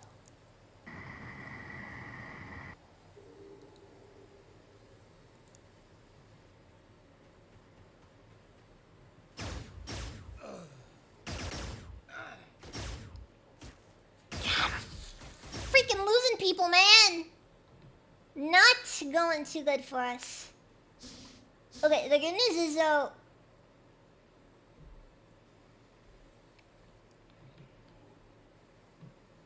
frick, man. I'm kind of getting the impression we may need to just black bag the guy and call it a day.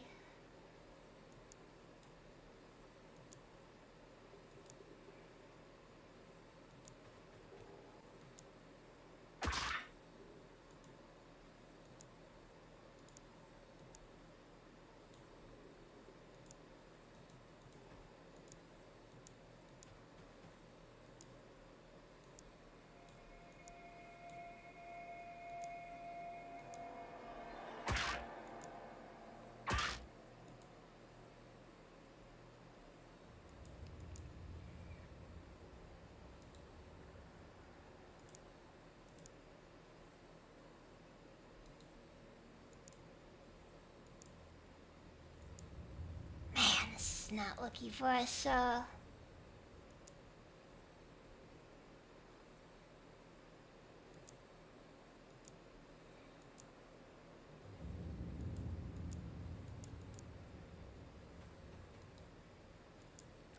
didn't expect them to be this difficult to deal with. But, it's not looking good. Not looking good.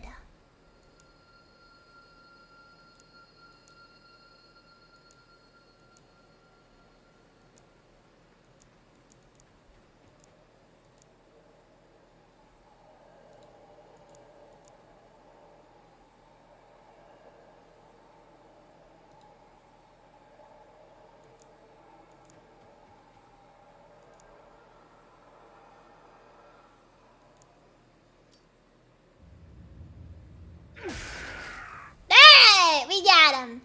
We got him.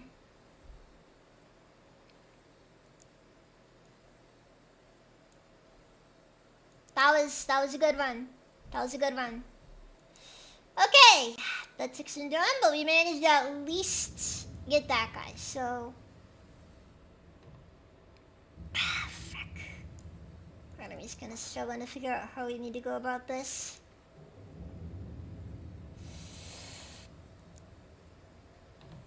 We should keep going.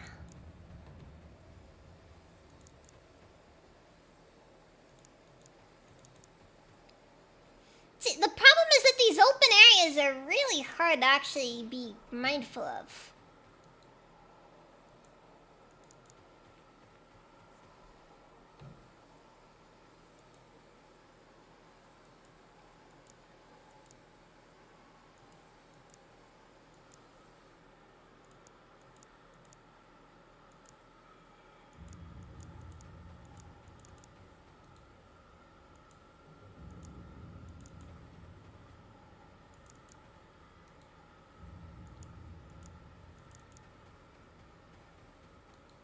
Like, once you get to the ship, it's kind of a whatever thing. But this right here is the hard part. Because we're kind of stuck at that stage where we don't really know where the enemy is.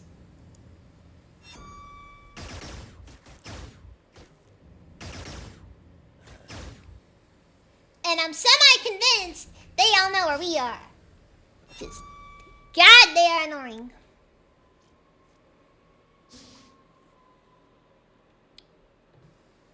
Okay.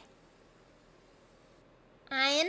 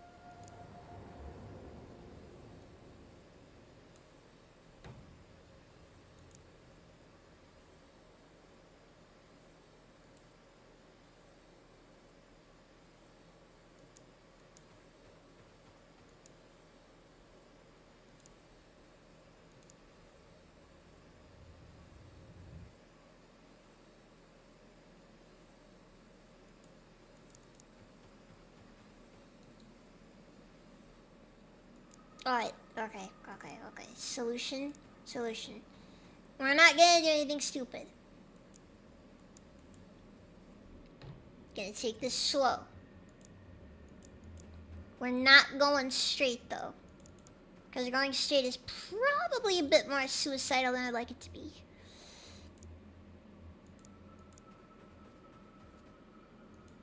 Instead, what we're gonna do is we're gonna go from the sides.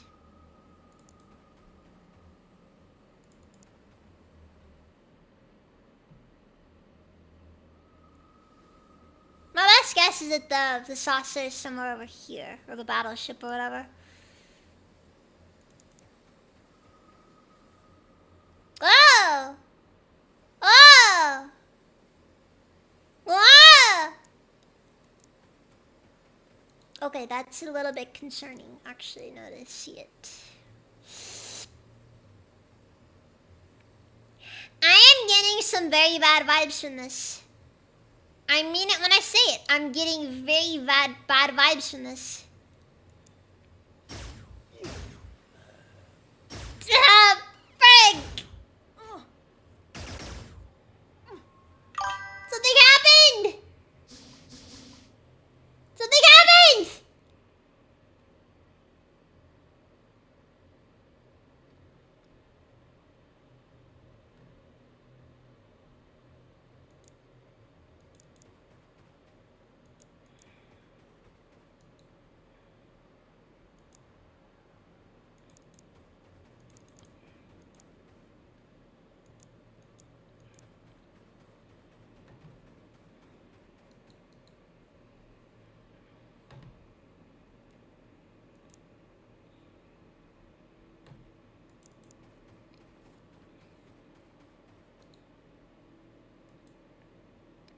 Well, the joke here is that Chud just died, so, you know, something happened. And we're probably about to lose Shield Lady, so she's, not in a good spot right now.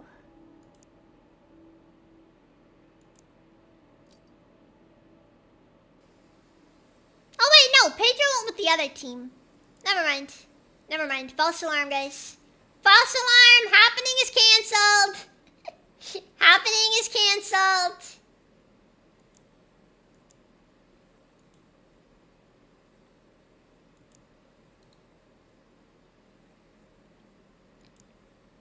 Generally, though, I have no clue what the solution here is.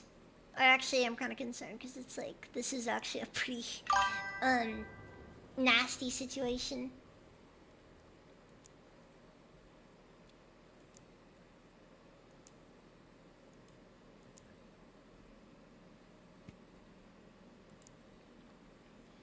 Winters, do I have to show you the graph?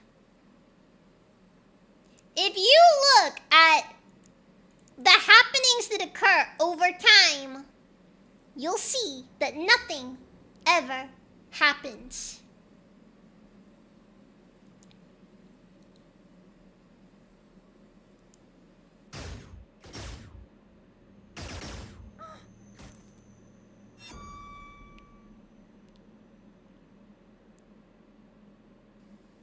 Okay. We might still have enough manpower. We got 7 people. The idea here is that... Oh, God.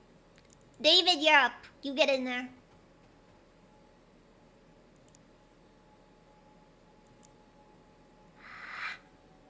As much as I don't really want to, I feel like this is probably our best option. But Choda, what if it won't? It never does.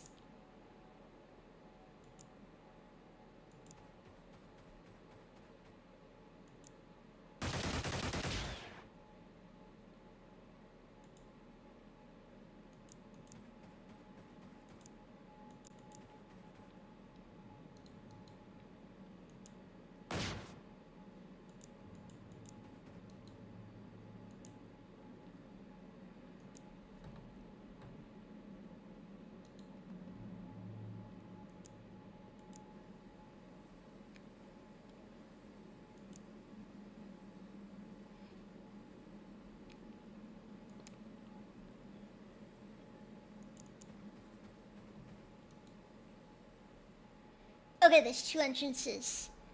Teleporter, I assume it's symmetrical, because the overall design is symmetrical. God.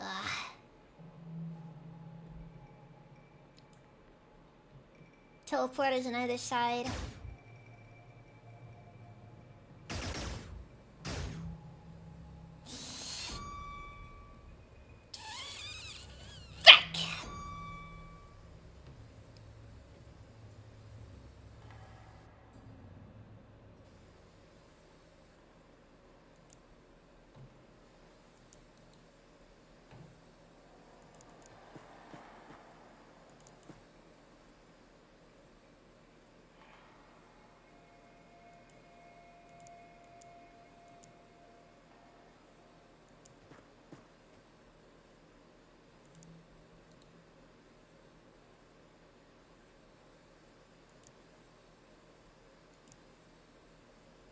I think it may be in our best interest to... Fuck. I don't know what the solution here is, honestly.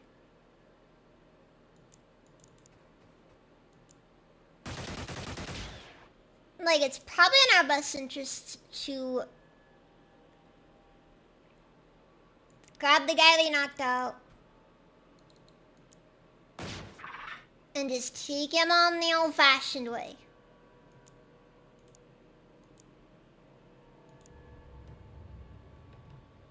Because I'm gonna be honest, we haven't even seen the inside of the vehicle yet. And we're already somewhat overwhelmed.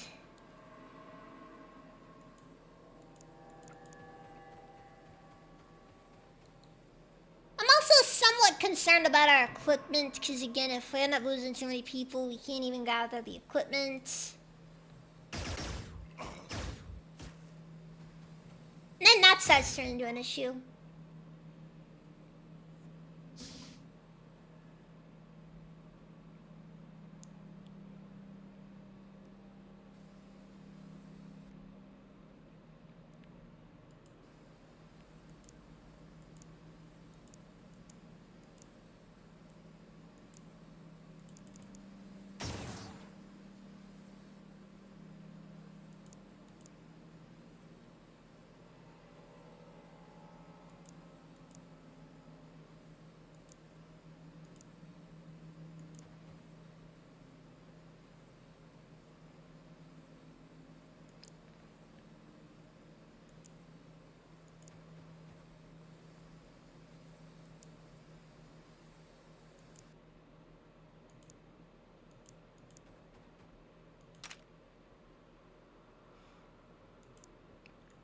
I forgot. I wasn't paying my bullet subscription. Also, I'm gonna be honest, I feel like the flares are kind of a trap. Like the flares... It feels like half the time the flares don't really do you much good. Because it just feels like they expose your position more than they actually, like, give you visibility.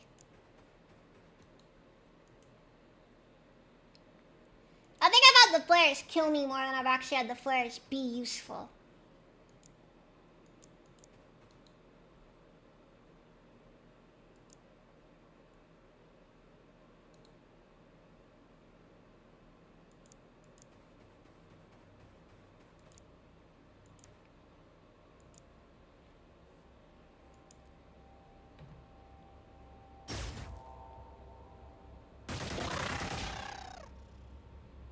Well, I sure hope he had fun with that little move there.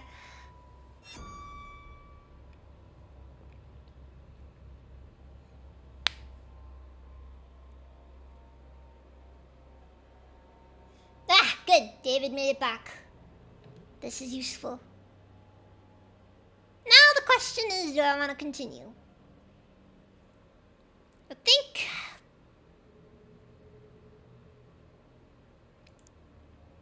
I think retreat is still a better option. I'm not gonna do a full retreat. But like a tactical, just, you know, we need to get a better. We need to work on our positioning sort of retreat. Not a bad call though. Because I'm gonna be honest, we're not out of the woods just yet. That's kind of my main concern right now.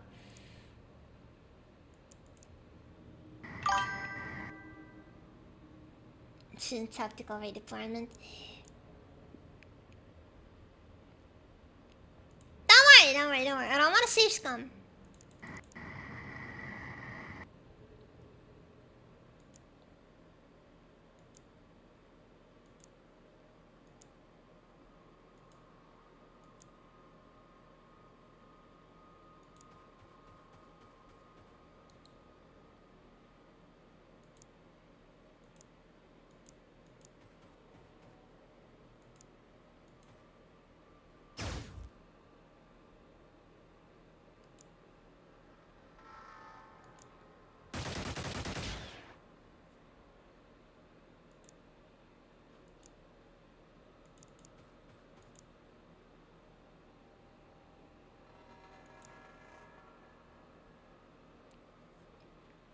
Very annoying that all missed.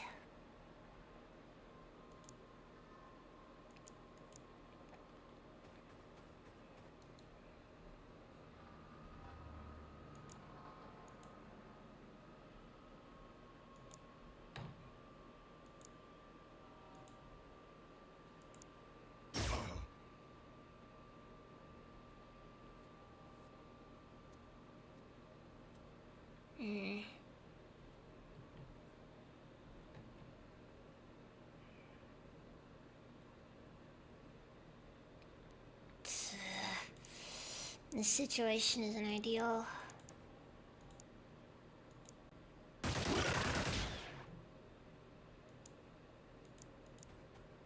Alright, that's one of our problems sorted.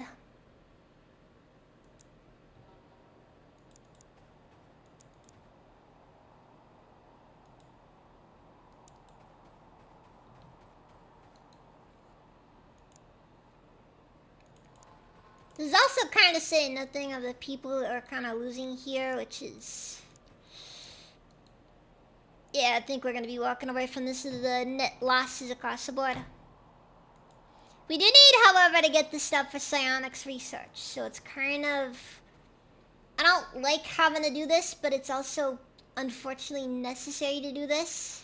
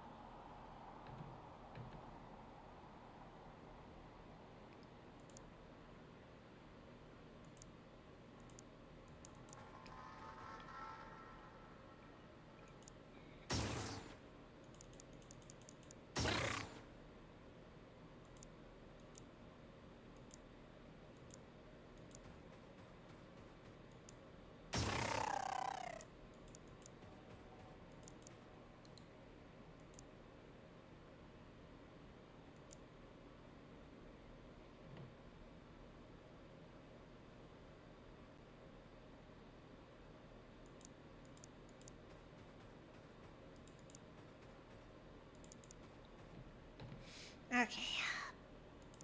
So, that's kind of the initial fight out of the way, I feel like. I think we might have most of the outside cleared now, which... I can't remember the total number of enemies there were. As... I don't think it was much more than 20, though, in total. And I don't think we're even close to that number of enemies killed, unfortunately.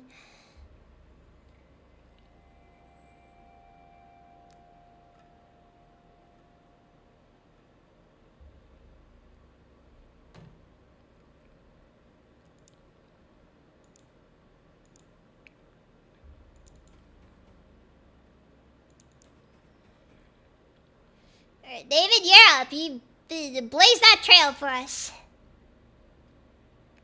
Because, God, we need a trail blazed.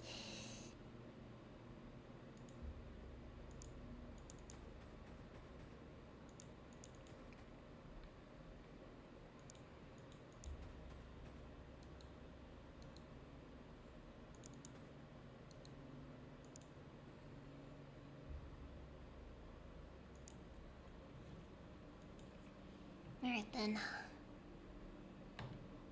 It's not too terrible just yet. Good news is we've got enough med kits to keep everyone rolling. Barely, but enough.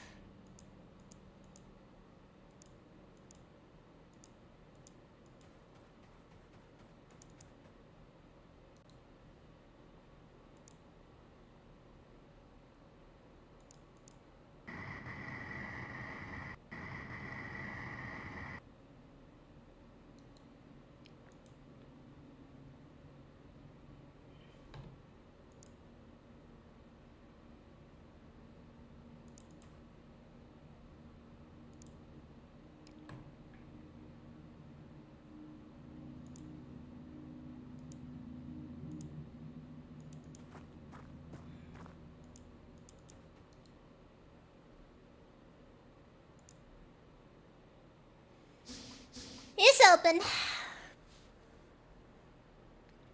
Alright. I think the outside is at least cleared. There might be one guy left, but he's not... hopefully not much of a threat. And honestly, I'm not really looking to kill everyone anyways. I got maybe one alien I gotta worry about killing. And that's it.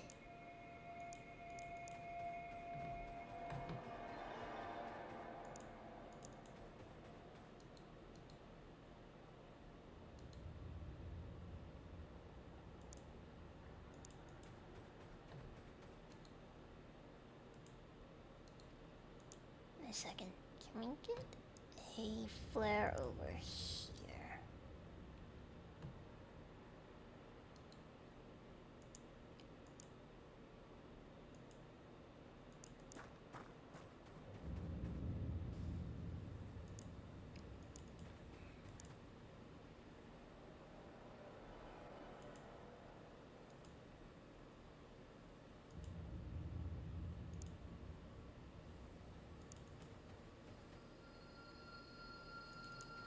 Alright, I don't feel like pushing further. We've done what we can do this time.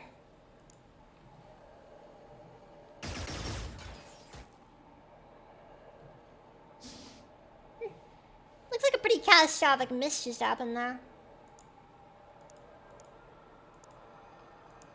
Alright, and in there.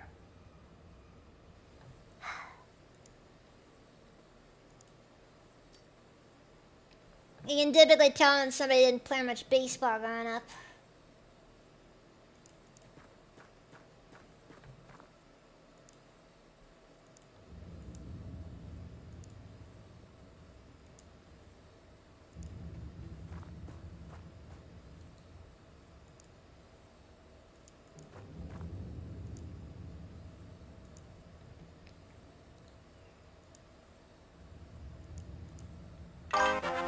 Okay, thank you for the follow, Glunky. Thank you for the follow.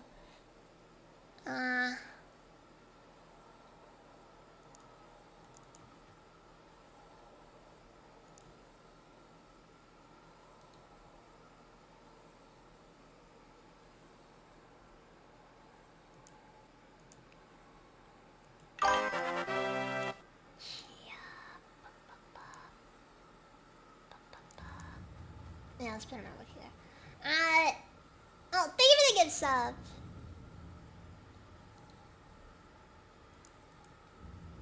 Yeah, look on us even. Okay. I'm a little afraid to push everybody forward. It's not probably the least common scenario to find yourself in games like this, so...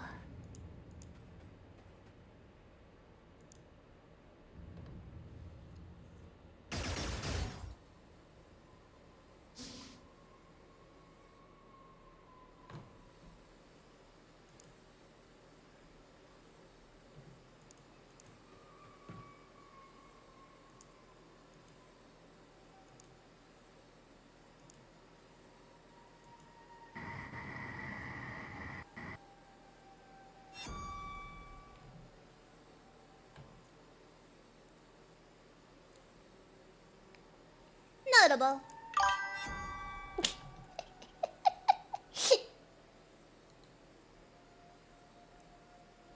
Alright, let's get started with a shotgun on this thing.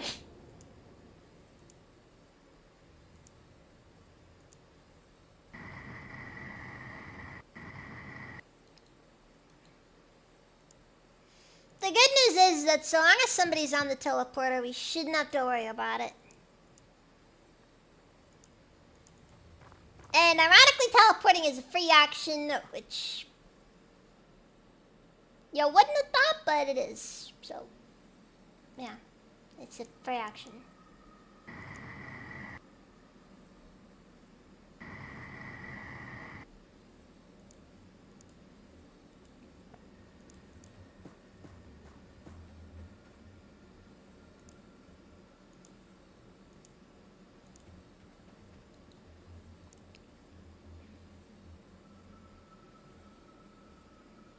See, guys, I know what I'm working with here.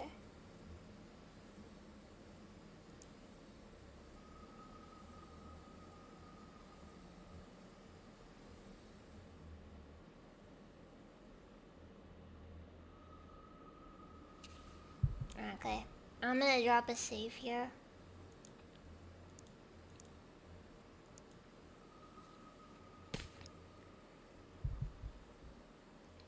And then I'm gonna kill the game. Because I can tell when the game is starting to bug out. There's gotta be a memory leak or something with it. I don't know what it is. All I know is if you play the game long enough, eventually it just collapses on you. Some games do be that way.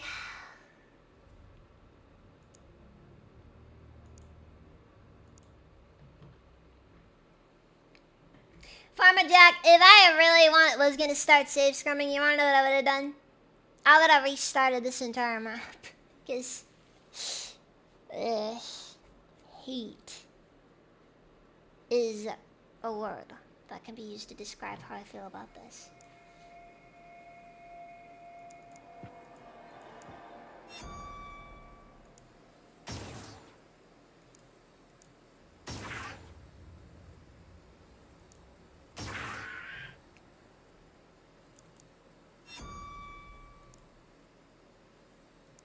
See, and just like that, gone.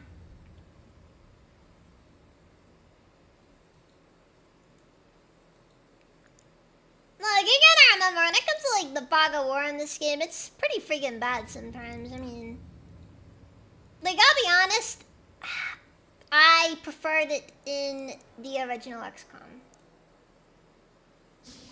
Yeah, I know, hot take there. Hot take. Classic take right there.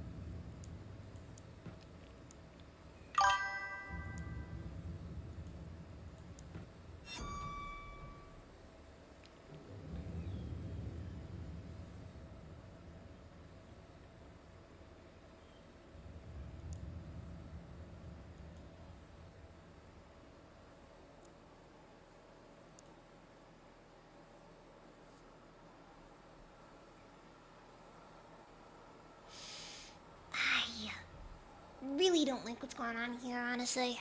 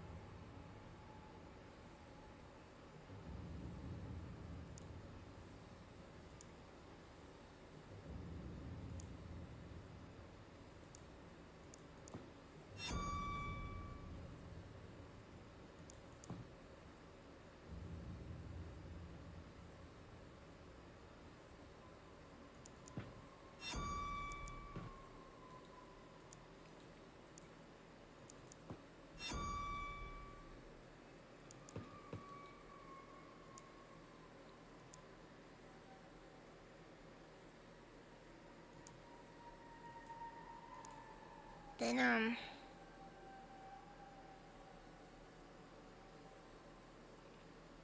I'm leaving him on this teleport, actually, because I really don't know what to do with it. Alright.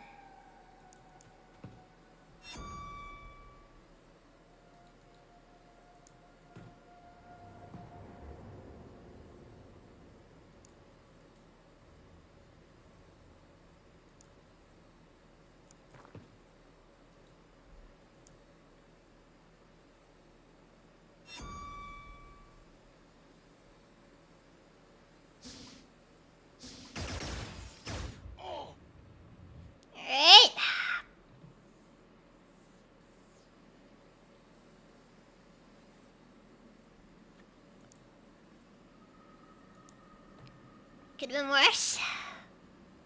Could have been worse.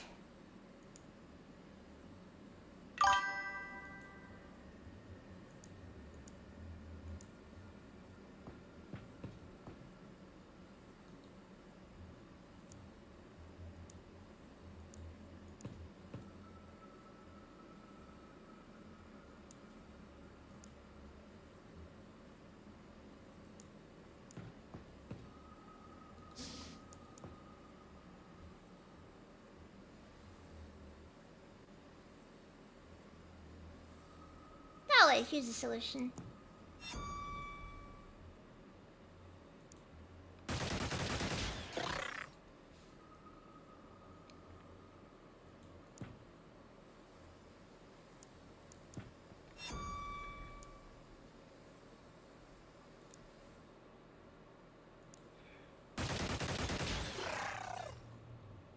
And there we go. One less problem now to deal with. Alright, first floor appears to be cleared. Hopefully.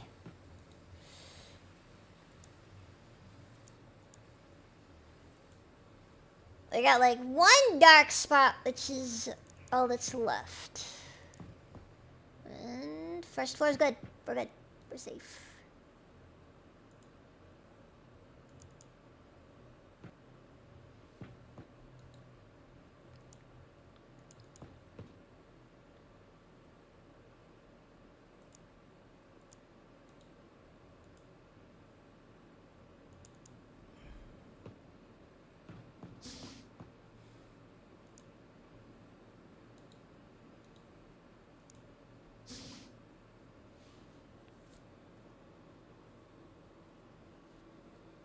Alright. Oh yeah, no, I will say this game definitely does have one thing that the original XCOM, that I always praise the original XCOM for. The atmosphere. In my opinion, light horror elements is an important part of XCOM's identity. It's something that I personally think you have to get right if you want to do an XCOM-like game.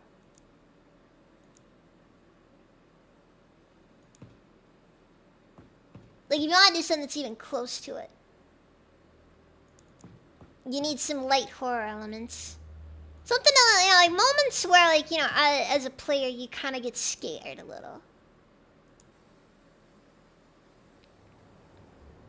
Because it should feel scary. Yes, if the hidden movement does not make your blood pressure spike at least a little. Ah, fuck.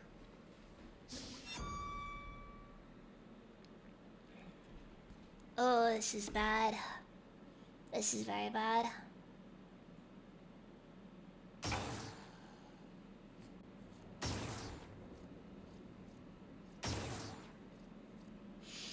I think that was the end of our, I think that's the end of the run. This run, because, well,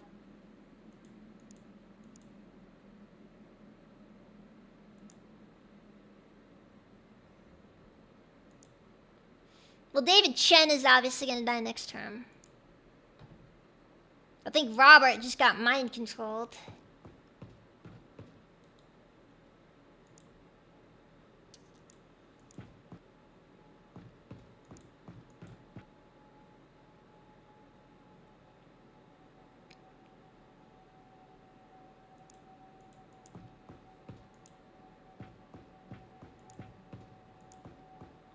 I mean, I'm not necessarily saying it's hopeless, like this is a no-win, but like,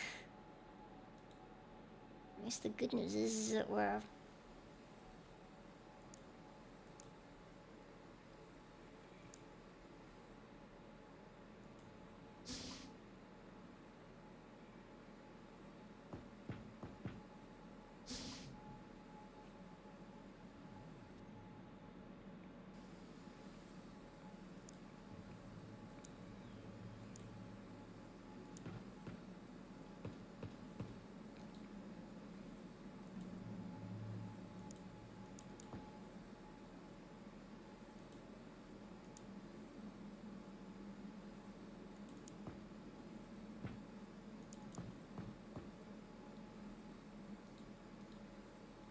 Like, I'm not really worried about the possibility of Overwatch, but like...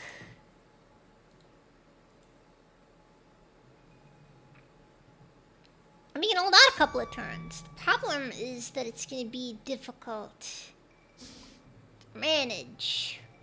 Okay, is he back? Okay, he's back. He's back. Robert is no longer dead. So, we lost a lot of good people this run. Frankly, too many good people. I'm very upset with how this one's gone so far. I can't say I'm too surprised, but it's like, God.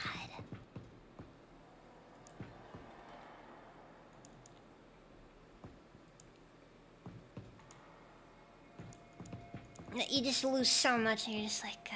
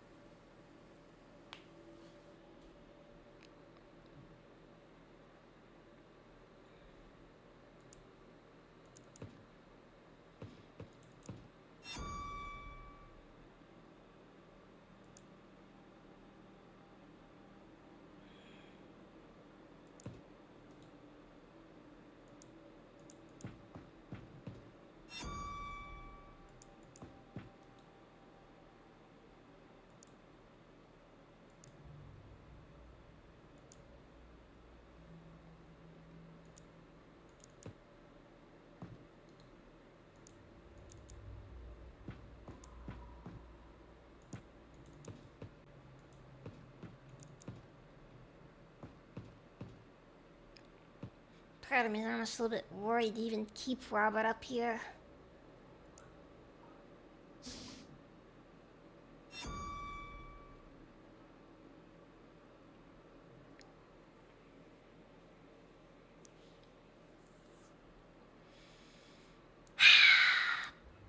Alright, cool. Cool.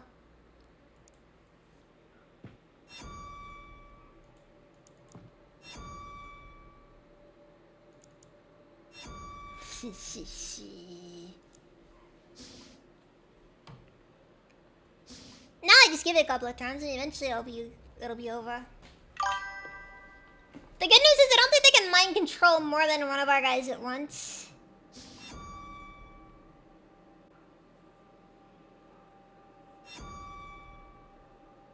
Again? Okay, I guess they just really want Gabriel around.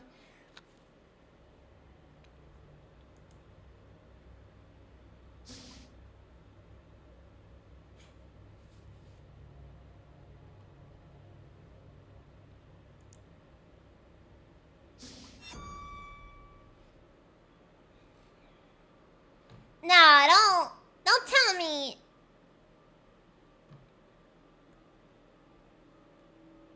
Okay, they're just gonna keep doing it. Okay, ugh,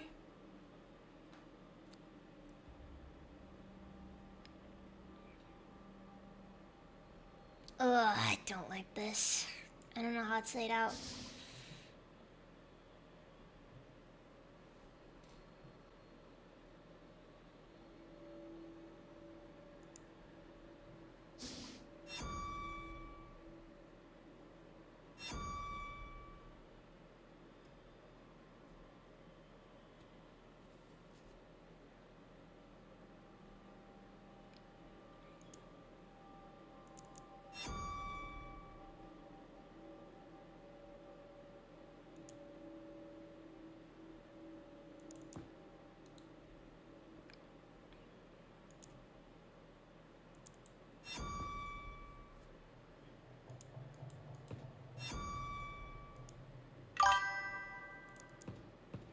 Alright, fine. On our way forward.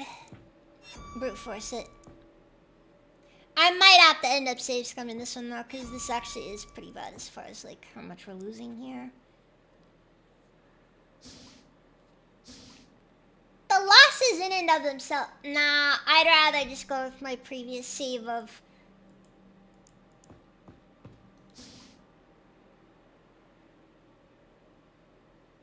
We've already reached this stage of the game, so it's whatever.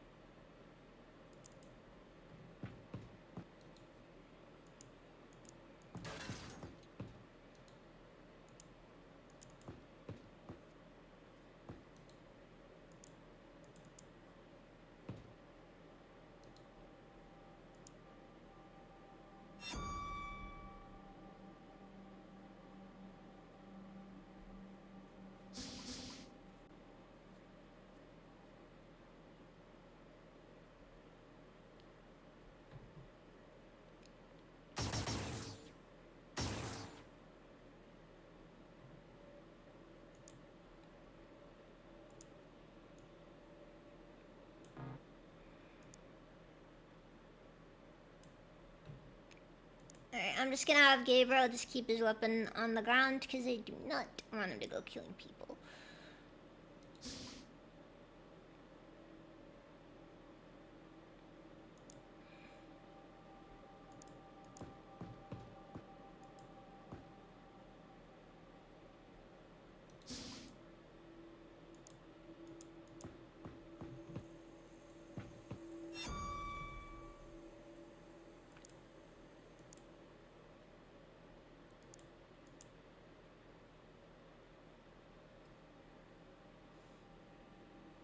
So, what do you guys suppose is gonna be? Extra floor or what's it called? Or try to get everybody drop their weapons.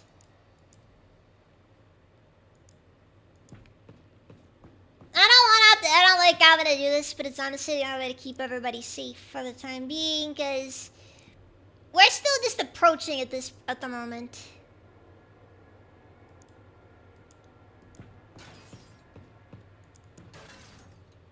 Also, random invisible stuff. Getting a bad impression here, I don't know. Don't think anything of it, come on, Steven.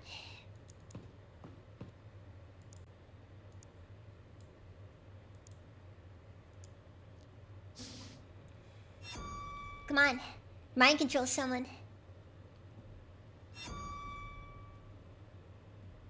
Alright, and Takashi was the lucky guy.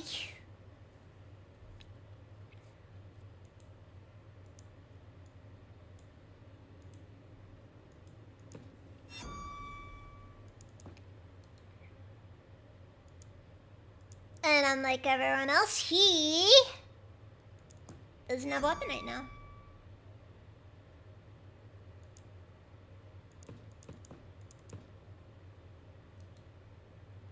So, for all intents and purposes, you basically have nothing.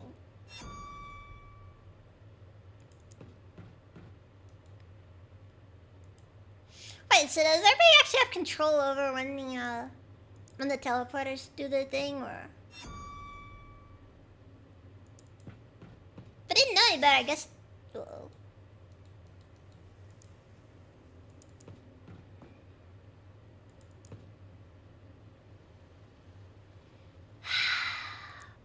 One of my bigger nightmares. One of my bigger fears is that there'd be another floor.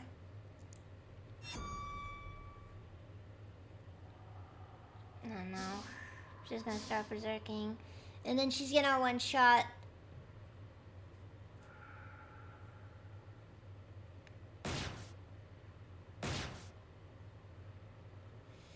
Oh, thank God she missed. Alright. Now it's close.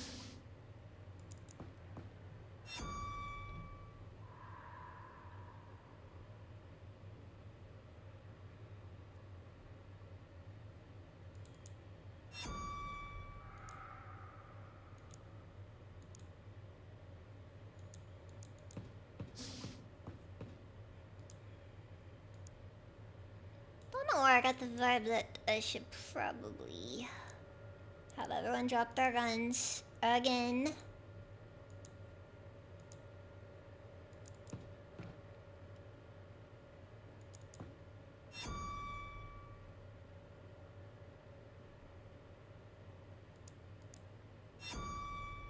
I found Mr. Mind Control up there, though.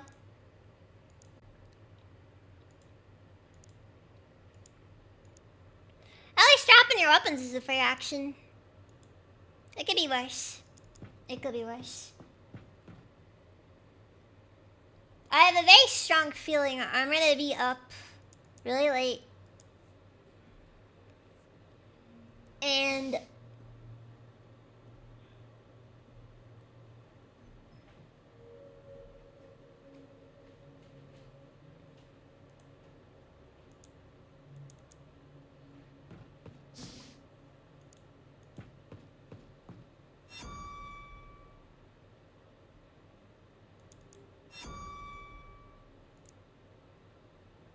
oh god, I see him up here then.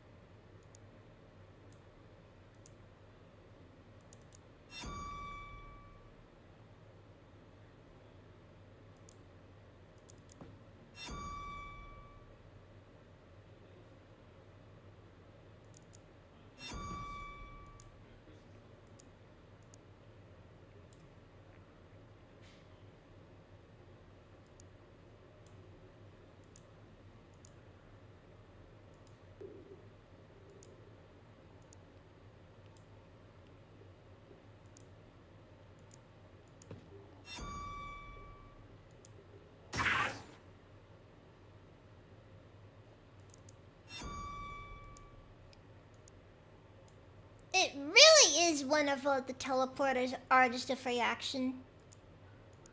No reason. No context. They're just a free action. Frankly, you don't even need context. It's just free action.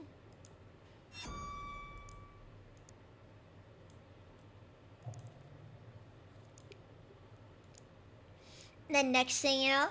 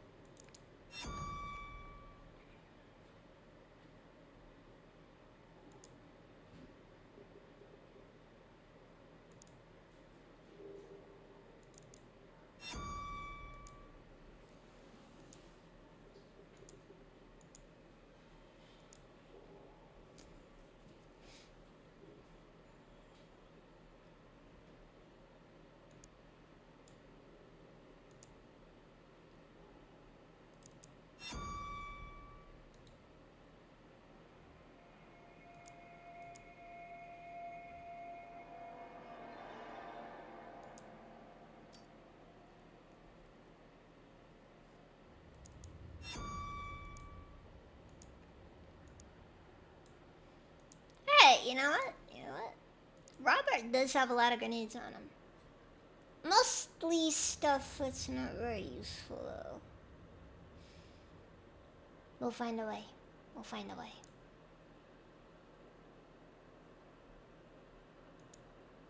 Alright, let's get Toxie back up there.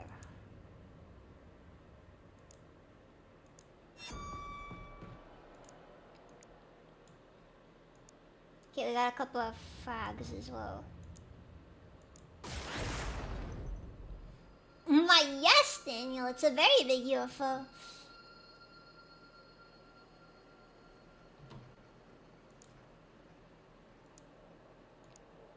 no doubt the largest yet.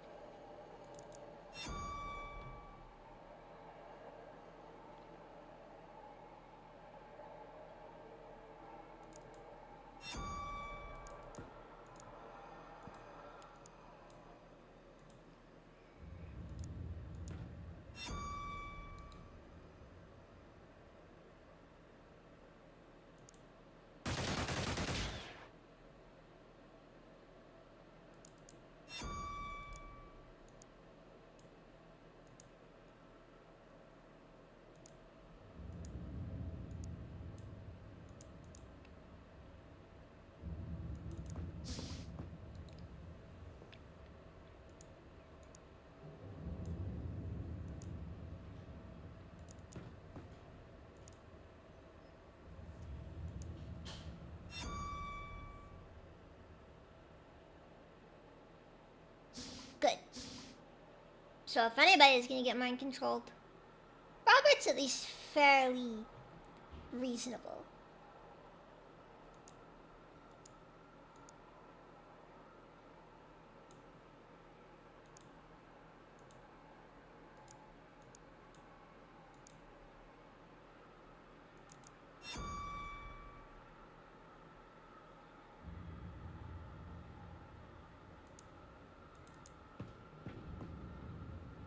Actually, in some ways, it's almost preferable that it be Robert.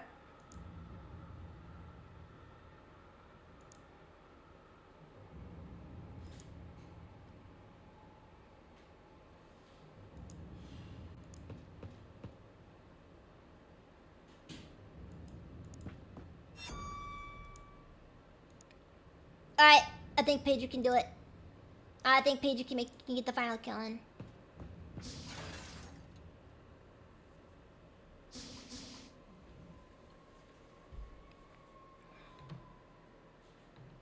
Do, however, need Pedro to have all his time units, which, if he doesn't, is a problem, because then we don't have enough movement range.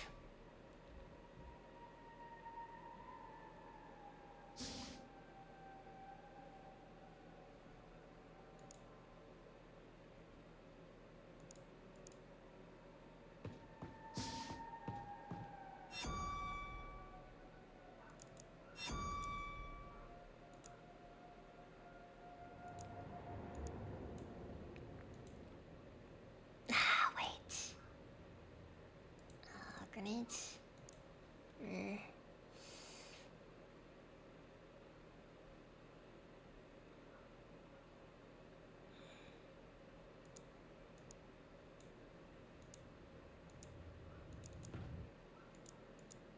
Okay, this is what we're gonna do. We're gonna drop a bunch of stun grenades on the ground.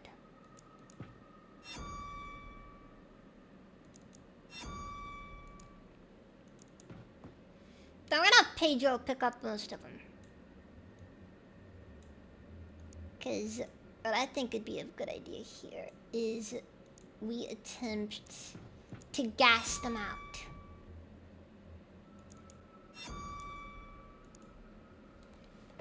Because I think that if we can do that much, I think we can manage this.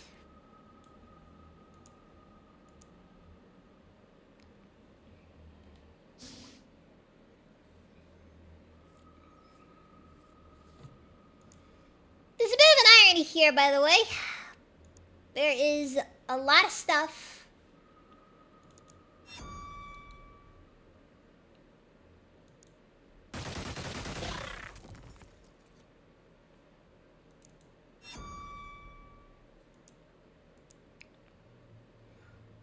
And I don't know what the best solution here to deal with it is.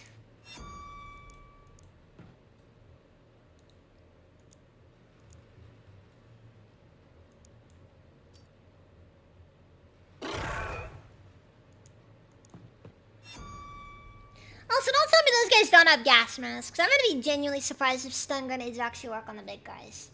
My main thing is I'm just trying to get rid of the darn civilians or whatever they're called.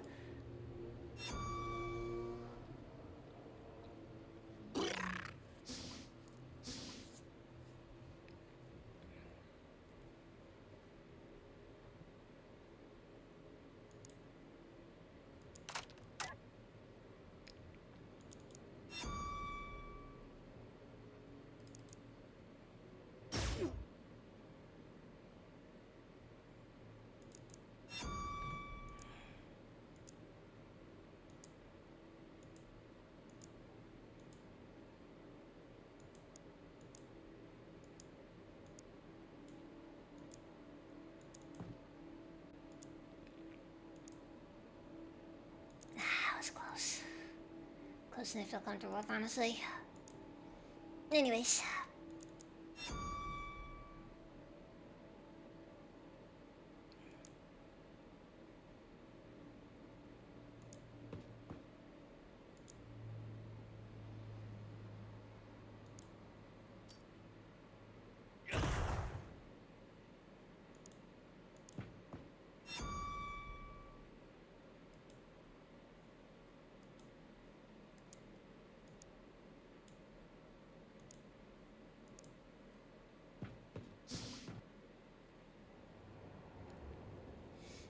Anyways, so the main concern here is that we don't have enough people to realistically assault the entrance. The problem is that we lost too many of our predators at the very start.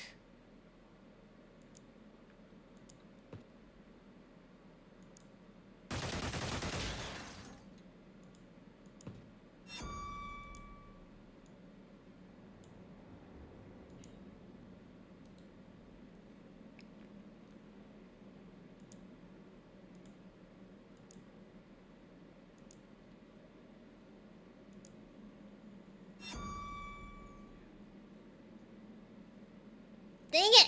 Freaking Robert!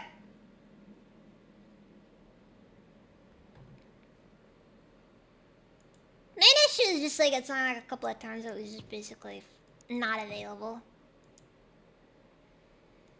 Just kind of a whatever thing, but it's still annoying because we still gotta deal with it.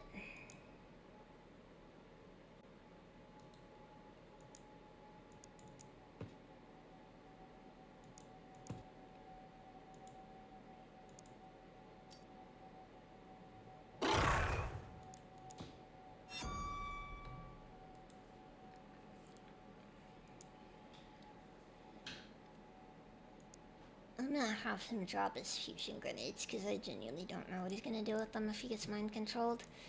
I don't know if mind control applies to grenades as well. Like I know most weapons will work on. I think grenades still activate, which is absolutely terrifying to think about, but still.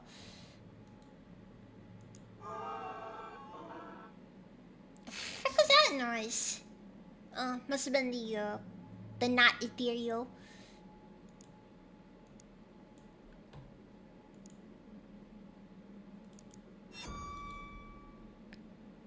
Alright, it's down. It's down.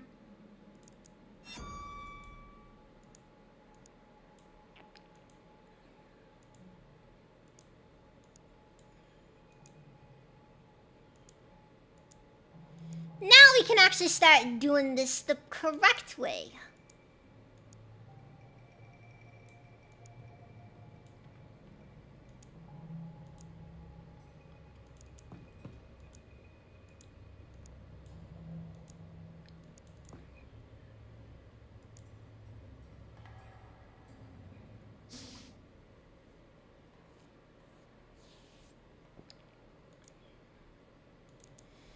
I'm gonna be honest.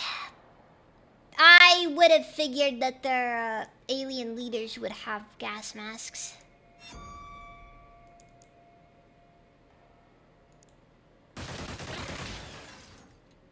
I respect the guts to not have them, but I also admit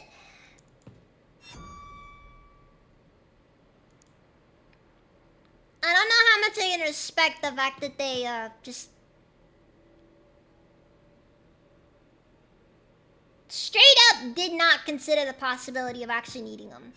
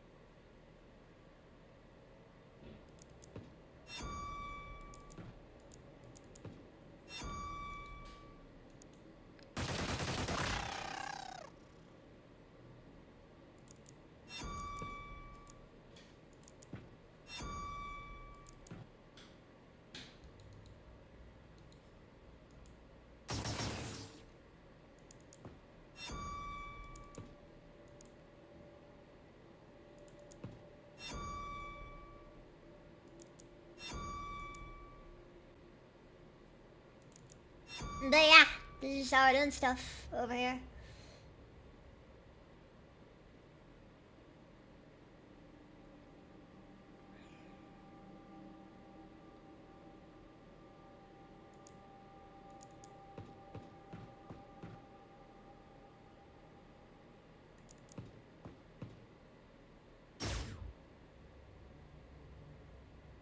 Where is he? Oh. Wasn't he one of the ones that I saw? Must have been a squad set thing. Anyways, I think I'm gonna focus on putting the team over here instead. Because I think we can gain more from this particular vantage point.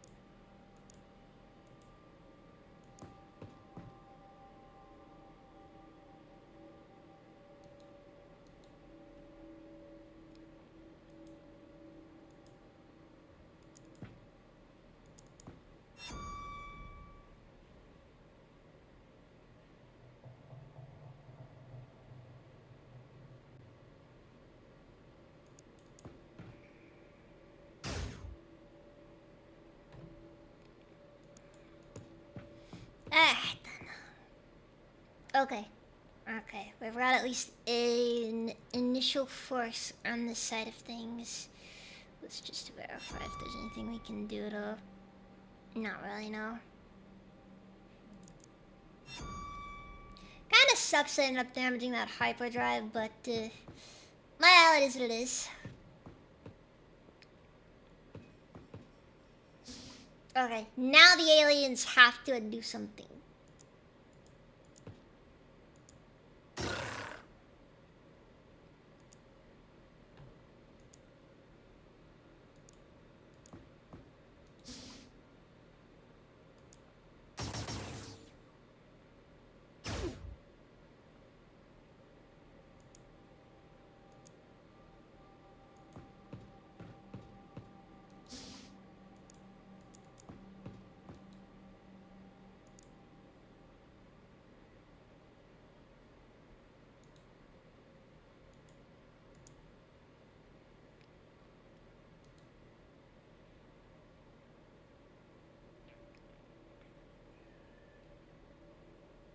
Okay, I'm gonna send you up here. Same position as Pedro as an earlier. Instead, I'll put him over here. I think Blank is gonna die though next turn, because I don't really see much of an out for him here.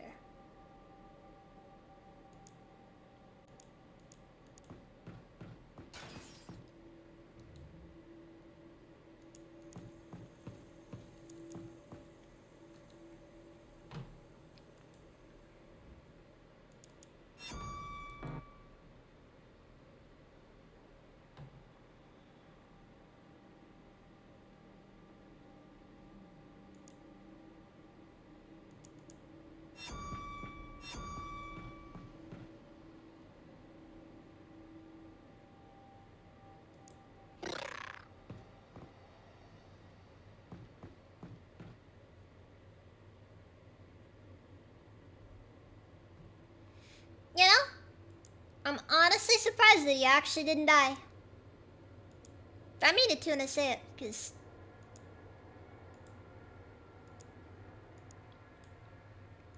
sometimes you just end up unlucky, and this guy just ended up unlucky.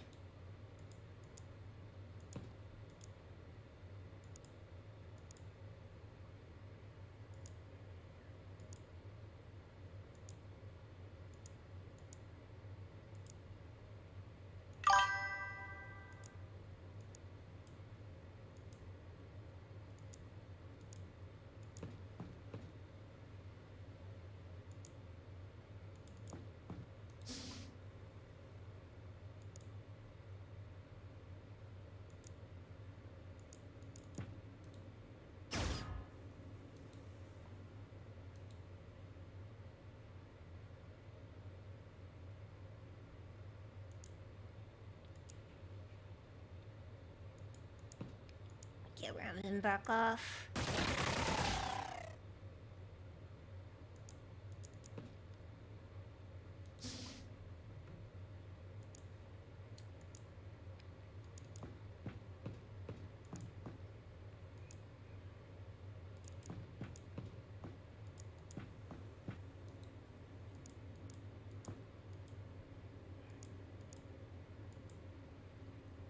More managing still.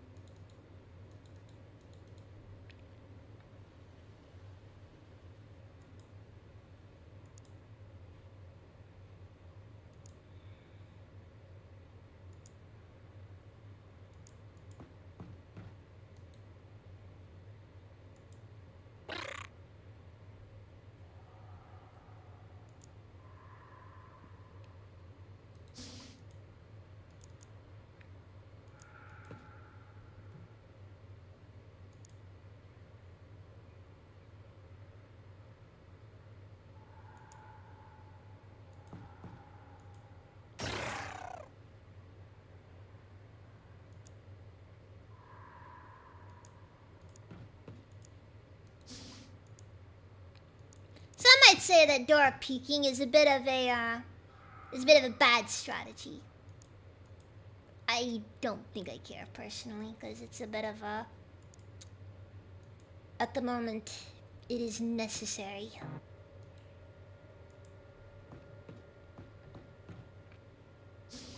Also, I can say with a fair bit of confidence, there will be some promotions next... after this mission is over.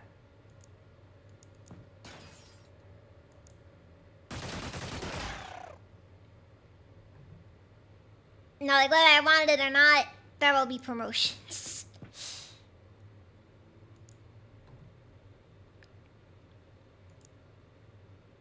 Okay, don't want to push Chen forward.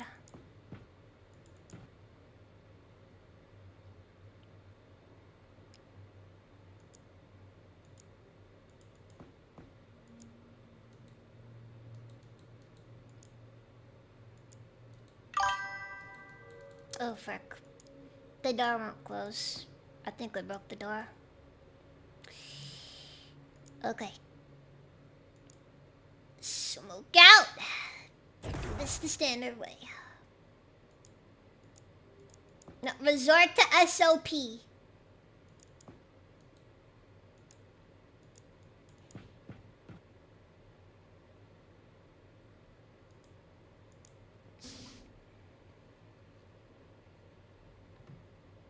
That is fair.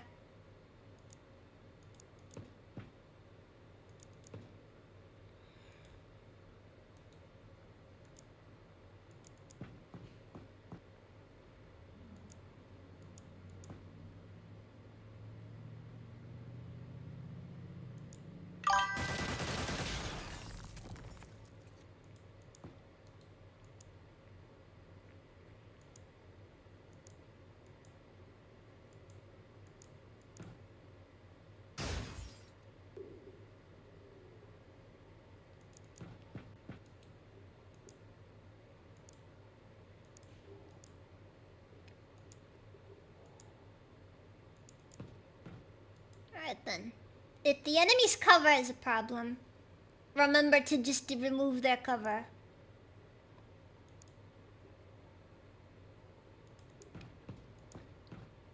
See, we have ammo. Lots of ammo. I'm not necessarily worried about running out.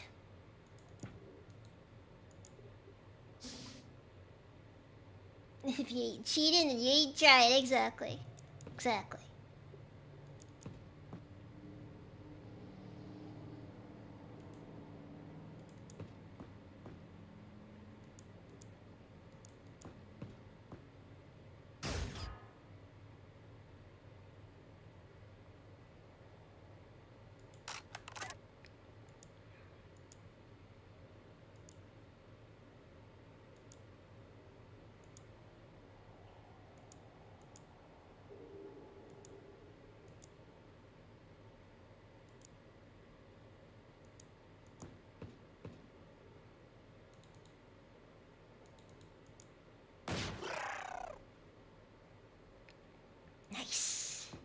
Good kill. Good kill.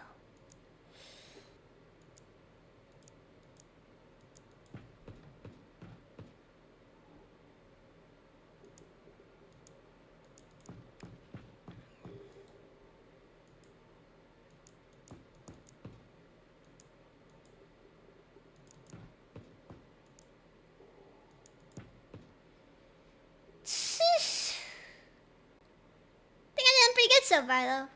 Wow. It was a rough one.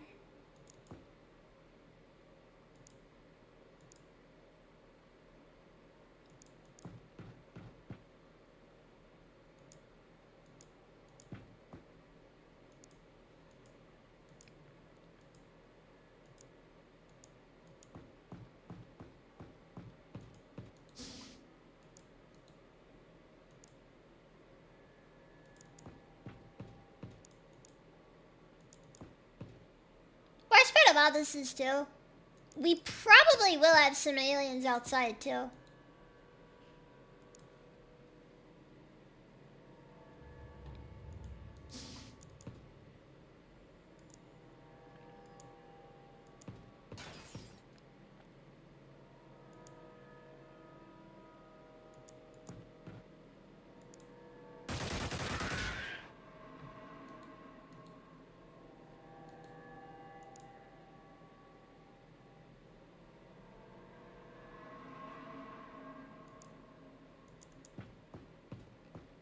So, we didn't technically win fully. No, it wasn't a rout.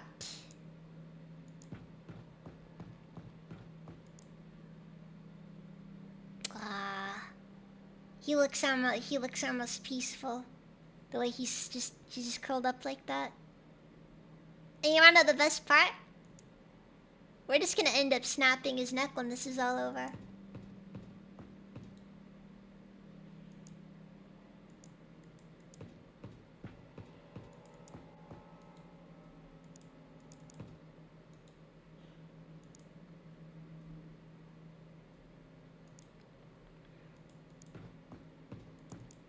You know, as one would a rabbit or something that they've caught in a snare.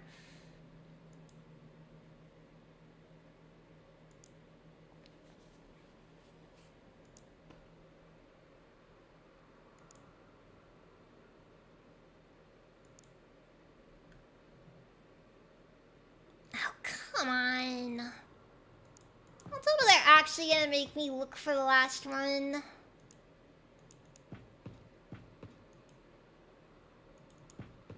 To my knowledge, there are no more aliens in here.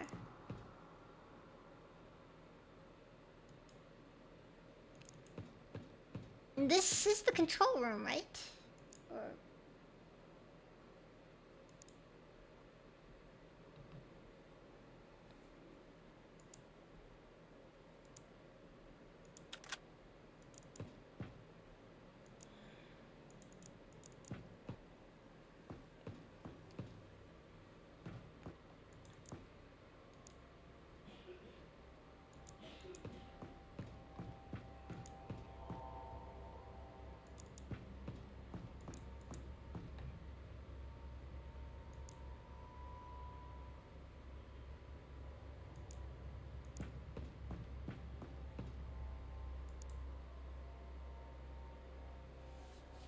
Oh, come on.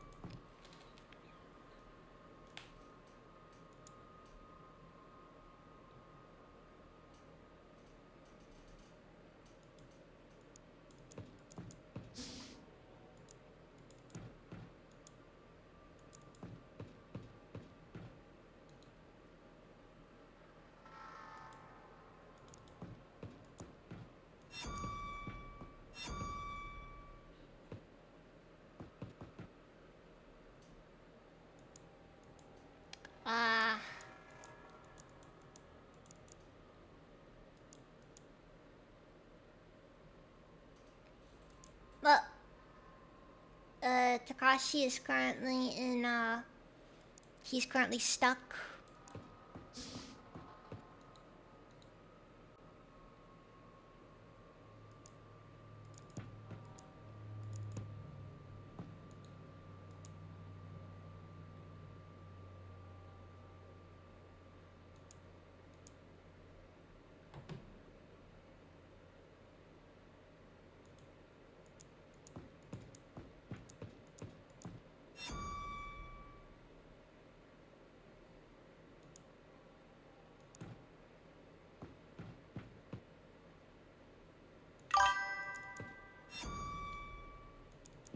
I don't know what to do.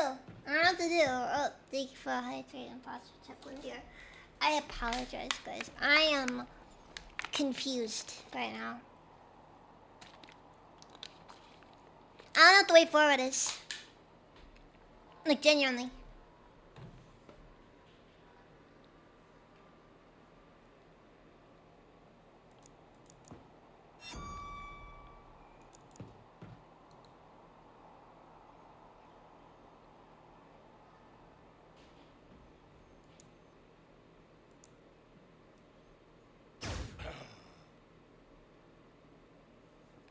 Ah, frick, who's that?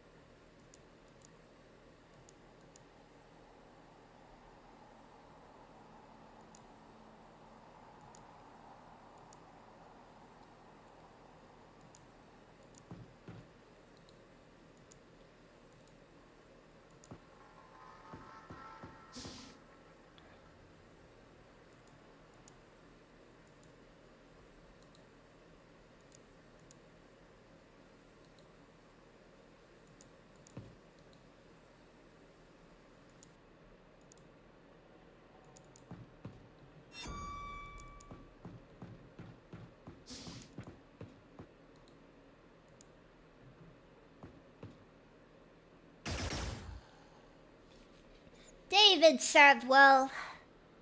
Unfortunately, it just wasn't well enough.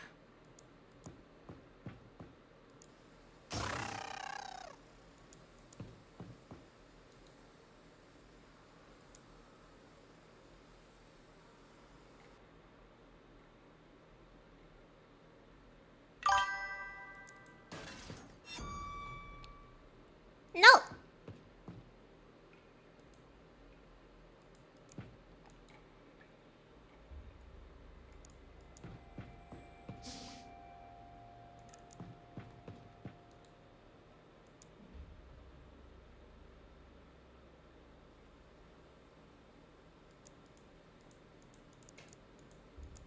And somehow, Takashi ended up walking into a wall.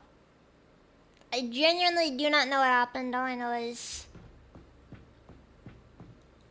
he is in the wall now.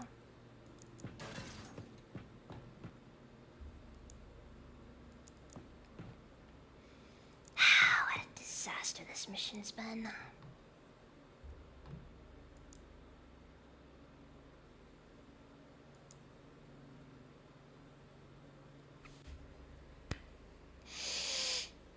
Okay. Okay. Okay. God. Just God. Who got revived? See, Nelson. Ironically, Sergey also got revived. Unmitigated disaster. We missed one. We missed one.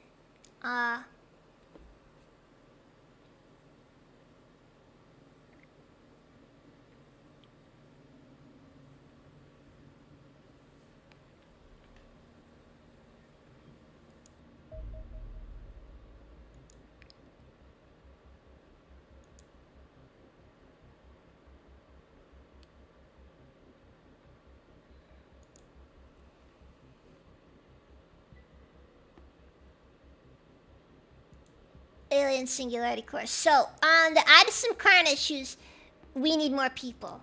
Like, a lot more people.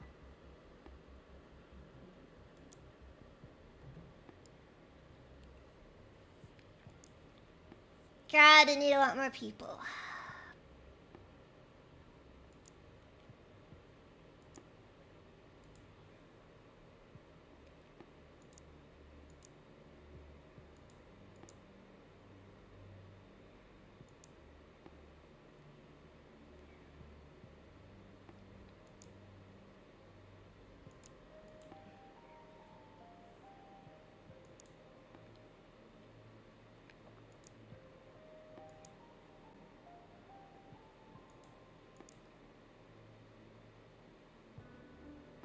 I'm mostly just gonna go for just hiring a bunch of people and we'll just see how it goes. This guy right here looks like he might be a perfect... I don't know. I'm kind of between these two as far as like people who just throw in the predator armor and call it a day.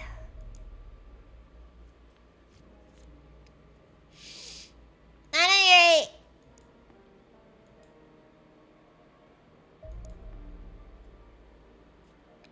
the battleship is an enormous alien UFO with a crew of elite alien soldiers. We believe it represents the largest UFO class in the alien fleet, matching the largest orbital signals we have been tracking almost exactly.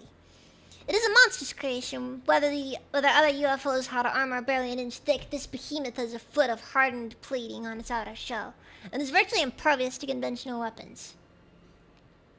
It can cleave through the air at the best part of 3,000 kilometers an hour, despite weighing over 1,000 tons and possessing a fearsome long-range beam weapon that will carve apart buildings and ground targets as easily as it does our interceptors.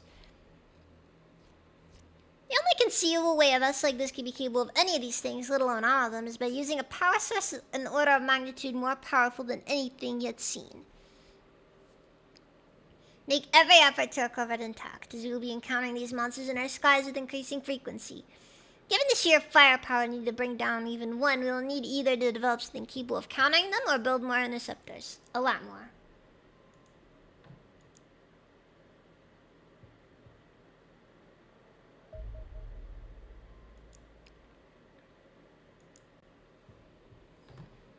So, this is where we're at.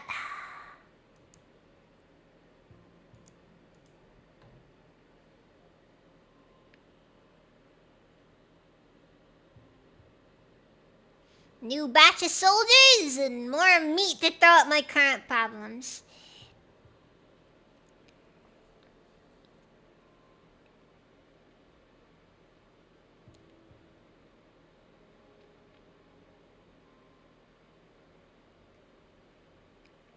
Okay, so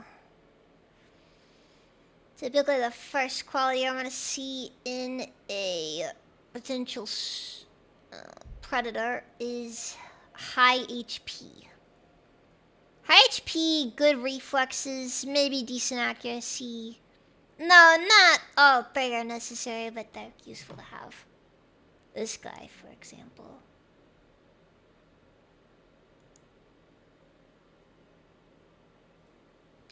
Hold on. This guy, right here. Henry Chapman.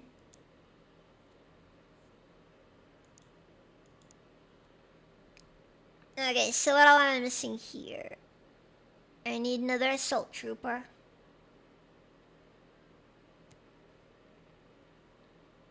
I need 2 more assault.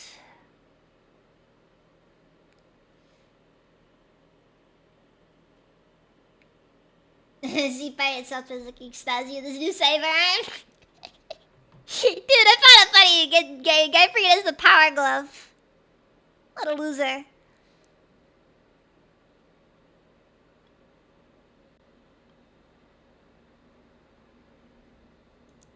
Ah. Oh, that's an assault trooper if I've ever seen one.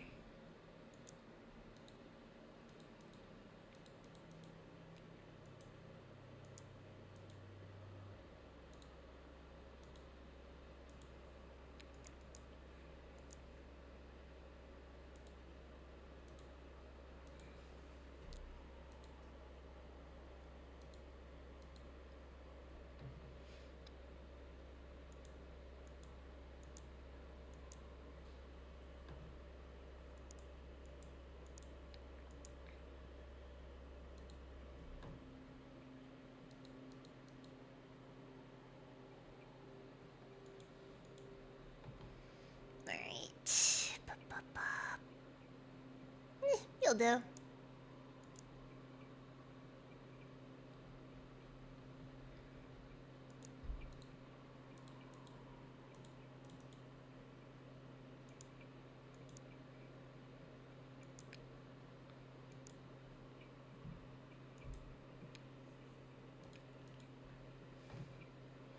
Then we just add a couple more grenades on and send him on his way.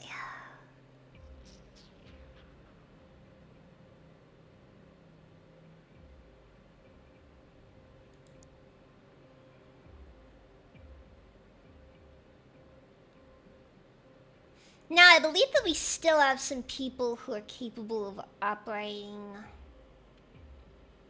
Yeah, Alfie and Sergey are currently out of commission. We'll be using them later anyway, so it doesn't matter too much. But yeah, it's gonna take a minute before they're back in action, which doesn't really matter too much because we got research to do anyways in the meantime, so.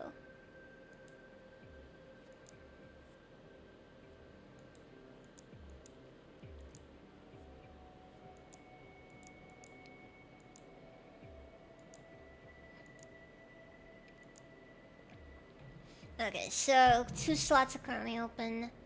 I think all I need now is just... Got our sniper. I guess I got space for an extra rifleman.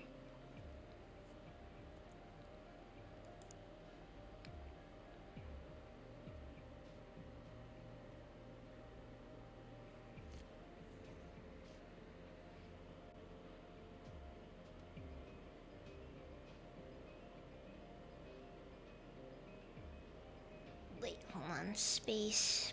Basalt. I'll focus on our grenadier first, and then we'll look at the other people, so... Let's see, so you need a high strength stat. This guy looks good. Grenader. He grenades things.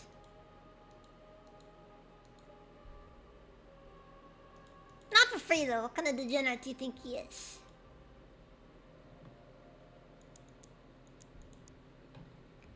Okay, and we also need shield.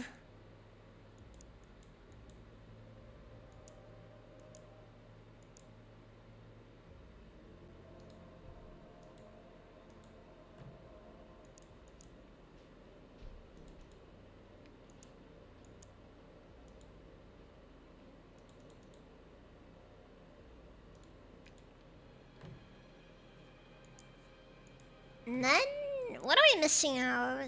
Right, just generic rifleman. Just let me use a basic mag rifle. They don't have to be crazy good. They just need to be a mid-range suppression. I'm gonna be honest with you. Give me honesty, guys.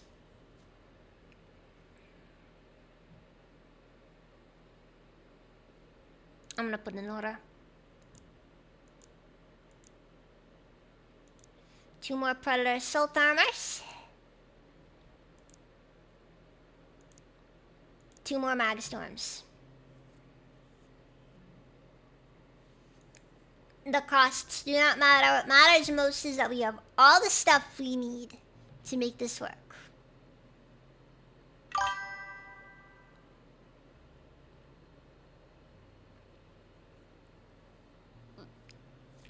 Yeah, that's right.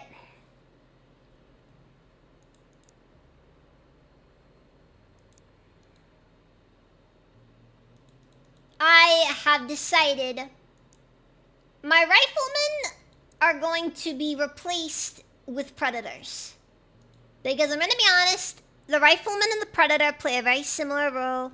The only difference between the rifleman and the predator is that the predator actually gets stuff done.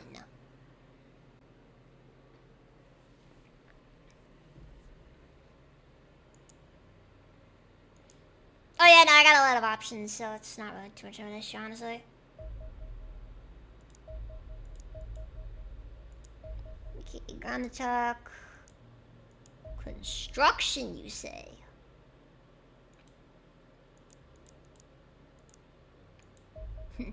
Time for the opposite of construction to happen over there.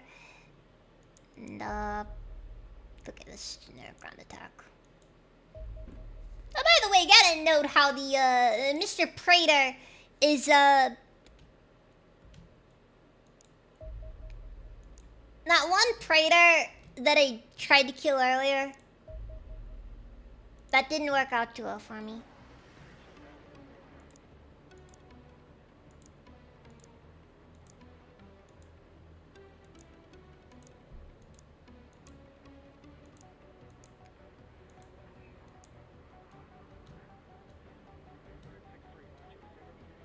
Actually, you know what?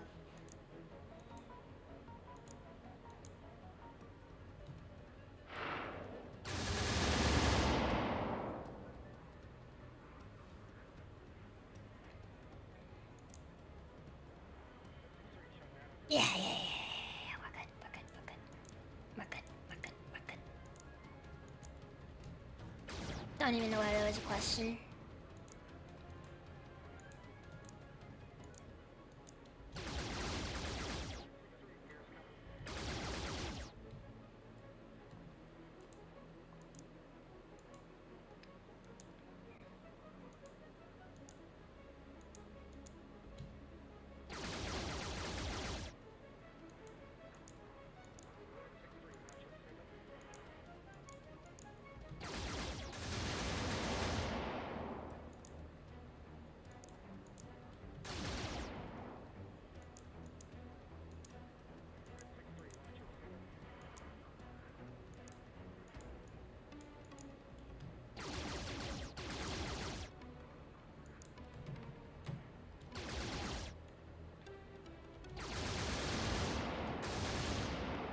Ugh.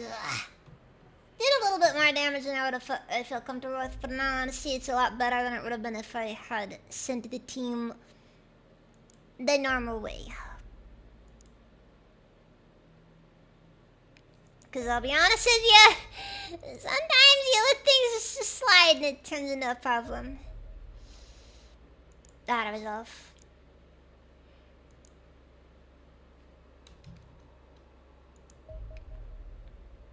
Base attack. Okay.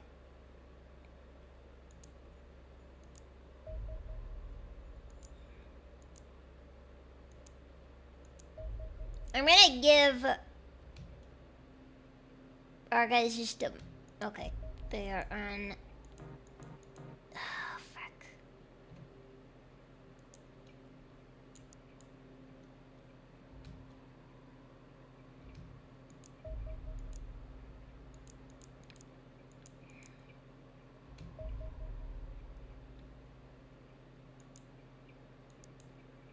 Yeah, we'll just do the short intercept them. Don't bother. It ain't a problem.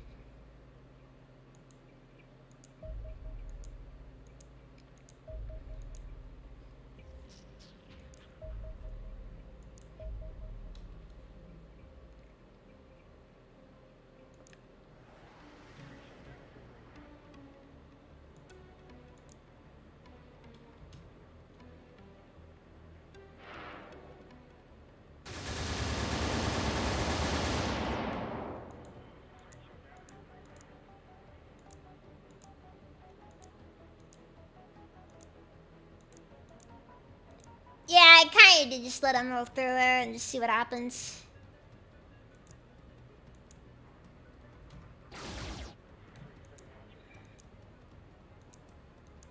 Should not have handled it that way, by the way.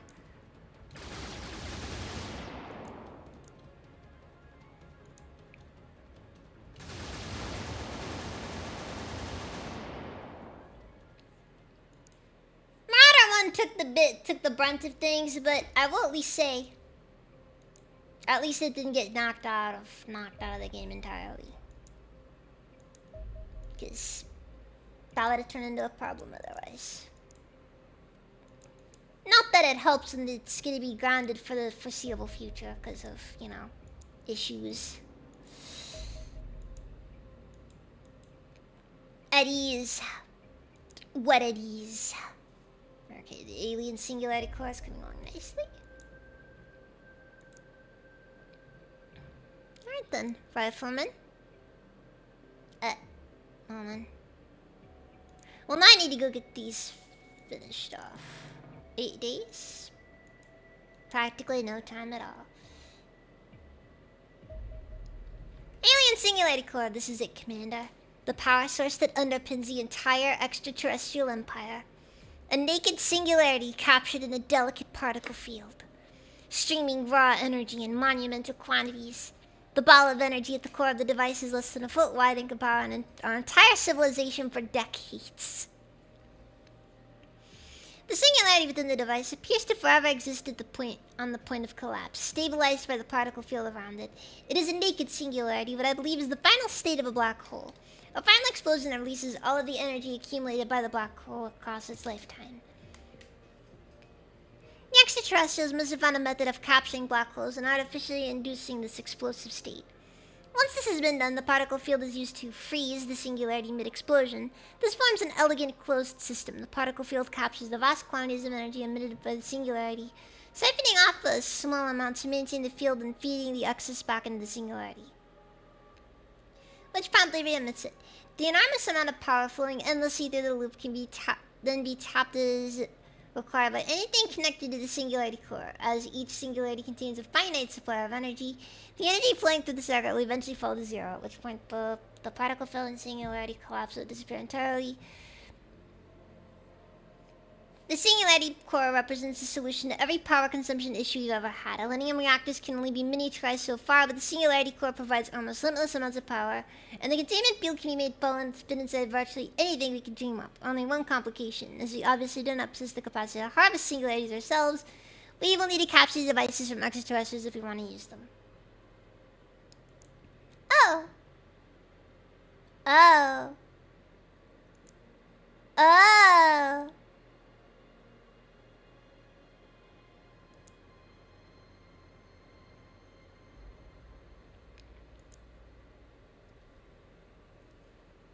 There's another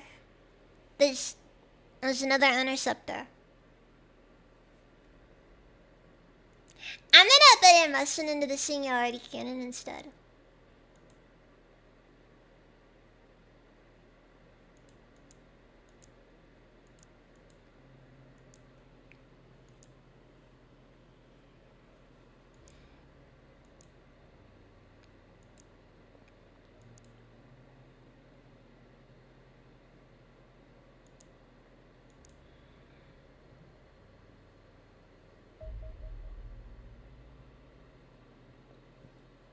Alright, singularity cannon. Further study of the alien singularity cores allowed us to weaponize it without consuming the core itself. Importantly, not simply because the cores are in short supply, but because they contain so much energy that releasing it all at once would annihilate literally everything in the combat area. The singularity cannon is so heavy that it can be wielded with assistance from a Predator battlesuit. It is capable of unleashing an almost unimaginable destructive power. The device is built around a singularity core and functions by siphoning off a tiny fraction of the energy held within, then imparting it into a specially designed slug of alien materials. This slug consists largely of looped superconducting alloys. The only substances able to contain the enormous quantity of energy involved. The slug is then projected at high speed to the target using our existing mag technology, deforming on impact and thus breaking the superconductor loop. This causes a vast release of energy and similarly enormous damage to anything that happens to be in the area. The effect is not quite as extreme as the blast from singularity torpedoes, but the results are still astonishing. The singularity cannon requires reloading with the new slug after each time it is fired, but the core itself should be good for approximately 1 million shots. Constructing would be a major undertaking, but the sheer power of the weapon would surely be worth it. I seriously doubt the aliens have anything that could survive a hit from this weapon. I assure you that our species does not. Yikes.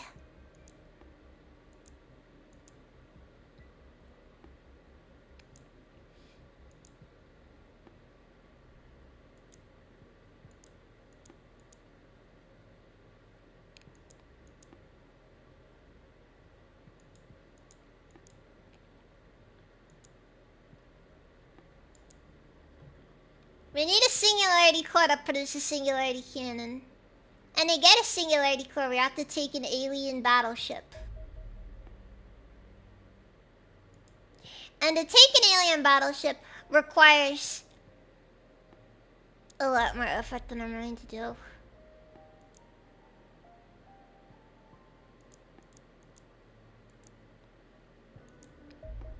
Far more effort than I want to put in.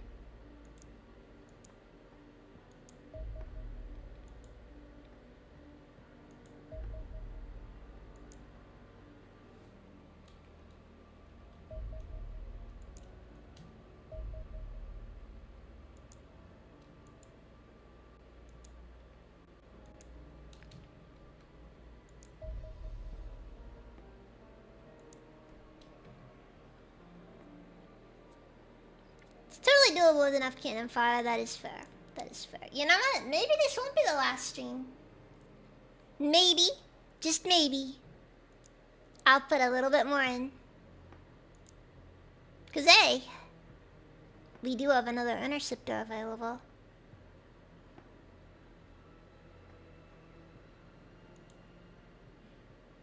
Let's see here. Andron, Huntin, Praetor.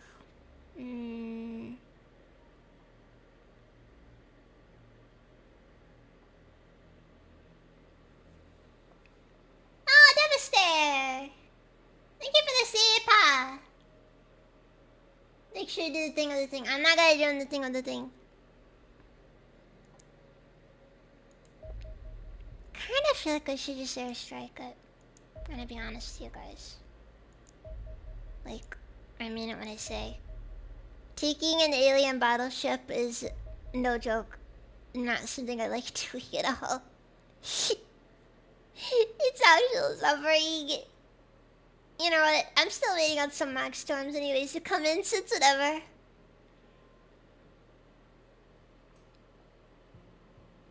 Yeah, alternatively I could just wait for.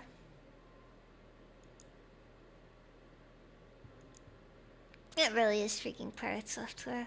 I like how this guy, despite all the technological advancements, he never changes. Same cigarette, same uniform, same job. He just runs the storeroom. Junk comes in, junk goes out. It's just how the world is for him. It's how his world is.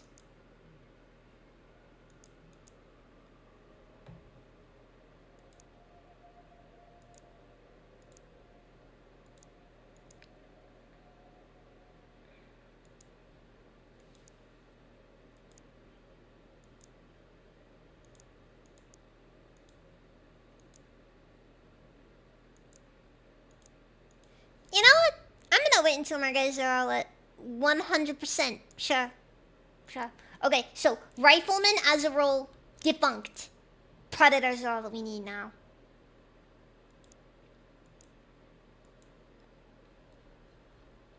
What do you mean insufficient equipment?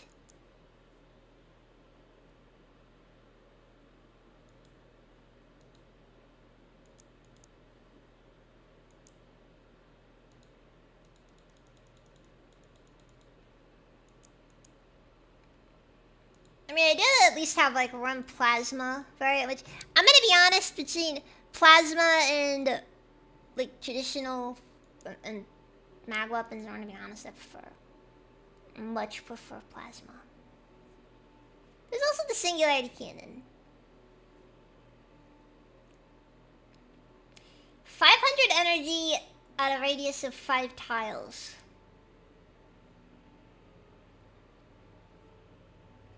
The singularity cannon is a heavy weapon that can only be used by predator-armed soldiers.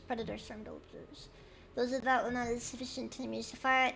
It functions much like an exceptionally powerful rocket launcher, so ensure none of your soldiers are in the blast area when you pull the trigger. Sorry. So ensure none of your soldiers are in the blast area when to pull the trigger.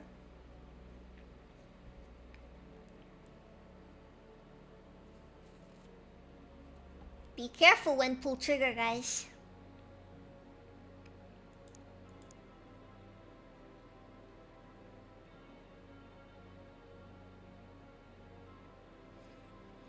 Alright then.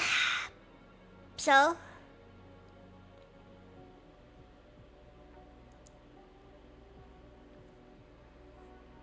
This is just where we're at now.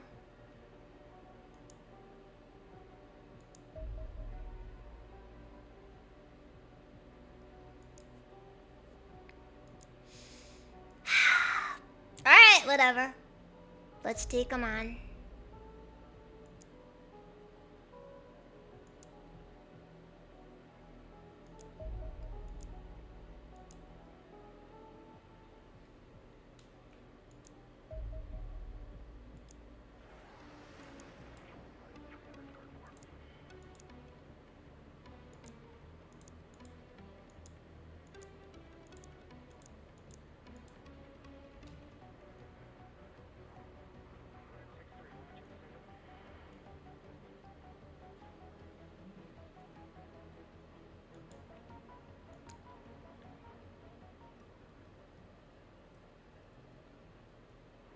Don't worry about the interceptors.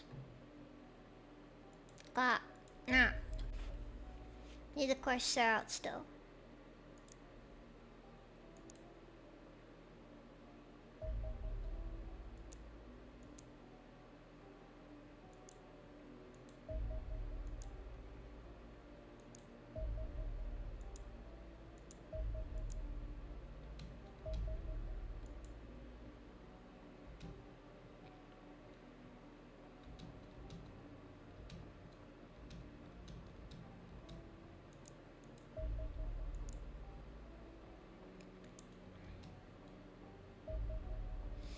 Alright, let's do this. Can't tell I'm a big fan, but dare I say it, things are looking okay. Colbone. This is an XCOM style game. You didn't realize we lost like half of our... we lost like over half of our people last round, right? Okay, it was not good. Okay, it was not good at all. Okay, that's... Alright, yeah, this is fair. This is fair.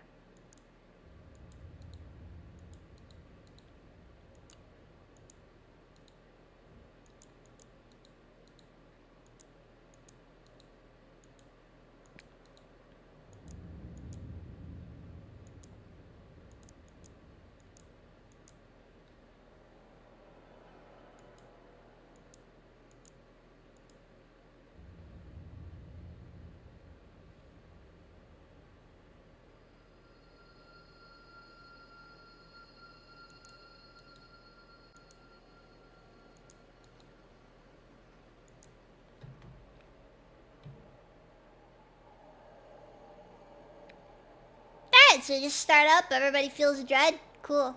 Cool. Oh, I know this one.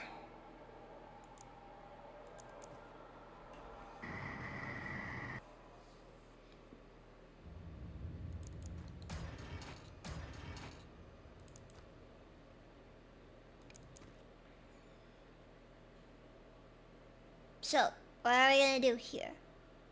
We're gonna take things a little bit more carefully than we usually do. By a little bit more carefully, I mean... Whole team. Anderson! Burrow here.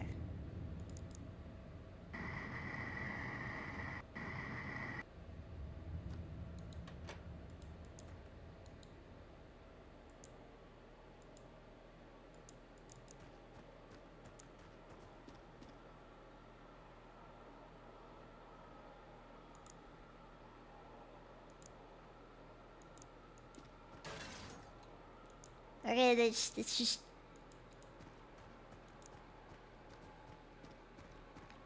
It's gonna be more along the lines of just they are going to be absolutely terrified of what they see. And they should be. If they're not, we're doing something wrong.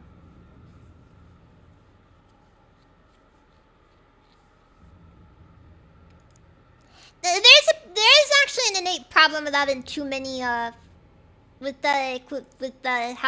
using too many predators. Mainly, predators can't see anything. See, predator versus sentinel sightlines are absolutely just incredible. Okay. See, Sentinel sightlines, uh, is, almost overpowered how good it is. Meanwhile, Predator sightlines are, functionally non-existent.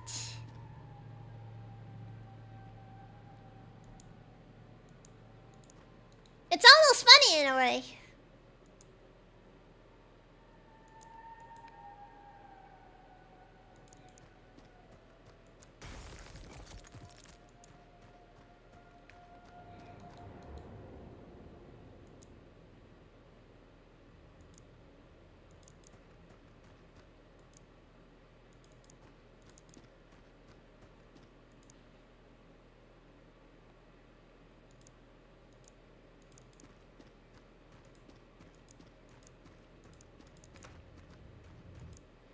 Like a predator actually using the door? Dang!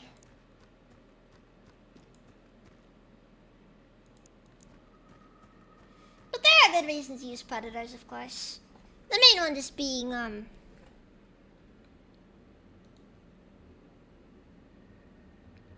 they're really strong.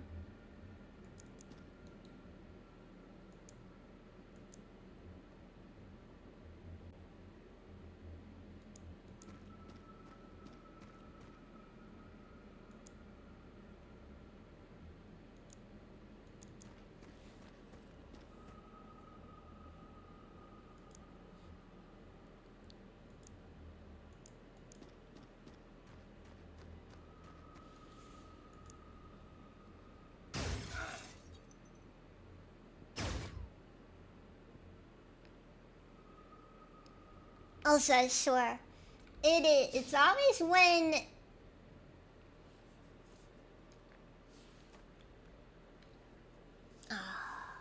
there's something to be afraid of.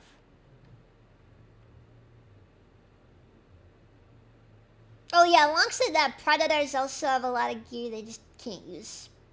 Like fundamentally just stuff that when you attempt to use it as a predator.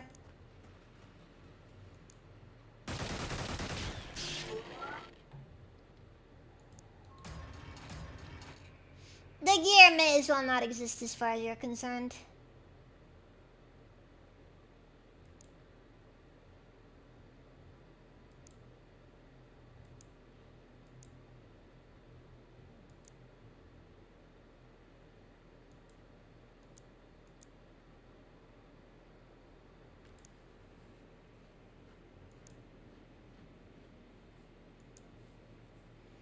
Alongside that, sentinels can also fly, which is also pretty useful in comparison.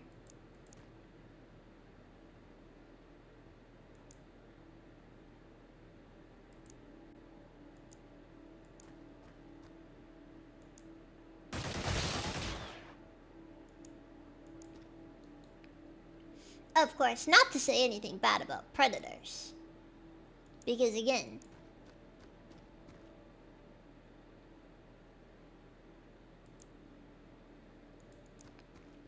I'd argue that the predator makes the absolute most effective infantryman in the game.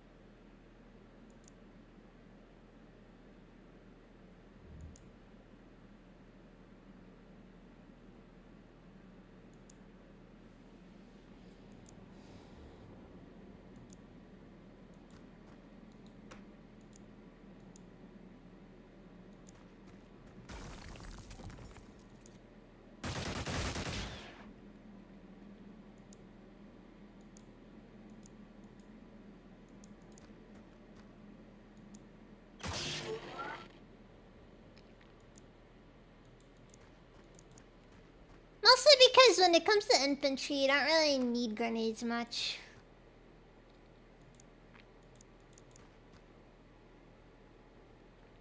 It actually is kind of interesting to think about how it does seem at times like the game does try to push some of your guys into specific roles over time. Like as you progress, you get more role-specific equipment. And yet it still feels like there's no reason to make a dedicated medic.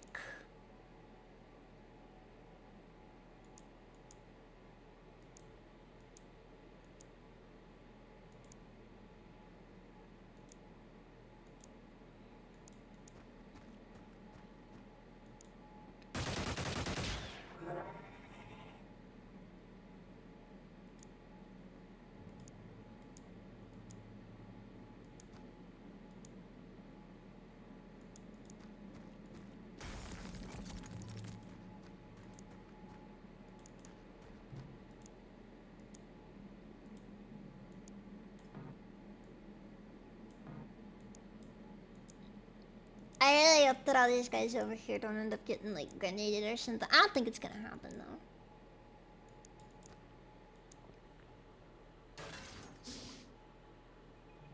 though. We're not out here dealing with cancers and things. You know, to be honest, the average Xenonaut death isn't nearly traumatic enough to be compared to the average hamster death. Like, you gotta remember, like, you know, God specifically designed the hamster to traumatize children.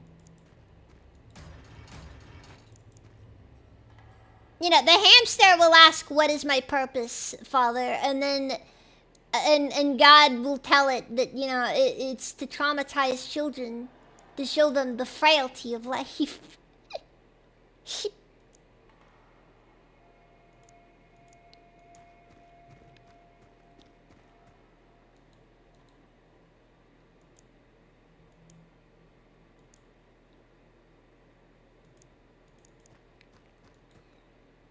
It's like 1 minute, it'll they chew a live wire, somehow survive that, and then the next,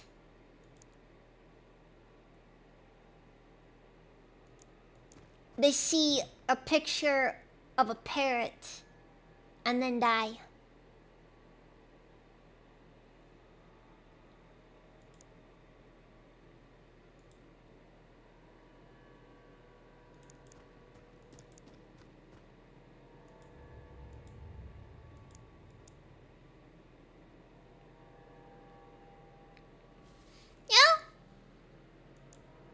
I wonder if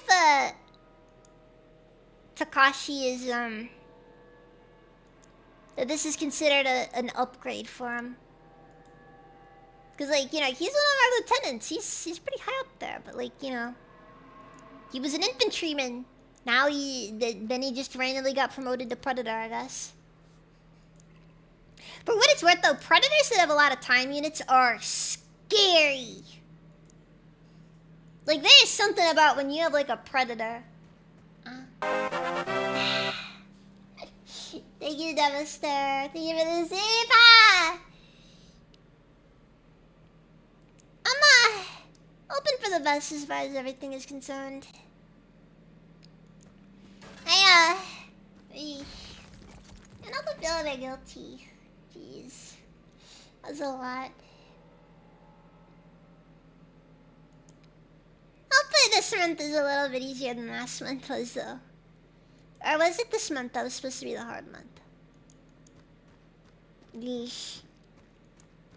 That's kind of how it's been lately. I'm almost forgetting just what months to be nervous about.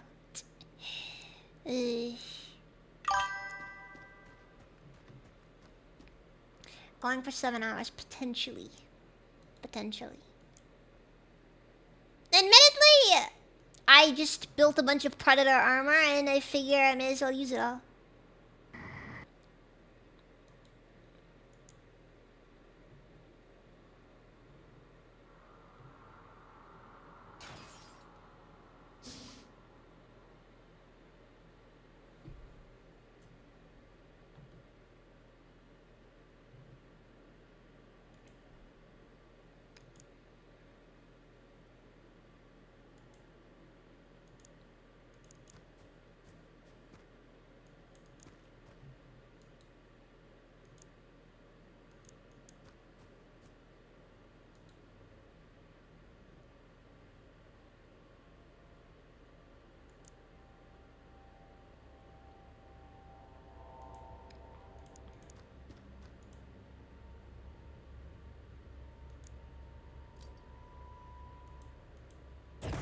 Tyler Palmer. I don't know how I feel about that name.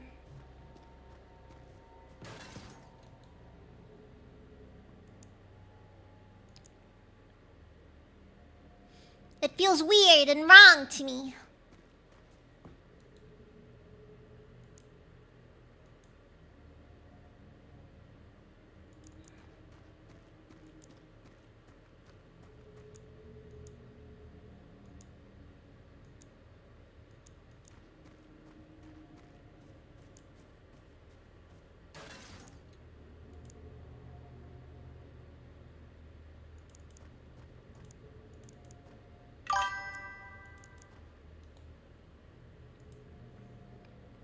Yeah, but we're kind of. I'm just kind of. My goal this mission is just we're just blitzing them.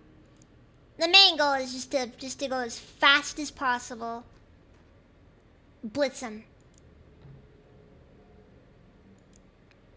Give them no opportunity to potentially resist. Just.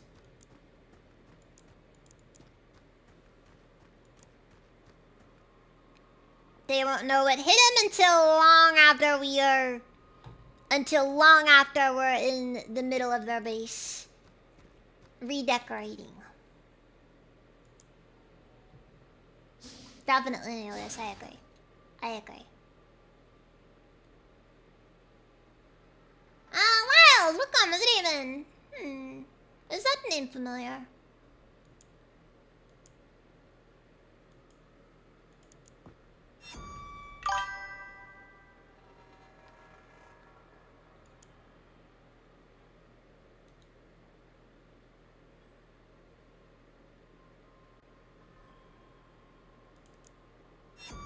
Okay, I think I'm actually just gonna leave that alone for now.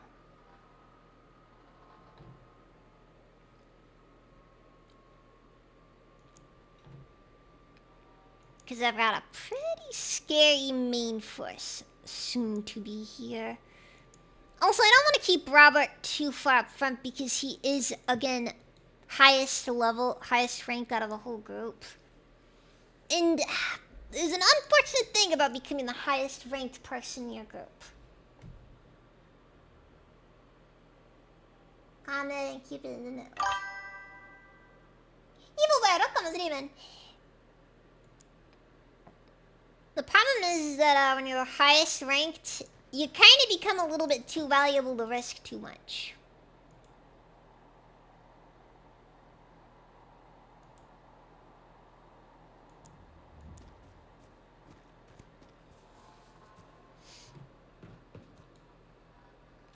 And there's an irony to it, because it's like, you know, ironically, you're probably one of the most skilled people here.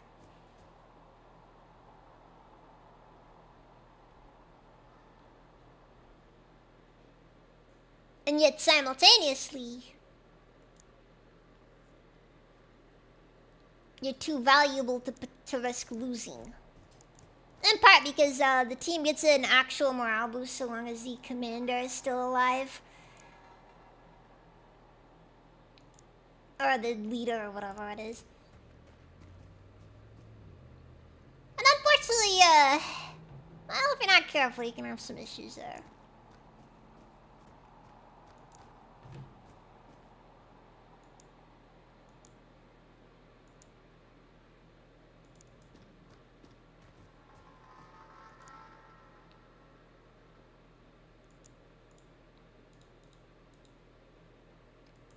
Also, this map is considered a night map, which I guess it really goes to show how much I really don't like doing the desert maps.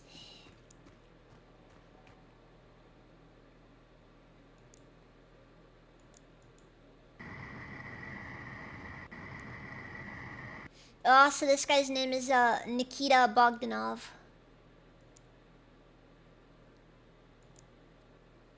To those who know, that name should make you shudder in fear.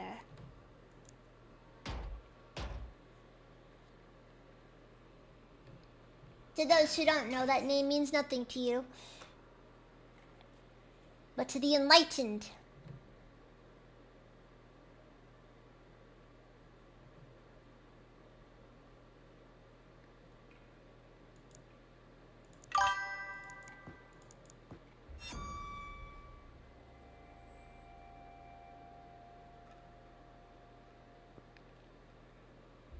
Doom beat.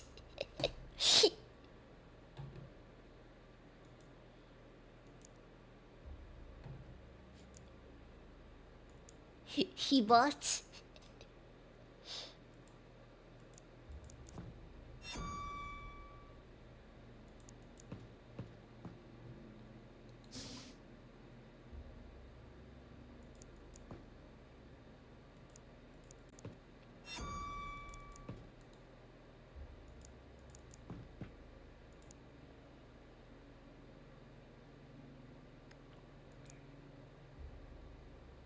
Fuck.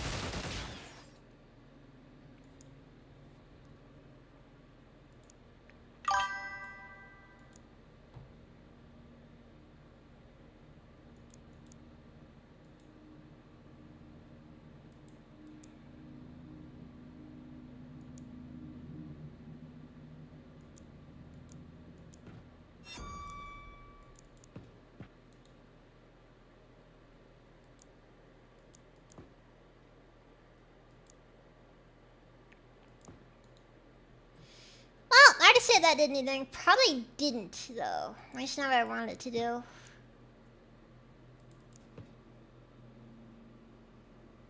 I do not know how I'm supposed to be seeing this guy here, but we're seeing him. I probably should have waited a bit longer before sending people in there, but, well,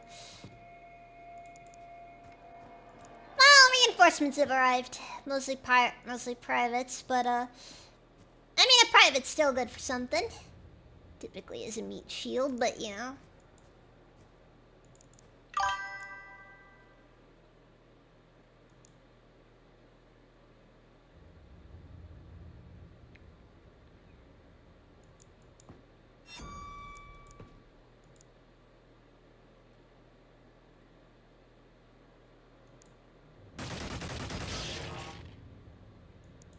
I think that did actually kill it.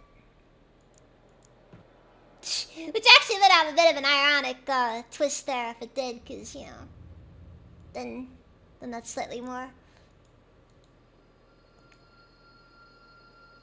I think it's as good as it gets.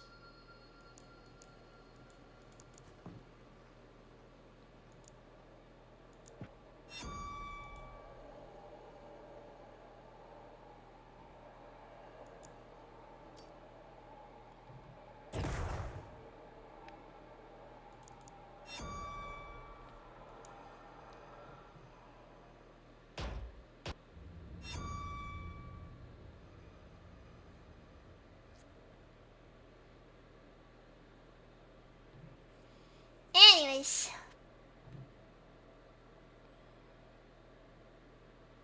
Alright then. Alright then.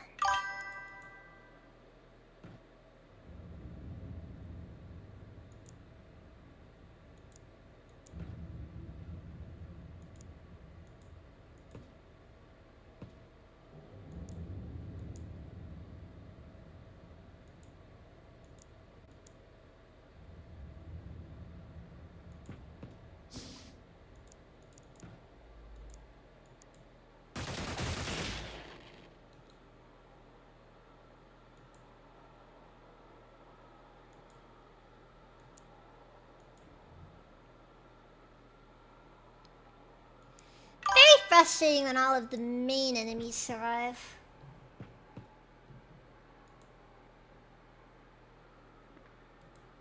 Ah, fuck. Takashi is able to survive. Let's see here. Can we get... Maybe. We cannot. It was a good effort.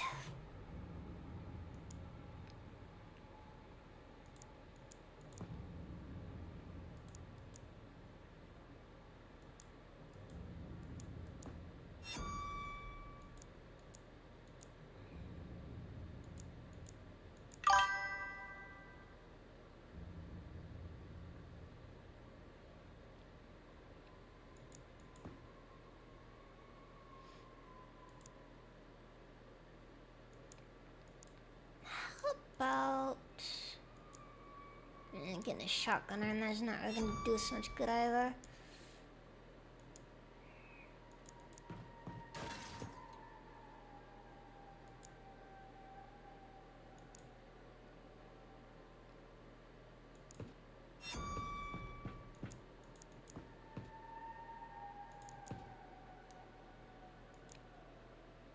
There's a few concerns.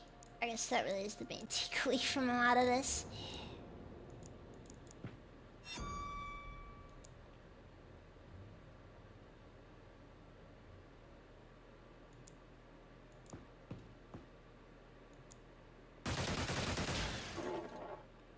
Why didn't I do that earlier?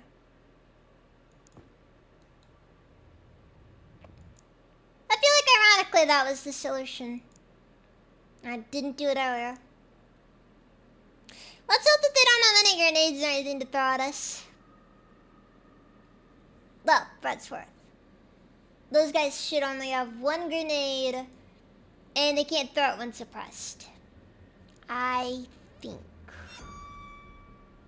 God, please let me be right.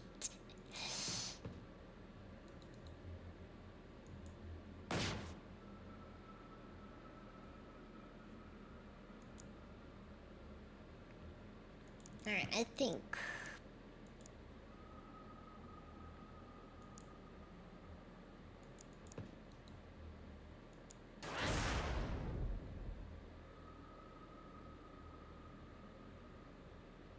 Anyways.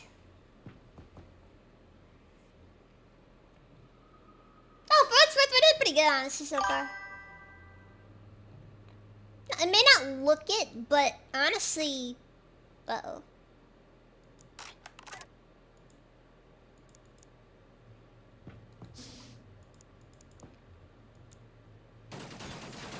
No, we're really giving them what for.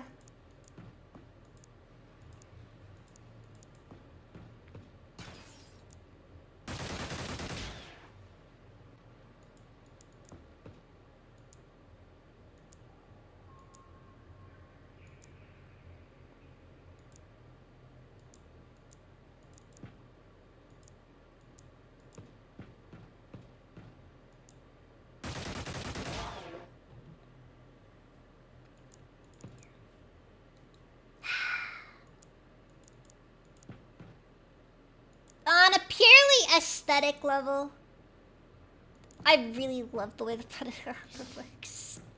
Like, it's one of those deals where it's just like, yeah, just from like a perspective of just it's aesthetically interesting.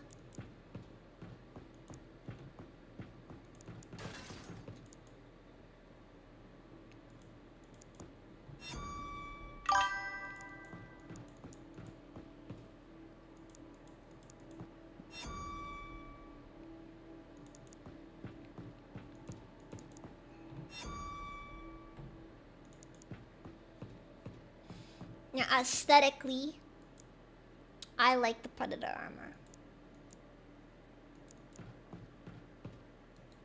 Because, yeah, so the way that it plays can also be an aesthetic. The simple fact that it has a...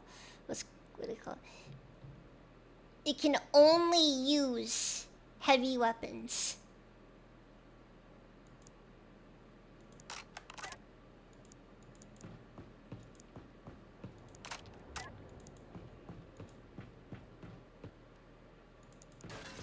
You know, that in and of itself is an aesthetic.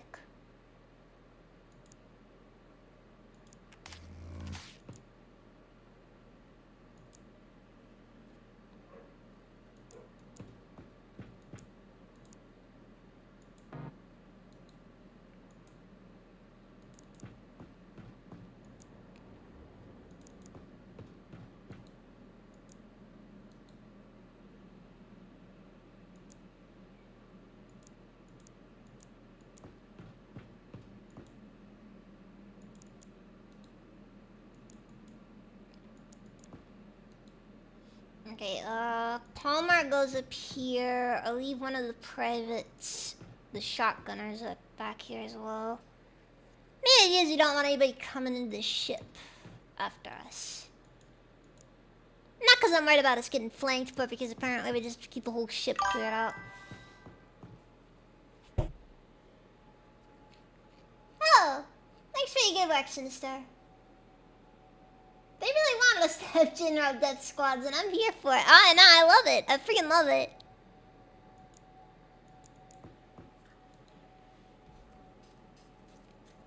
Yeah, that's the thing. That's the thing. You get the guy in the big armor, and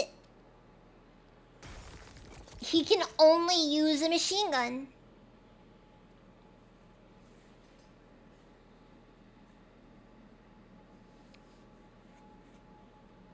Now they just call it assault armor, but you know what? Also, this guy only has 40 turn units.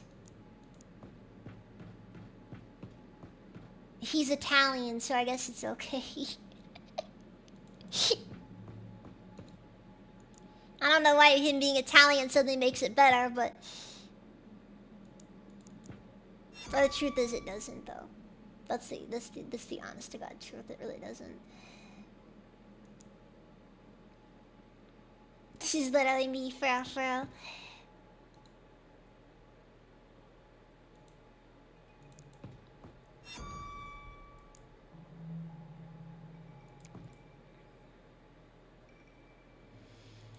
Yeah, but no joke. The machine gun, unironically, was the main reason why I even used the early tank in the first place.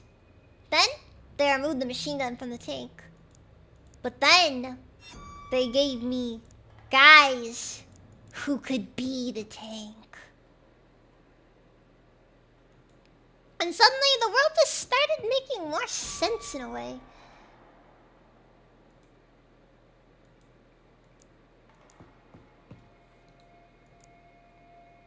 Actually, I'm gonna back Martinez off because I don't want him. I don't want him too far ahead.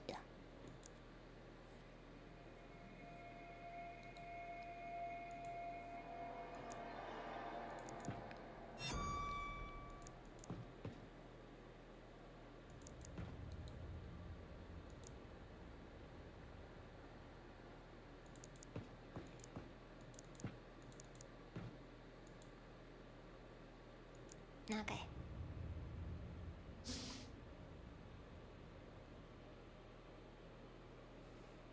But yeah, still trying to figure out what to do with Discord. Oh yeah, by the way, an important thing for all like 6 of you who are still watching, if you were ever on the fence about whether or not you should, you know, maybe just consider giving Discord your ID just for the what's the word? Just for, it's just easier. Discord is actively gonna be giving your information to the United States government, and it's gonna end up in and it's gonna be connected with federal databases and what have you.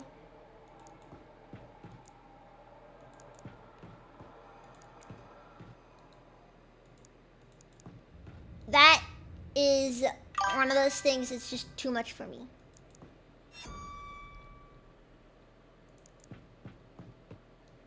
Okay, my point is,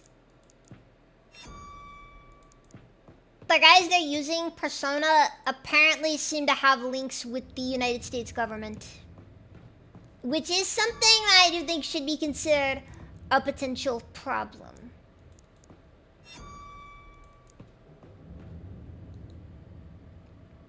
Yeah, honestly, it's one of those situations where like, I don't think I could possibly be more serious. And Takashi is under alien control. Not an ideal scenario.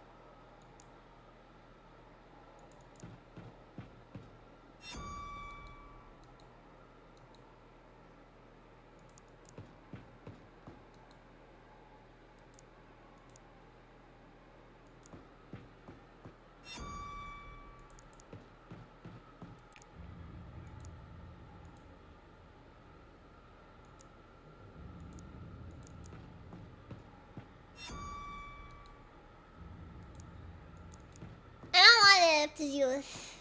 Oh, frick.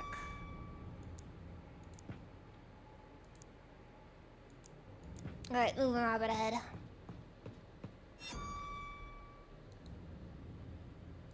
And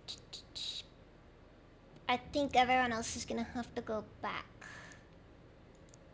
Yeah, well, Oliver ain't making it, that's for sure. You know what, Oliver's not exactly that moving type anyways, so you know what, we're gonna send him over here, and we're gonna swap it, have him tag out for Henry.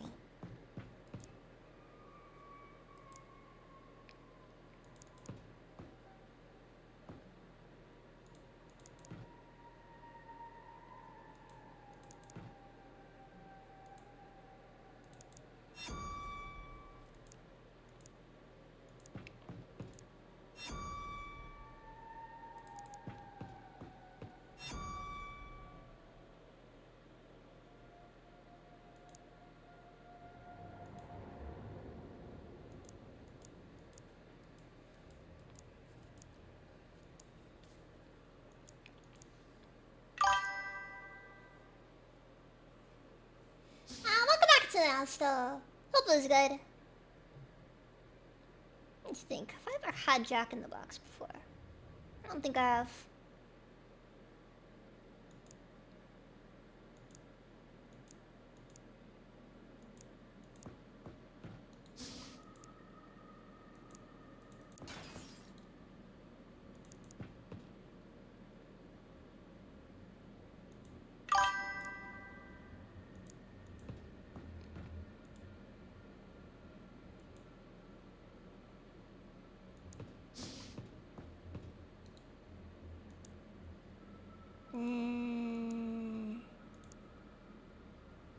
Do I want to send more people up?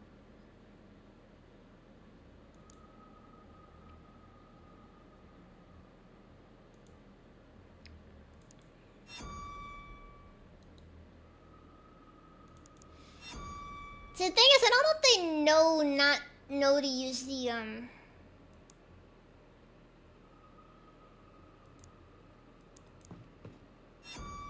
I'll leave Pedro here.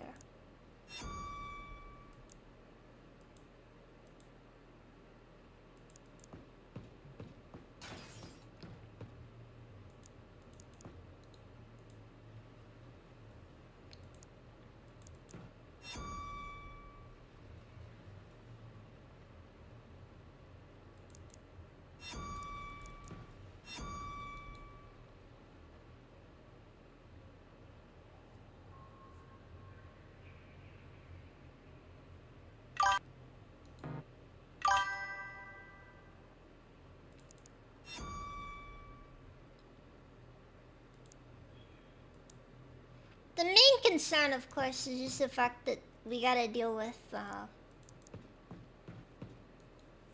alien. They gotta deal with a bunch of freaking mind control stuff.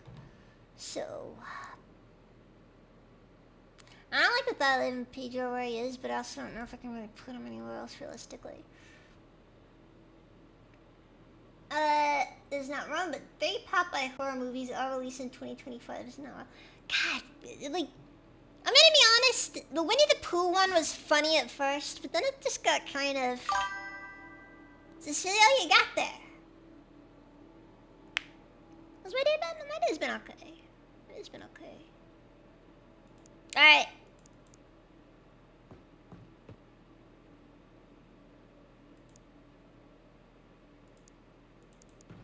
Takashi is over here.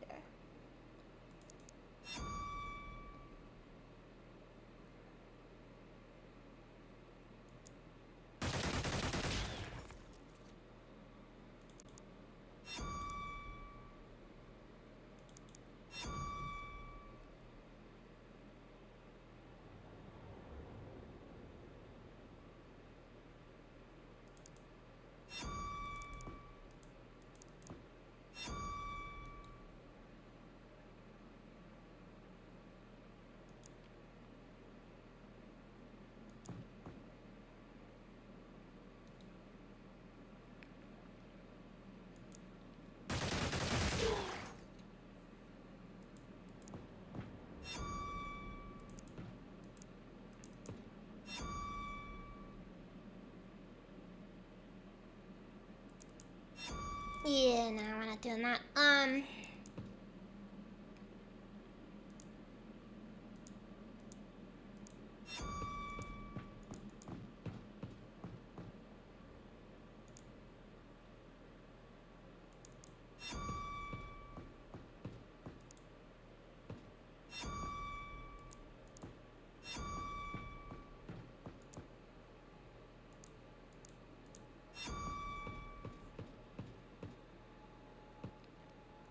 Alright, and these two are just kind of here as auxiliary. They're not really here to serve a purpose. They're both private, so they're both totally expendable as well. Perfect. At any rate.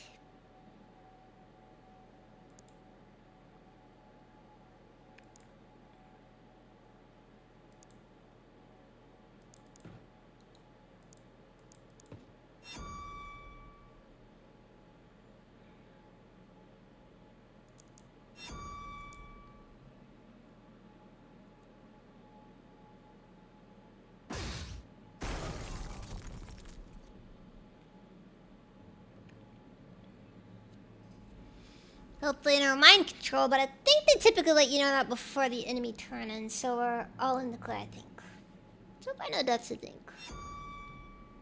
Alright then, let's do this.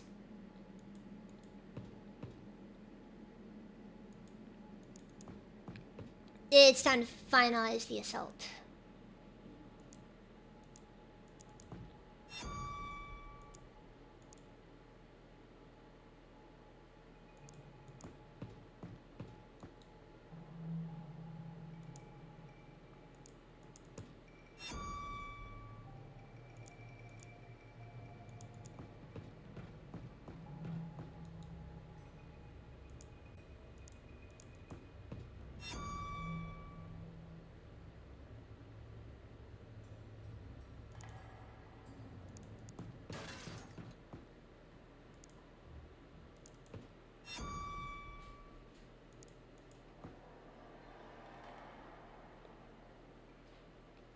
Also, I think that's the singularity core. We want to avoid hitting that if we can, because that thing actually matters probably more than anything right now. Okay, alien prayer has been located.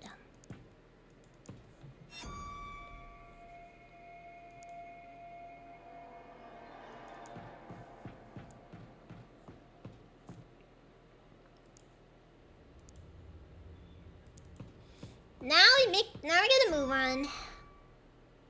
There aren't a ton of enemies in here. The main concern is just gonna end up being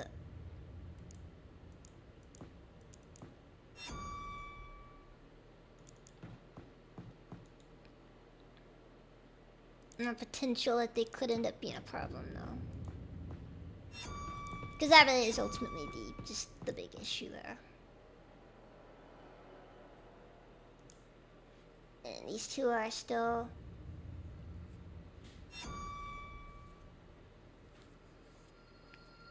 You know, of all the people they decided to put under alien control, I think it ended up being possibly the most useful person it could have been.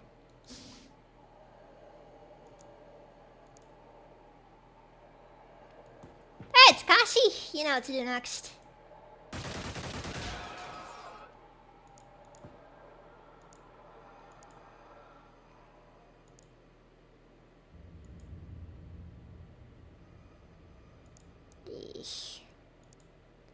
Frick. I don't think we're gonna be able to get much out of that, actually. Okay, yeah, so we need to get everyone moving.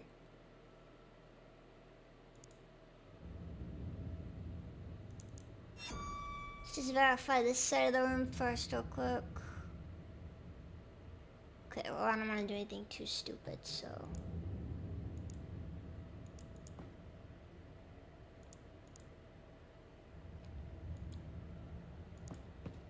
Will this work? Well, he does have line of sight. Have to move Alexei a little bit more, but he should be fine. Alright, good. Good, good. Alright, that was honestly the biggest threat that we had. Unironically, biggest start.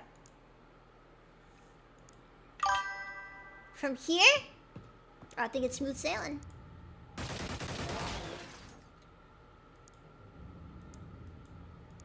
And all that remains are their machines.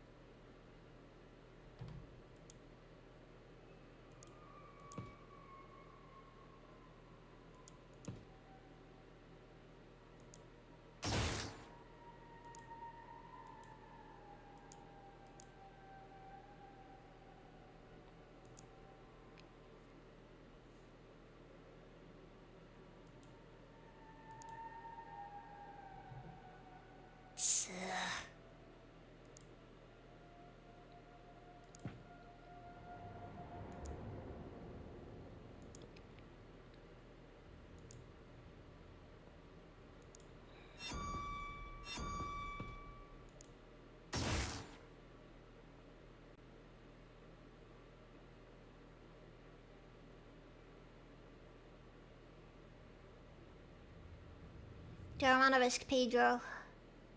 Pedro is high ranking and alongside that one of our better. I think I should back him off.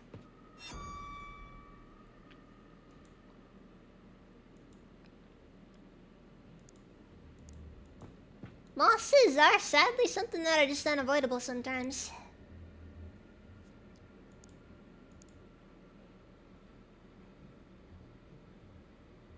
Anyways. I'll do what I can, but it's kind of difficult to guarantee anything.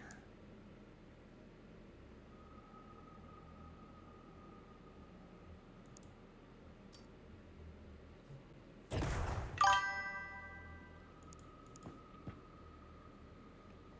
might probably finish after this one. Maybe. I really don't know, honestly, though.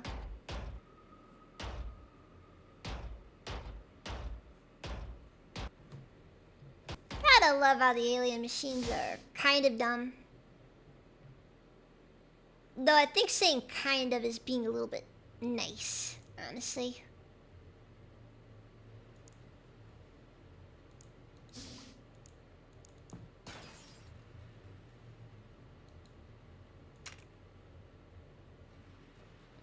Gah. I have made a miscalculation.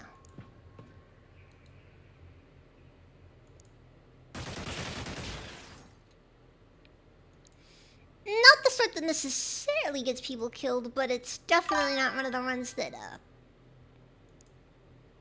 does many people many favors. Why is Takashi not allowed to go in the door?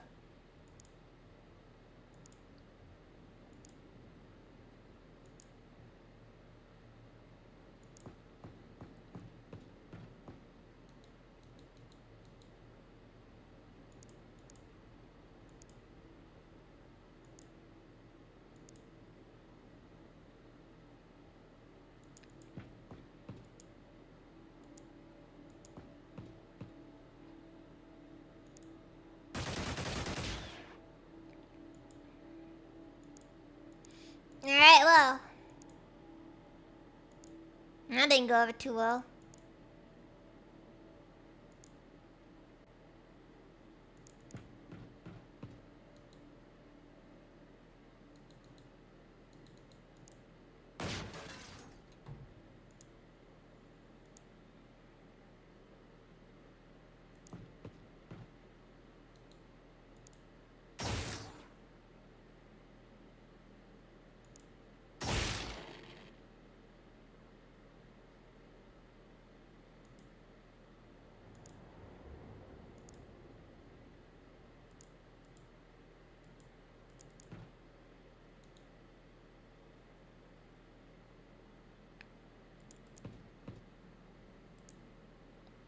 Okay. Okay. This is the situation we're in now. May not be quite so bad actually as I thought it was, honestly. Because you aren't exactly in the worst scenario possible. Okay, jeez, message received. Jeez, we gotta be this way, jeez. No chill. Just no chill.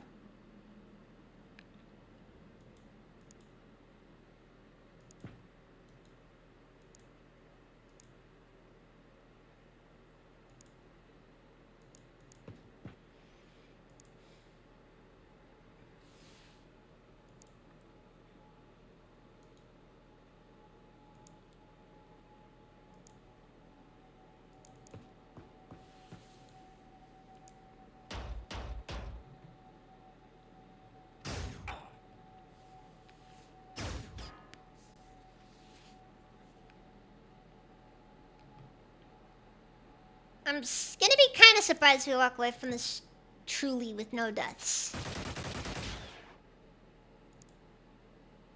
Well, we're certainly not doing too bad so far. Certainly not worse.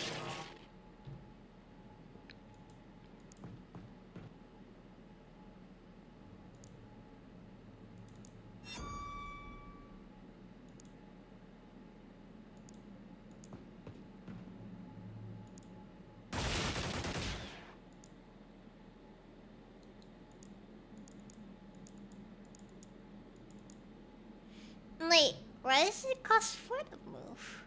Oh, normally it costs 3. Inflation's starting to impact my time units! That's how you know it's getting bad, guys.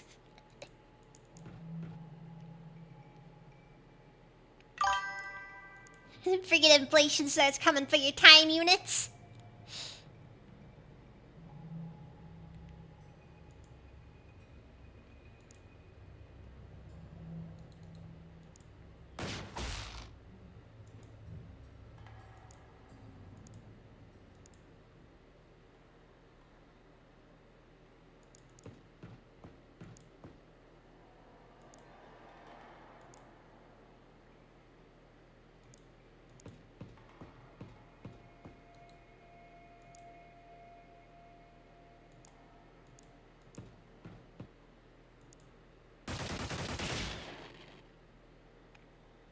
Is that all of them? I think that's the last of them, at least in here. There may still be a few more over outside, but I think they'll be made. These guys should be able to make short work of them.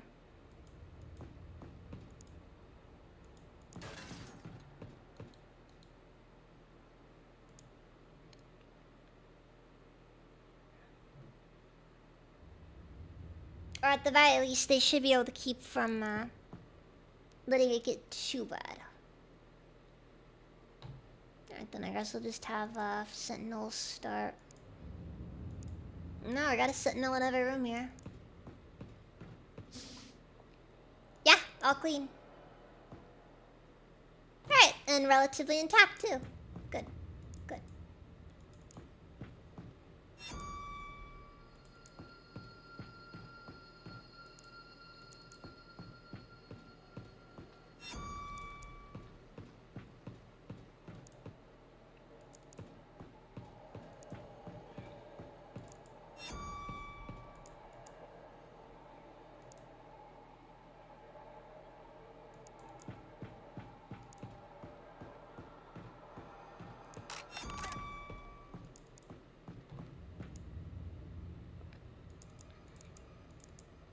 I'll have to leave someone in here just to make sure everything remains. I'll leave ammo like usual because I don't really need a sniper at this stage. Now I'm mostly just in the hunting down the last enemies side of things, and even then we should probably still be good.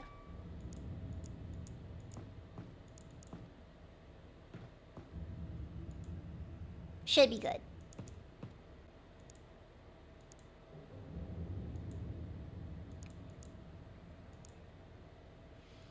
But you never do know, do ya? That is half the struggle.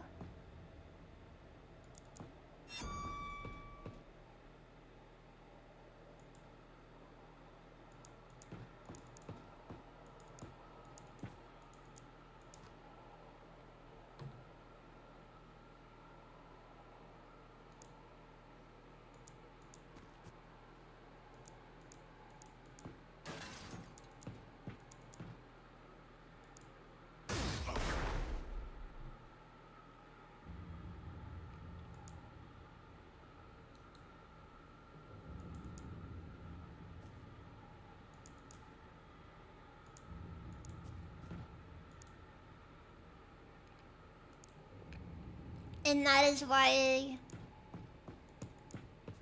should always be careful about sending people anywhere. God.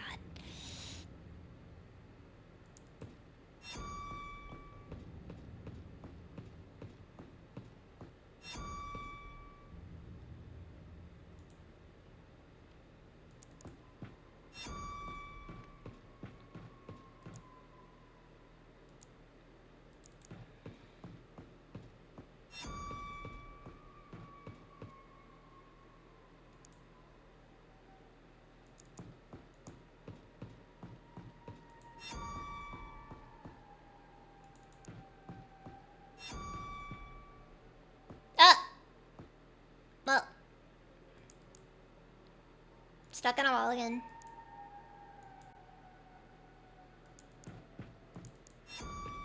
See, sometimes the path thing will freak out and your guy will just get stuck in a wall.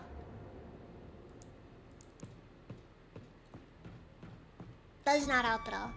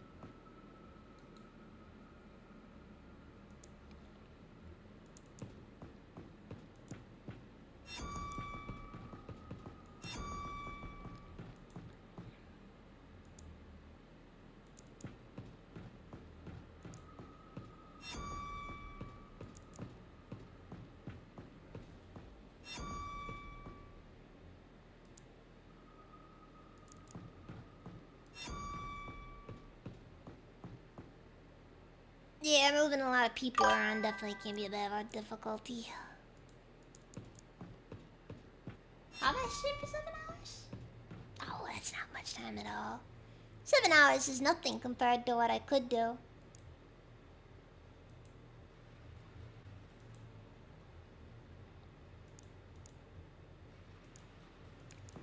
After all, if you've never done a 24-hour stream,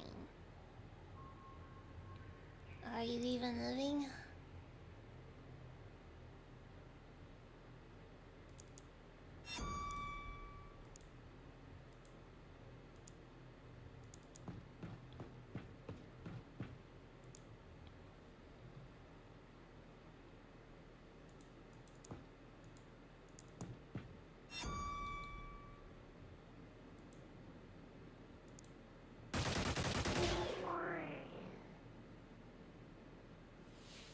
Alright, we got the last of them. And we finally got a Praetor leader corpse. That took significantly longer than it should have. I mean that when I say it, longer than it should have.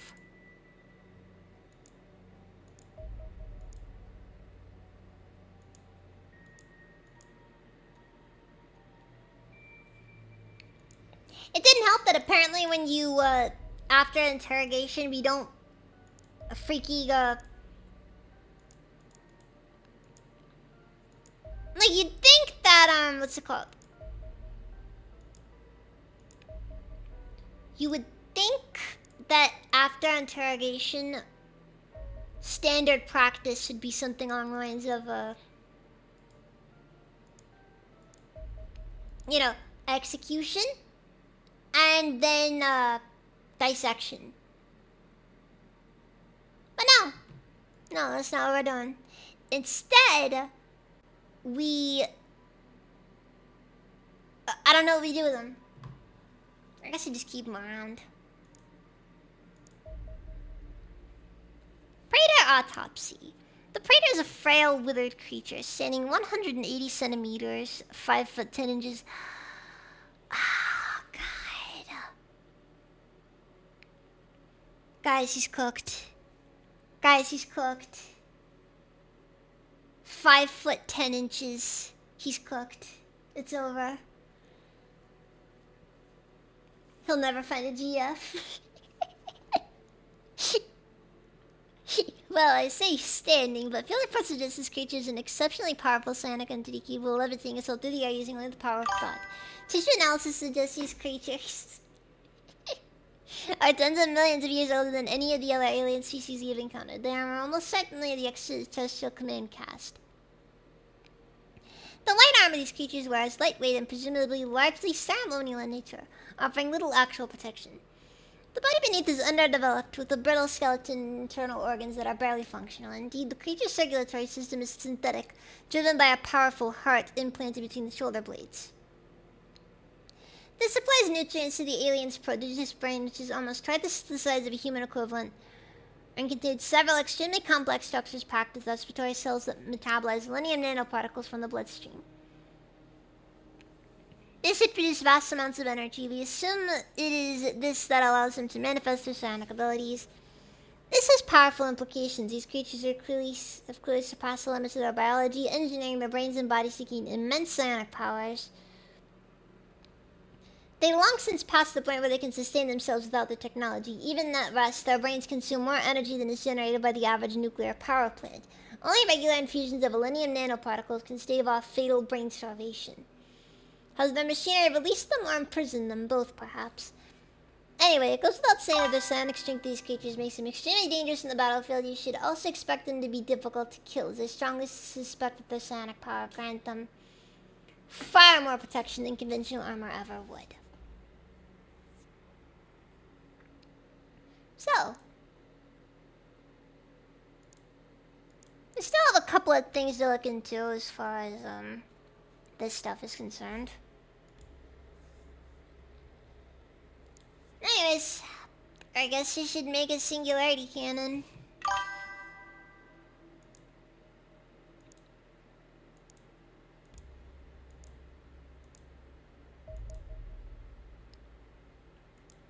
Alright, prediction mark storm is complete.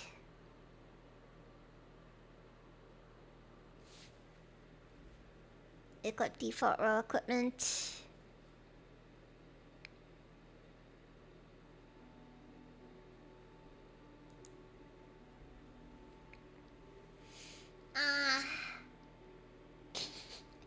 Night Lyles. Sleep well. I probably should go to sleep myself soon, honestly. You know, that was a really good run, honestly.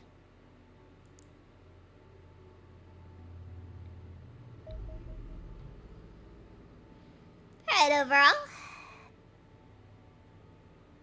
funding went okay. We did end up kind of doing better, but not really doing much better. Anyways, so now the question then comes in. Do I continue? Do I just brute force it?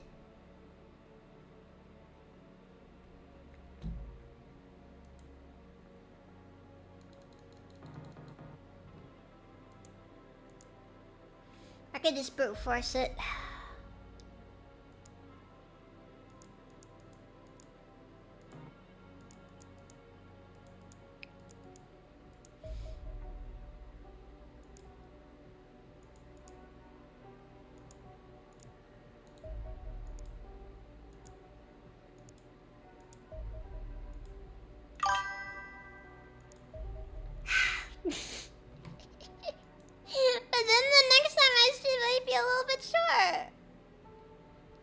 also just end up over... I might just end up over preparing, honestly.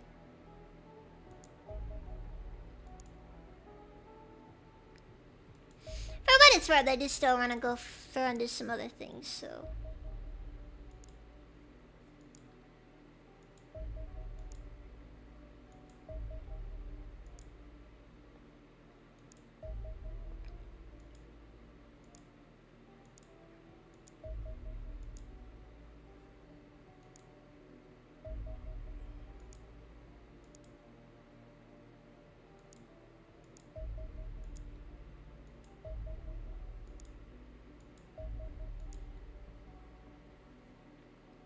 You know what? I think, and then alongside that, I'm gonna make another Predator Assault Armor. Cause you see,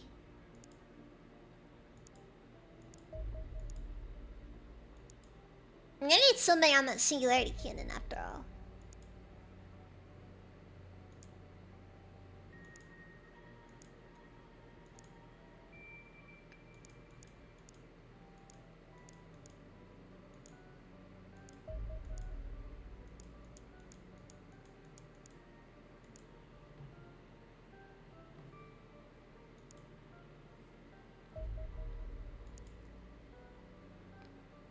It was like you said. It was like you said, Coburn. It really just ends up devolving into Jinro death squads. And like you said earlier, I'm here for it. I'm here for it.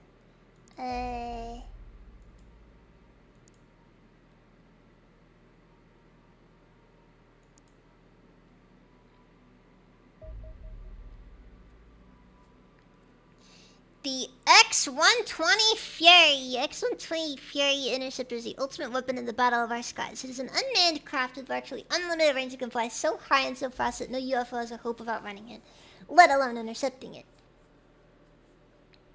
It can travel at Mach 8, some 10,000 kilometers per hour. What the fuck? What the heck?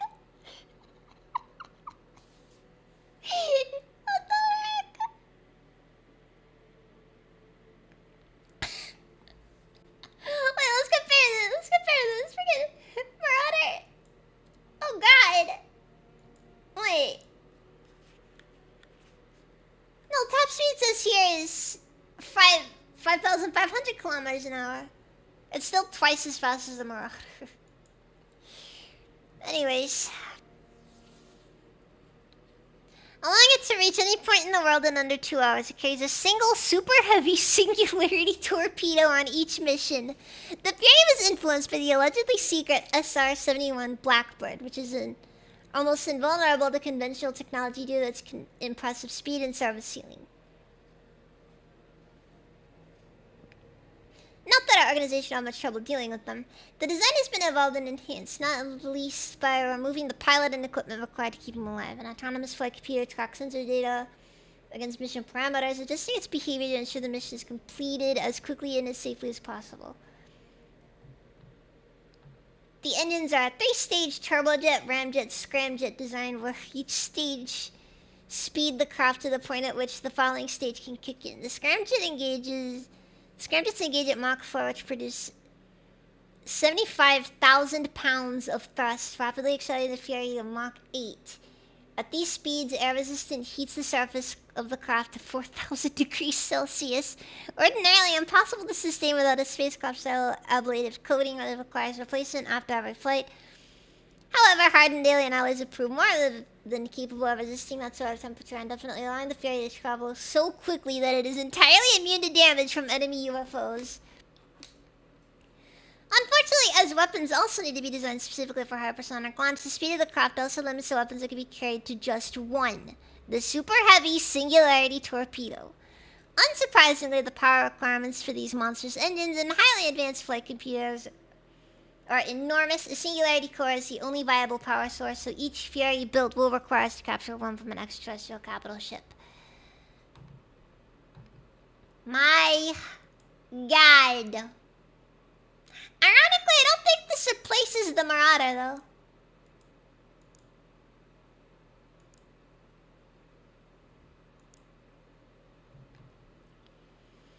Singularity torpedo. The Singularity torpedo is the most destructive weapon mankind has ever created. It produces a perfectly spherical release of energy that will instantly reduce anything within 5 kilometers to its constituent atoms. Do not expect to recover anything from alien craft destroyed by this weapon. This has been designed specifically for hypersonic launch and may only be carried by your X-20 Fury interceptor. The destructive power of the weapon is drawn from the practically limitless energy held within the Singularity core. The looping particle field that stabilizes the Singularity can be replaced and used as a method of storage, capturing energy when connected to the core and releasing it when the loop is later broken. A charged loop can thus be used as a warhead on a torpedo containing so much energy that it will utterly annihilate anything caught in the blast radius. It has actually been necessary to develop a method of using part of the discharge to generate a larger secondary field that artificially limits the size of the explosion. Without it, there'd be a small but statistically significant chance of detonation destroying our entire planet. The rest of the torpedo is relatively straightforward design. The main propulsion unit employs a scramjet, which allows roughly 30 seconds of flight at the speeds reaching Mach 15. Almost 20,000 kilometers per hour. This not only allows it to be launched by a Fury traveling at hypersonic speed, but actually necessitates it. A scramjet can only generate thrust into sucking air traveling at Mach 4 or higher, a speed that our other interceptors cannot reach.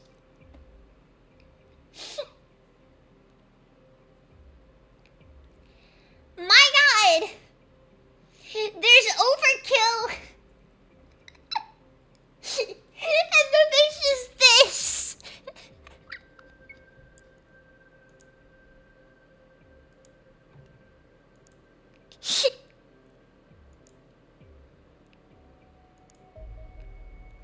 Wait!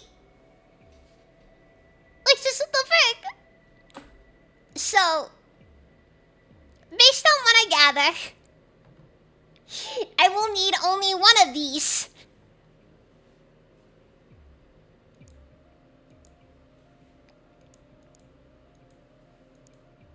I will need no more than 2 at any point in this game.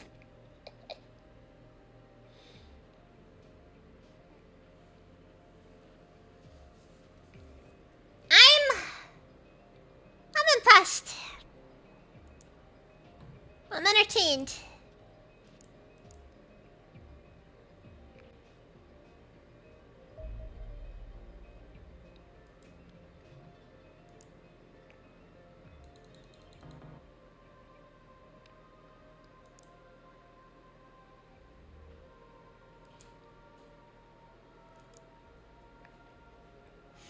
So now comes the question.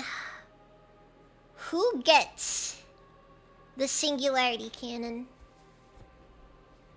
One of these guys ends up getting swapped out for something. They're gonna be equipped with Predator assault armor. Plus the Singularity cannon.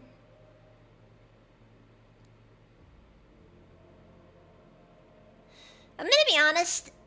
The concept of the Singularity torpedo is hilariously absurd.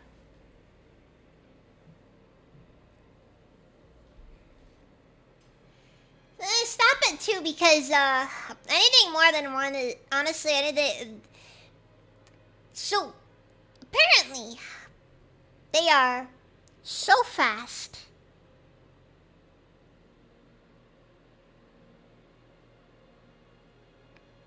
Oh, that's cool. Right, Savior medal, +1 bravery. Comes in hard right for serving is serious. Oh.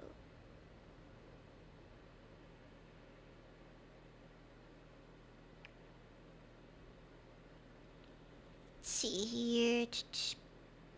Citation for valor, awarded for valor demonstrated in combat during a successful capture of an alien base.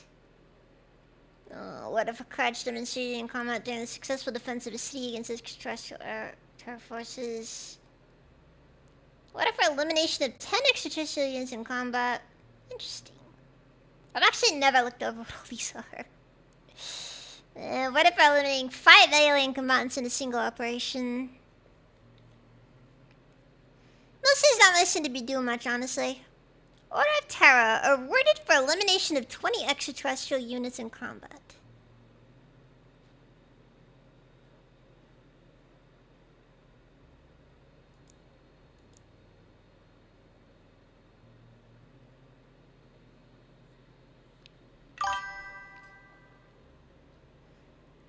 I never looked it up. I never actually got to look at the medals.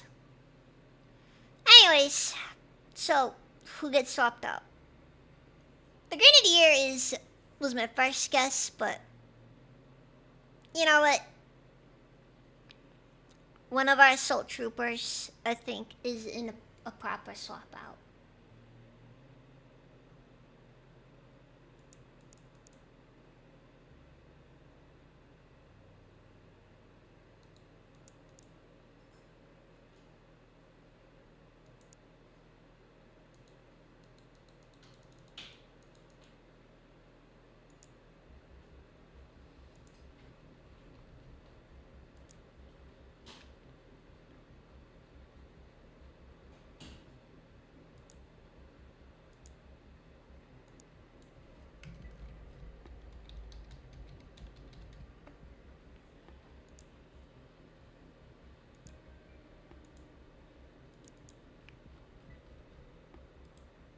So we're only really ever gonna need like one person to run the singularity cannon anyways.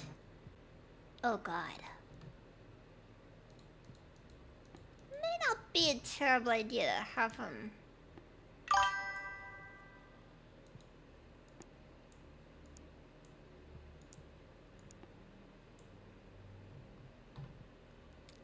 What's the standard weight capacity of a predator? Oh god. Oh god.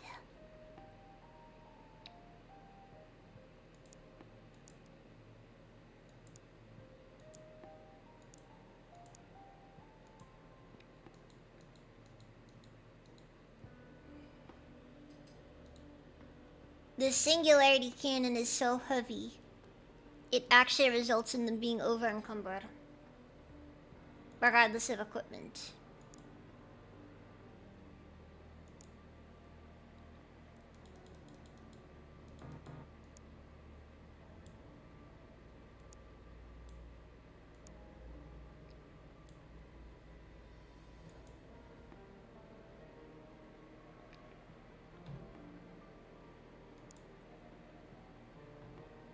That is a lot right there. That is a whole lot right there.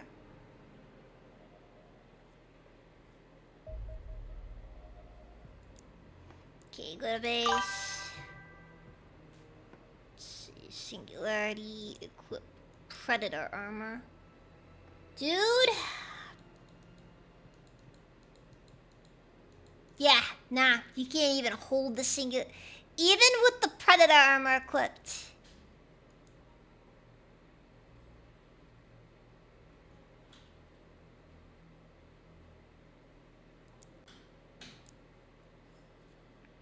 You cannot equip the singularity cannon without losing charm units. That's a lot right there.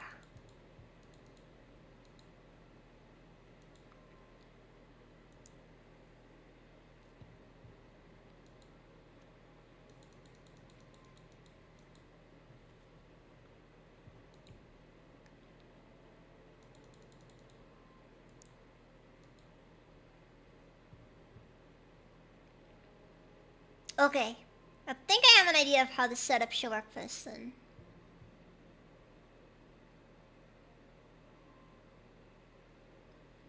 This thing is bordering on impractical, I'm gonna be honest with you guys.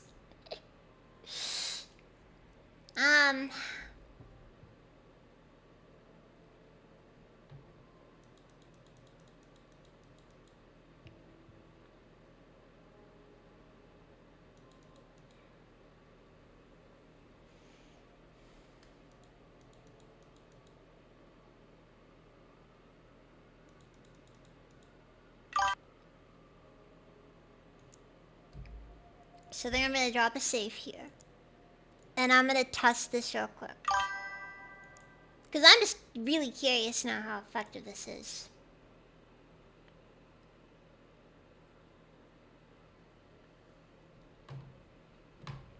Well, the thing is that the Predator suit automatically maxes out a character's weight. It's like your strength is maxed out already, so you can't really... If you're not collapsing reality into itself to destroy illegal aliens or even try... Exactly. Exactly.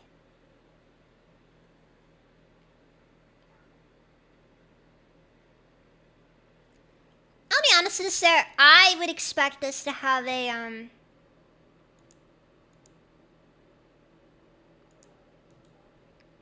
proper XCOM crossover before a Xenonauts crossover.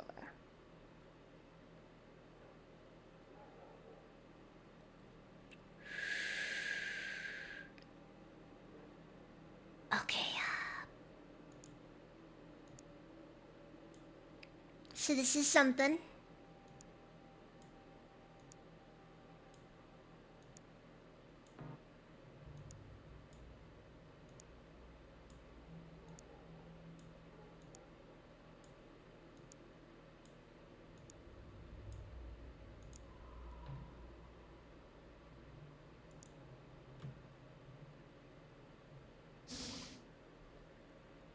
You guys know where I'm taking this, right? You guys know where I'm taking this, right?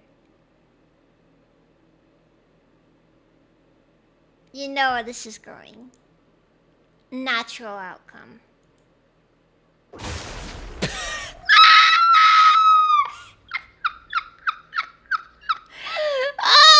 Oh! I don't know what I expected.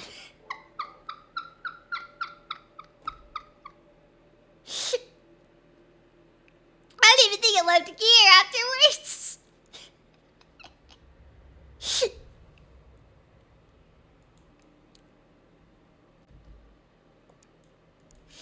Alright, now I get that out of my system.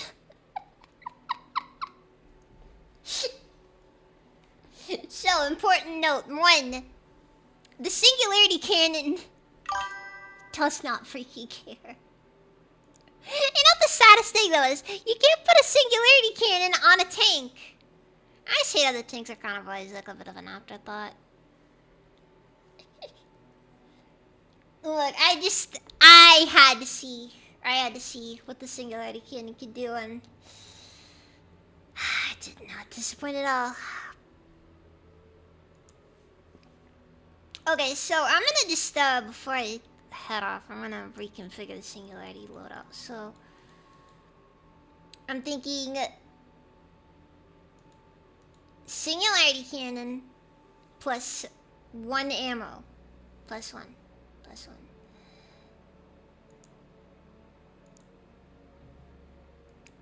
And then for the Predator, these grenades have been kind of useless most of the game anyways, so...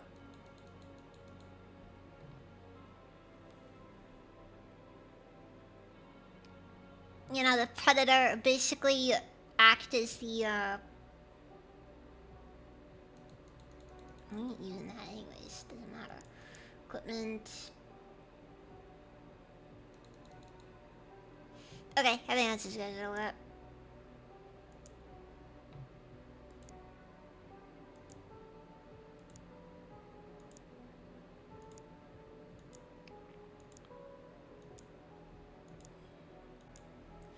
So, put simply,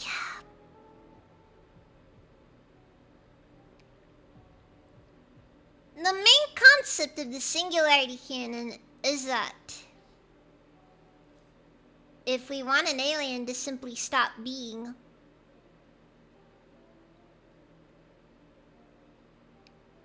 God gave us a singularity cannon for it. I'm gonna be honest, this thing is bordering on, I don't even know if this has any realistic use cases.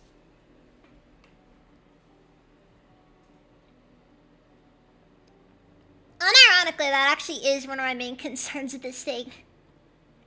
I don't know if I can find an actual use case for this.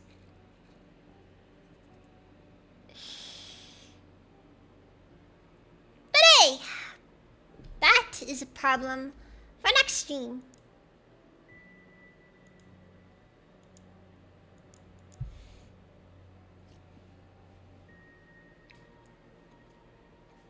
I guess what my objective will be next stream is we're gonna take out the alien fortresses, get a couple of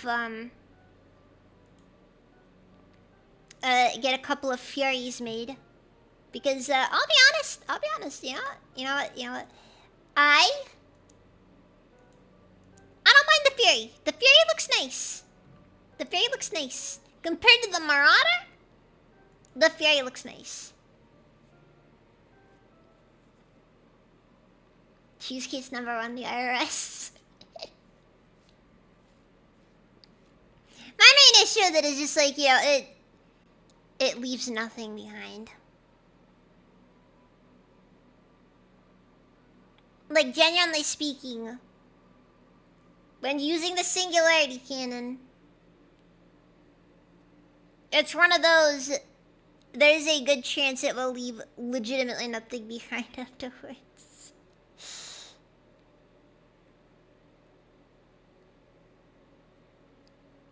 Anyway, so, yeah, I like the Fury, though. The Fury looks nice. Especially compared to the Marauder.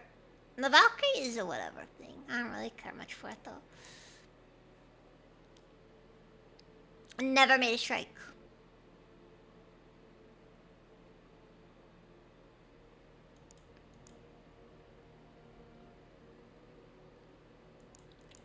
Anyways.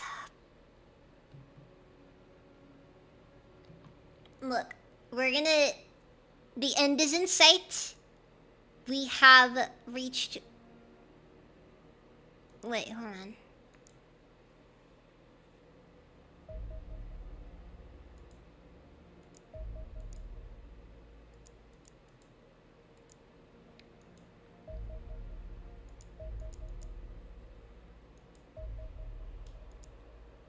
I mean, we gotta at least finish our research.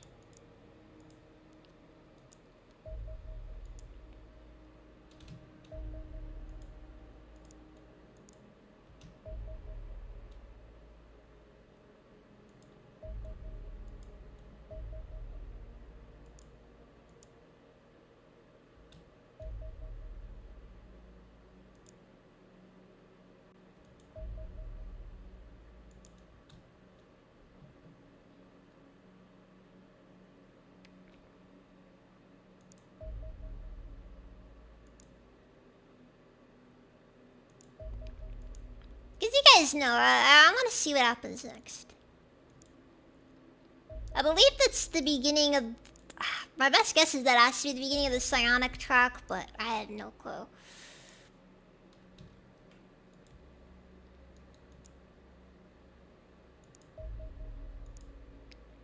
I know is the psionic research track basically goes nowhere, and supposedly it's supposed to be a trap to basically make you waste your time, but I never wasted my time on it because I've never actually been able to reach that stage because I don't capture anything before a certain point of the game.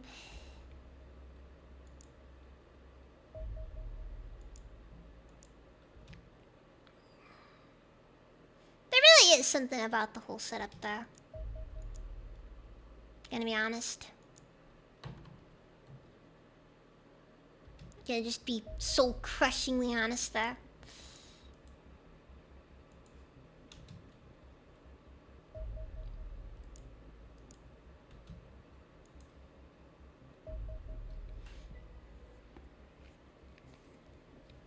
Dang! They cut off his little head things. Amputation of the glowing nodes on either side of the prisoner's head appears to have stripped it of the power of teleportation. However, retain the armed guards to ensure we are not being deceived. As usual, a summary of the creature's vulnerabilities has been distributed to your men and should increase their combat effectiveness by roughly 10%. The Wraith is a genuinely alien beast, while other specimens watch sullenly from inside their glass prisons as we work. Our captive Wraith is distractingly twitchy. It refuses to expose its back to us, instead turning its whole body to face whoever is closest to the holding tank. If approached simultaneously from different directions, it will spin on the spot until they leave. For literally hours at a time if necessary. You men find this hilarious, but it is utterly infuriating if one is trying to concentrate. Ridiculous mannerisms aside, the race scored excellently in all tests performed, demonstrating high levels of intelligence, superb sensory awareness, and lightning reflexes. They're also capable marksmen, and the physiology is deceptively resilient, even without their subdermal armor. The power of teleportation only makes them more effective. We have verified accounts of the beast teleporting straight through the walls of a sealed room. Thankfully, there appears to be a limited range to this ability, and the aliens take some time to readjust to their surroundings after they have made a jump, preventing them from firing their weapons immediately. Nevertheless, I suggest your shoulders watch their backs as closely as this beast guards its own.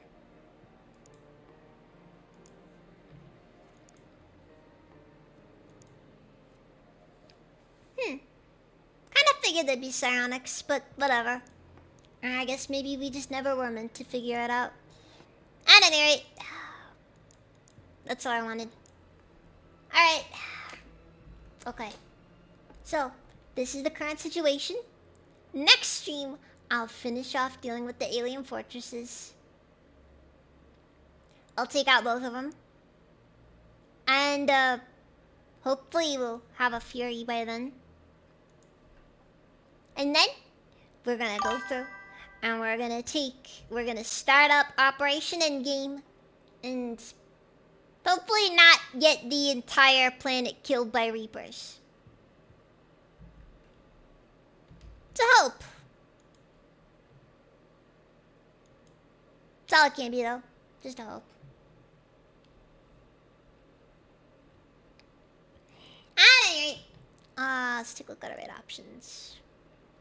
Probably some... I'm sure everybody is more than happy to be able to finally sleep without me yelling constantly. There's not many people online right now.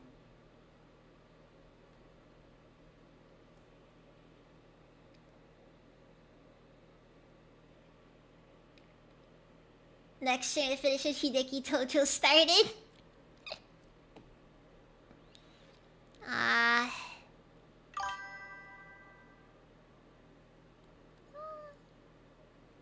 To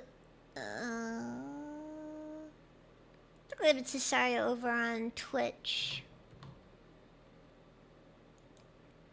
And over on YouTube, let's take a look at what we've got over here. If there is anything we got here, because... it's Sikigema channel over on YouTube. Nah, no worries, Puddle. No worries, no worries, no worries. The big stuff happens next stream. Or, not next stream, but next time I stream this, because, you know. Next week I'm going to be finishing off a lot of games, actually, because... they're going to be finishing off both Radiant Dawn and Xenonauts, so... Yeah. And then, tomorrow... or today, I guess you could say. I'll be doing my weekly XCOM with Atari. We've moved it to Friday. And sometime after that we will also be playing some Barony with Mizu and Ava. Hopefully. I kinda just walked up to them, asked them, and they said yes. So, and this is the day we picked. At any rate, 7 hours of sleep. That's just too many. You're asking me there. Anyways, thank you all very much for watching, and I will see you guys next time. So, good night. Night.